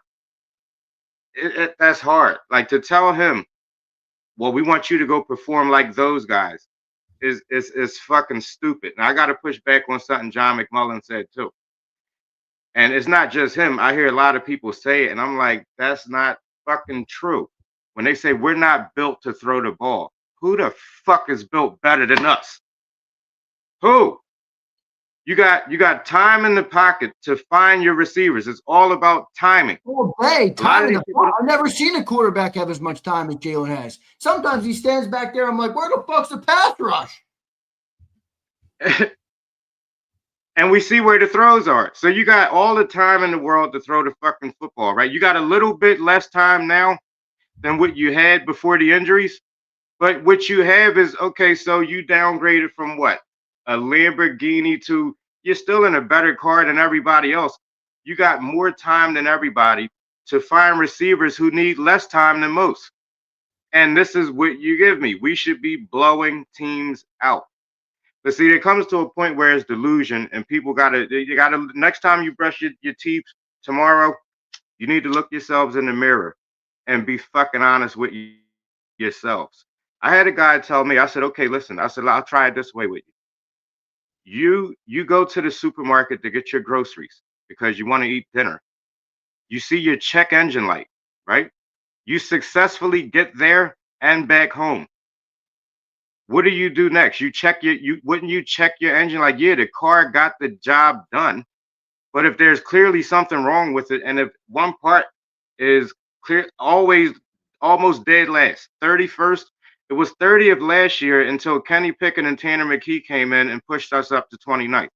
It's 31st now, right? I played Operation before. I'm an 80s baby. Like, the red part that's blinking, pull it the fuck out.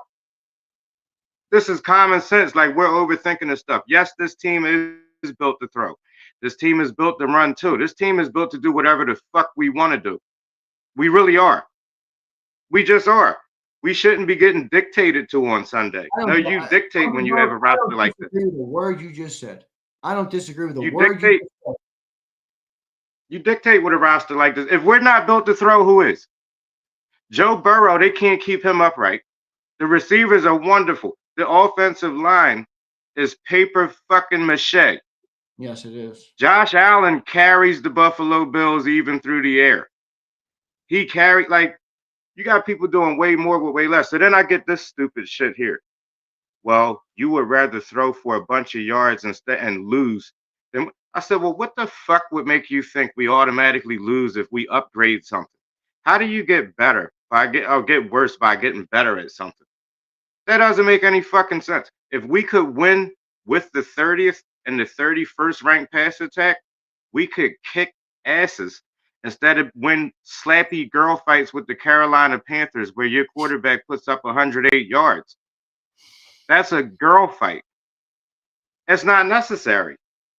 You saw they're running around this fucking field. And now AJ, they can't say anything tonight because AJ kept his mouth shut because I know the feeling. I seen it in his face. When you're just like to the point where, well, what the fuck else can I say? Like, nothing I'm going to say is going to make this man be able to read the defense on time. I don't blame Jalen for that. I blame the Eagles for that. And this is why I said last time, all this shit is connected.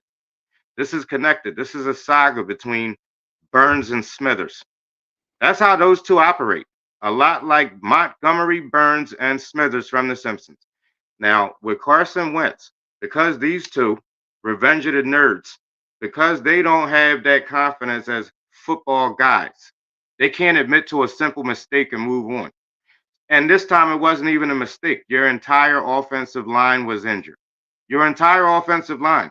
Anybody that knows anything about football, played any football, knows a quarterback needs protection up front. It's all timing. If your timing is disrupted, you cannot consistently complete passes. You can't. Back to Jalen Hurts, though. Jalen, evidence that he's getting better is he'll have the occasional good game. And we got very lucky that he did it in the Super Bowl. He is a hell of a competitor. He's not much of a quarterback, but he is a competitor. He's kind of like Charles Barkley was. Barkley was not a power forward. He was a 1 through 5. He was just a basketball player. Jalen Hurts is a football player. But I don't need you to come here as a developmental quarterback. So what the Eagles did, you scapegoat Carson Wentz. You know what this man is capable of. This isn't fluky. This isn't Bobby Hoying back in 97 or whenever that was. Like this man, at least how I scout a quarterback is, do you have pocket footwork? Because you're going to need it. You're going to need it. Just like you would in a boxing ring. Feet are way more important than fists. Yeah, they are. Yeah. So in the pocket, can you move around? Because I noticed one thing about this Giants quarterback. He moves around a lot, but it's still with the intention of inflicting maximum damage on the defense through the air down the field. And if it doesn't open up, then he takes off. But he's moving around a lot within the pocket. He reminds me like of a Fran Tarkenton. He's moving around, but he's moving around with the notion still of murdering you. You know what I mean? Like, I don't want 12-yard scrambles when there's 68-yard touchdowns out there. I don't want that. Consistently, residually, that's going to fuck you throughout the course of a season. That's the story of a missing 1,000 yards. You're leaving money on the table. All the time. And after a while, somebody else is going to play big bank, little bank, and their bank is going to be bigger than yours because you left some of your money on your table in your kitchen at home. It's not necessary, though. Like, this should be easy. Just think about this. I asked somebody this in the barbershop. I said, what would you oh shit, I forgot what it was. My short term is burnt. Either way, there's a lot with these Eagles. You smoke too much weed. What I'm talking because you're smoking too much weed. I'm writing great music with this stuff. There you go. That's good. But and I'm analyzing these Eagles. And this what they're doing, I'm telling you, they scapegoated Carson Wentz. And Howie Roseman, instead of drafting some help for Carson, maybe shore up the offensive line. Fuck, give him some receivers to throw to. They're about to see what it looks like when he has receivers to throw to. If that offensive line heals up any before they see us, they're going to see what it looks like when Carson Wentz has weapons to throw to. Carson Wentz was not the problem. He's a shell of himself now because of the injuries to like the lower extremities. But as far as throwing the ball, fuck throwing. People need to understand in professional football, throwing isn't just throwing. No, throwing is reading. Throwing is getting the ball out of your hands on time. And it's a lot to read. It's a lot to learn over the course of even Jalen's career. Like, people learn this stuff. You need experience from the time you're little to the time you grow up. I know what you mean with that. They scapegoated Carson, right? I'm going to try to wrap this up quick because it's a lot. But all this shit is connected. Everything is relative. These moves are one. You know how like your old head told you back in the day, don't lie because then you got to tell lies to cover it up? Exactly. The lie was Carson Wentz is the problem. That was lie number one. That was BS. So then you go and draft a developmental quarterback to a Super Bowl contending roster. We had a down year, but we were a Super Bowl contending roster. We won a Super Bowl 2 years prior. That's a Super Bowl roster. You just need to get healthy on the O-line and shore it up. Get some weapons for your quarterback. They had shit weapons. I mean, shit. Imagine these weapons, dude. Oh gosh. You won't have to imagine it for long because you're going to see it next. You're going to see it next, up close and in person.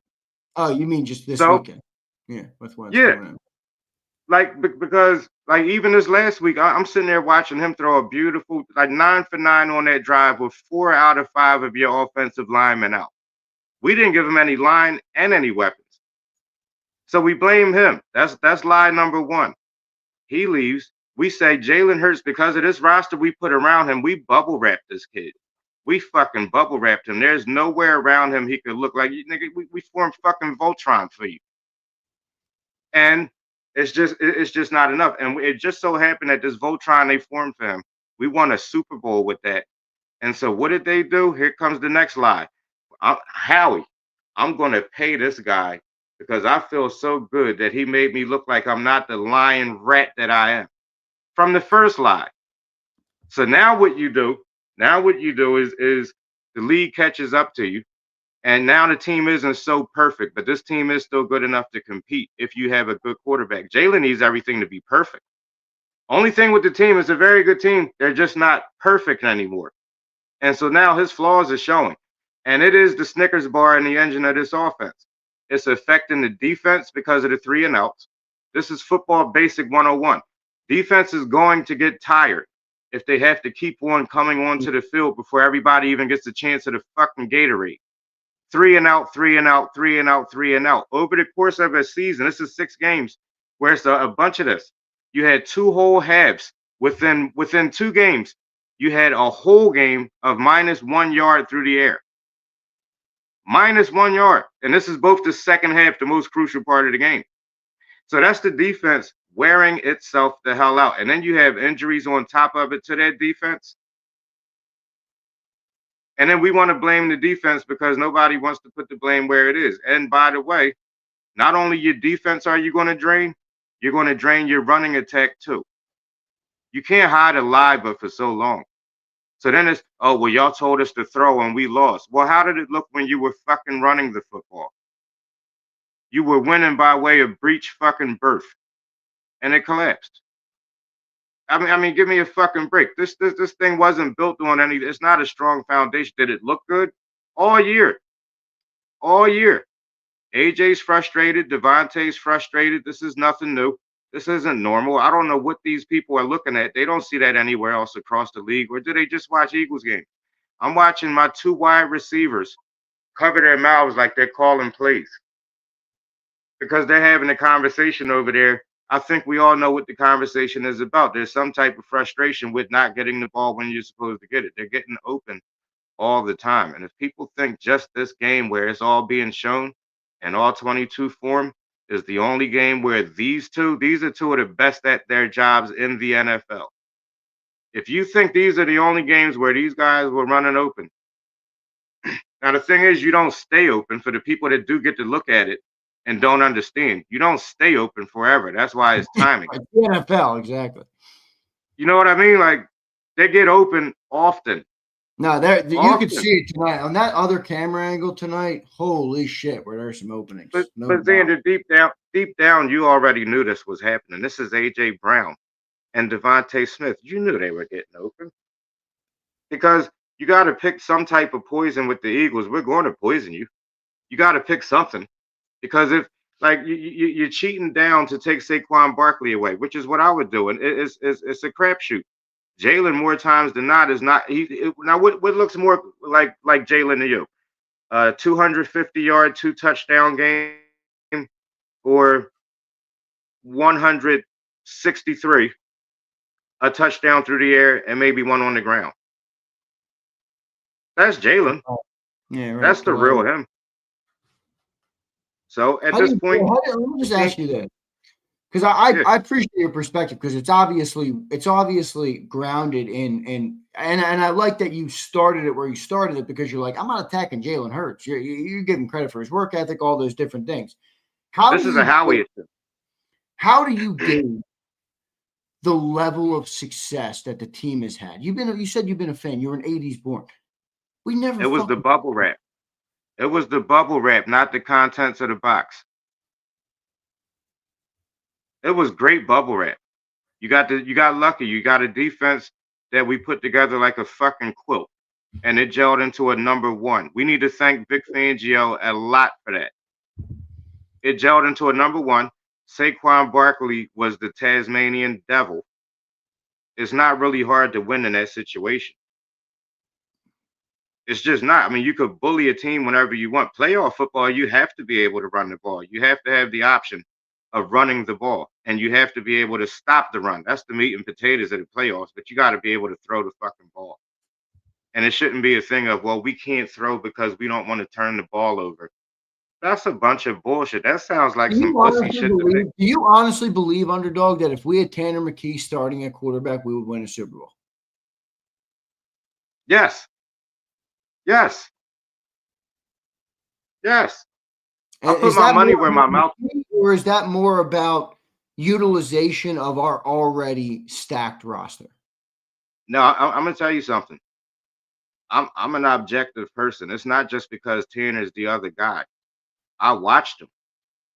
I know what he is. Tanner stands in that pocket. His drop back. First of all, he can play from under center. Now this is 6'6". He can play from under center, but this one can't. That's for starters. Do you know how much more of your playbook that opens up just by itself? So then, because these are the limitations that just don't exist with that other quarterback. So it's a combination of both things. It's a marrying of the two. It's what you just said. It's what we have, utilizing what we have, and who he is. It's a perfect match. Right. Beautiful. Like, so so for one, he can go under center. I mean, a lot of quarterbacks can. Most can. Jalen should, but he can't. I don't not what he does. Fucking thing that he can't go under center. What the fuck you mean? The guy's been a quarterback his whole life. What do you mean he can't go under center?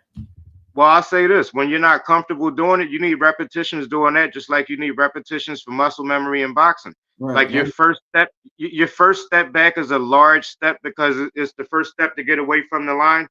And then it's like a certain way you step back. Like it's something you want to get used to. And with the big lights, I don't know, they don't want him to stumble, but he's not comfortable doing it. So that's one of the many limitations. For $51 million a year you're getting.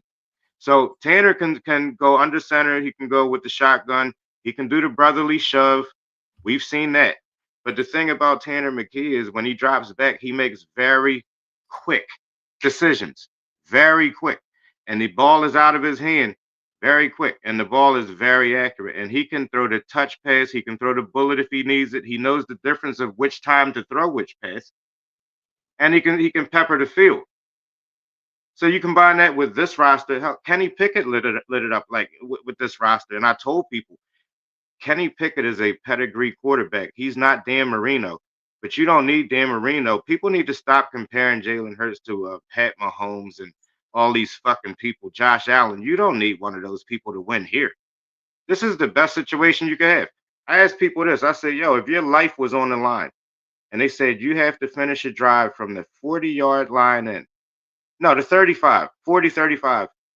And you get to pick an NFL roster. We're going to suit you up. Now, for your life, you need to score a touchdown. What roster would you pick? Think about that. And we're not getting a guy putting up average numbers with this roster because this is who I would pick. This is who I would pick. Cincinnati would get me fucking killed. Buffalo, I don't even know who you people are. You know what I mean? This is literally like the place I would pick. You come here and you got the audacity to stink here? How? Kenny Pickett came here you can see the life just breathe into the offense immediately. You can see it. And people are lying because they want to feel how they want to feel and they want to believe. I don't believe in Santa Claus, the Easter Bunny, and none of that shit. Fuck what makes you feel good. Like you got to know the truth. You got to be real with yourself. I think a lot of these people know better. And then some of them are really that dumb. But for the rest of them, be honest with yourself. I want to win. Are you an Eagles fan or are you a Jalen Hurts fan? If you are a Jalen Hurts fan, why? I want to know what it is because I don't want to hear, well, because we're winning, because that stopped. You just got beat by two teams you should not have been beat by at all. And the last one beat the shit out of you. You can say that again, my friend. They doubled us. Shit out of us is an understatement. They doubled us. 17 twice is 34. Yep.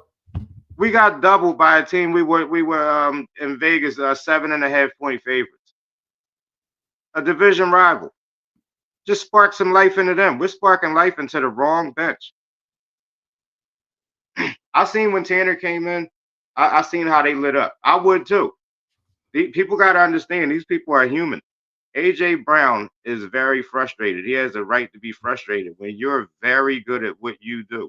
And you're not being allowed to do what you do. You know how many times I say I hate when receivers run out here and the quarterback throws a bad pass and then the DB does this airplane shit like you had anything to do with him. They're talking shit back and forth out there. You mean to tell me I got to keep burning this little nut and he gets to run his mouth all game because you're not qualified? Like these receivers came up with quarterbacks that know how to throw on time. High school, college, this is a new thing for them. This is a new thing for them, like to just, when he's supposed to let go of the ball. And then it's like, AJ, this is another thing. that deep ball a lot of times is underthrown. He's given defenders a chance at a lot of the deep balls. Yeah, it is. A lot of the deep balls, the defenders get a chance. So you're not going to be perfect on every throw. Nobody is. At the bare minimum, an open receiver for a professional, the least he should have to do is slow down. It shouldn't be slow down, stop, and turn around. Now the defender is like coming to my chest while the football is coming to me. This happens more than a little bit. And then so for AJ to see that, to see him the little hitch, yeah, he's going to slow up a little bit because even if you didn't hit, you were probably going to slightly underthrow it any fucking way. He doesn't throw people open. The one with Dotson streaking over the middle, I don't know if you saw that play, but with Dotson just streaking over the middle, there was nobody else back there. So they had to play some type of one high. There was nobody else back there. All you got to do is just lead the man, throw the ball out there away from the defender. Fuck the receiver. Throw it away from the defender in the general vicinity. And he doesn't see this stuff. It's not his fault. He's trying to learn on the job. So the kid who was taught how to read from his mom and the kid who's learning how to read it here in kindergarten, they're not going to read the same. To expect it isn't fair to him. I don't think people are being fair to Jalen Hurts. I think a lot of the expectations weren't realistic in the first place. Why would he be able to read a defense like that? Like, why? How? Yeah. Is he an AI robot? How the fuck would he process this stuff that fast? This like playing quarterback that ain't easy. Playing quarterback in the parking lot is, but reading NFL defenses, first of all, just a quarterback, a offensive playbook. But then you got to match that up play by play with what they're doing, what they're trying to disguise, and you got to read this within about 3.5 seconds, and you're lucky you got that. That's not an easy thing. So my problem isn't Jalen Hurts. My problem is Howie Roseman, because Jalen Hurts honestly was a dumb draft pick. To get a developmental quarterback and bring him to a Super Bowl contending roster is dumb. You don't develop here with us. We're already grown. We just won a Super Bowl 2 years ago. We're stuck with you because the quarterback who we treated like shit and scapegoated and spread stupid articles in the media and all that bullshit. You know how they turn these fans against people when they get ready to get rid of them. Deshaun was a gang. You know how they work. Underdog, like you said, you'll be playing lawyer for Jalen soon. I appreciate what he's done. Listen, I believe he's given it his best. This is who he is. This is who he is. And I think he's like his work has the work he put in. I think it shows. I mean, do you think it unwinds with this team? Because they've been successful, man. Since I know they're watching, Xander, for this 1 second, I'm going to speak to someone other than you in the middle of our conversation. Howie, that's up to you. What are you going to do? How far would you like to take your $51 million a year lie? Would you like it to unravel, or would you like to be fucking honest? Because I've seen this with Travis Fulgham, too, when we had receivers that couldn't catch one ball, Howie. And what did they ask the players? Are you surprised to see Travis Fulgham come in here and do this? It's the reason I bring up this old shit, Xander. This is repeated behavior where it's the politics. Politics are the reason Tanner McKee is on the sideline, even though he's so much better at playing the position. Politics. And I've seen this with Travis Fulgham. I've seen this with J.J. Arcega-Whiteside. And you get people that are so blind. They want to get rid of our good players to appease the ones who are damn near in dead last place because they have a crush on the guy. A.J. Brown is the complete opposite of J.J. Arcega-Whiteside. We drafted J.J. Arcega-Whiteside to be a wide receiver. He literally asked, could he just strictly play special teams? Yeah. This is someone that doesn't want to contribute. What you're saying about AJ, you should have said that shit about him back then. AJ, this is what we want. We're paying him 30-something million a year. Yeah, I want you to be aggressive. I want my dogs fucking hungry. Hungry dogs run faster. I thought that's what isn't that what we're doing? Yeah, I want that. I want aggressive. Jalen's a little bit too fucking cool. I'll say that. Sometimes, all that cool shit, fuck that cool shit, man. Let's play some football.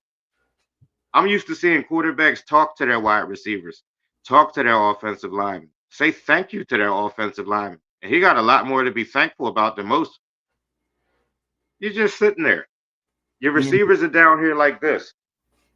Like they're in the middle of committing fucking espionage. I knew you were going to be all over that fucking thing. Well, but it's nothing new. I got you. It's not new. Look, we'll see how it goes. I mean, if it unravels this year, I'm curious to see what they end up doing with it. But it will be interesting to see. I do appreciate you coming on, Underdog. You know I love talking to you, brother. I think you're a smart dude, and I do appreciate always been in our chat. So I do thank you. Likewise. Can I ask you one thing? Yeah, for sure. What do you think would happen with everything you've seen tonight with this all-22 tape, with the level of talent you have around you, and with some injuries becoming healthy again? What do you think things would look? Do you think it would unravel with an accurate quarterback who can see over the line and make every throw on the field? Do you think it would unravel, or do you think we could compete for another Super Bowl? I certainly think we could compete. I struggle with thinking that it's a plug and play, because I do see some of these great players that are these dominant quarterbacks that throw the football, and they don't ever get the fucking job done. He's and very Jalen, familiar with our you offense. give him credit for it. He is a competitor, and you need a fucking competitor in the biggest games of the year.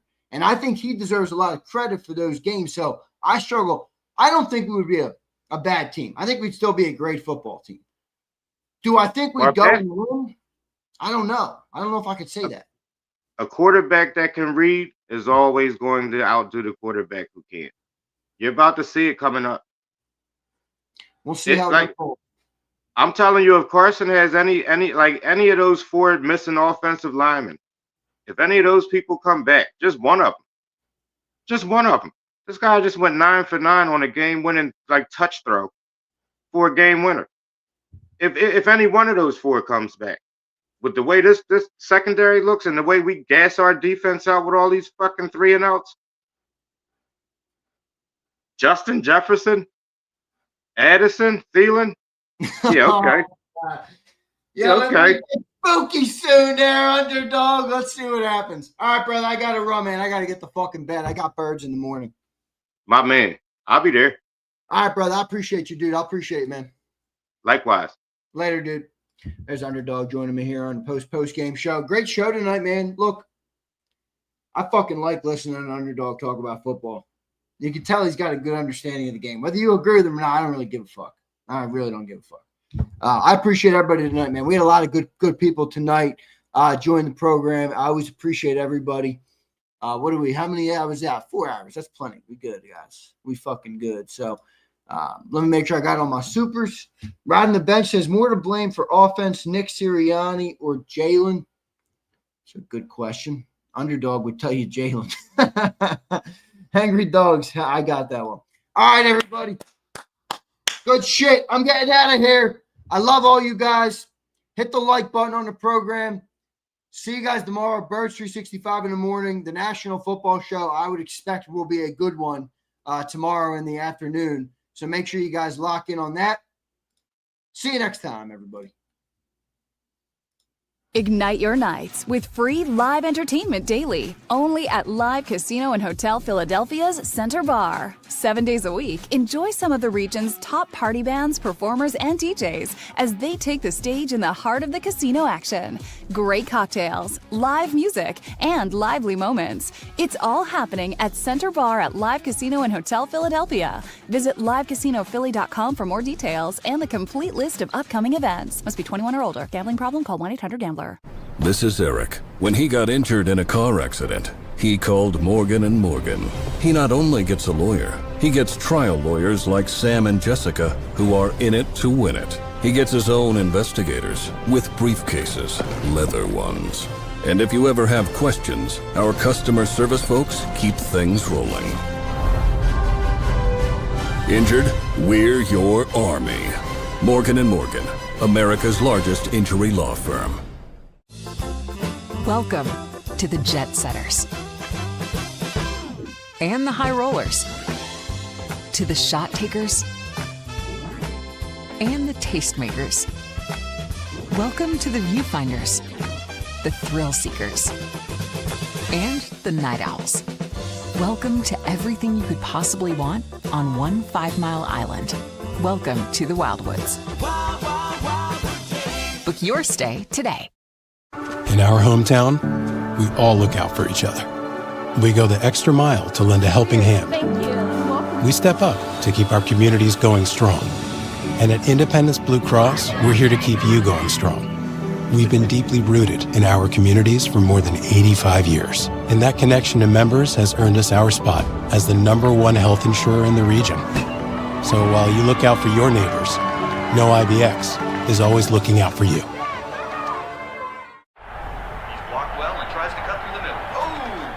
Your gut says Miami is going to win, and you should take the over. Your gut also said your NFT selfies would only go up in value. They didn't. But your head is on Sports Grid and knows the QB is in concussion protocol. The backup has a 45 QBR against the zone coverage. The New York D has the most sacks in the league. So yeah, trust your head. It's smarter to be on Sports Grid. EAGLES. Eagles.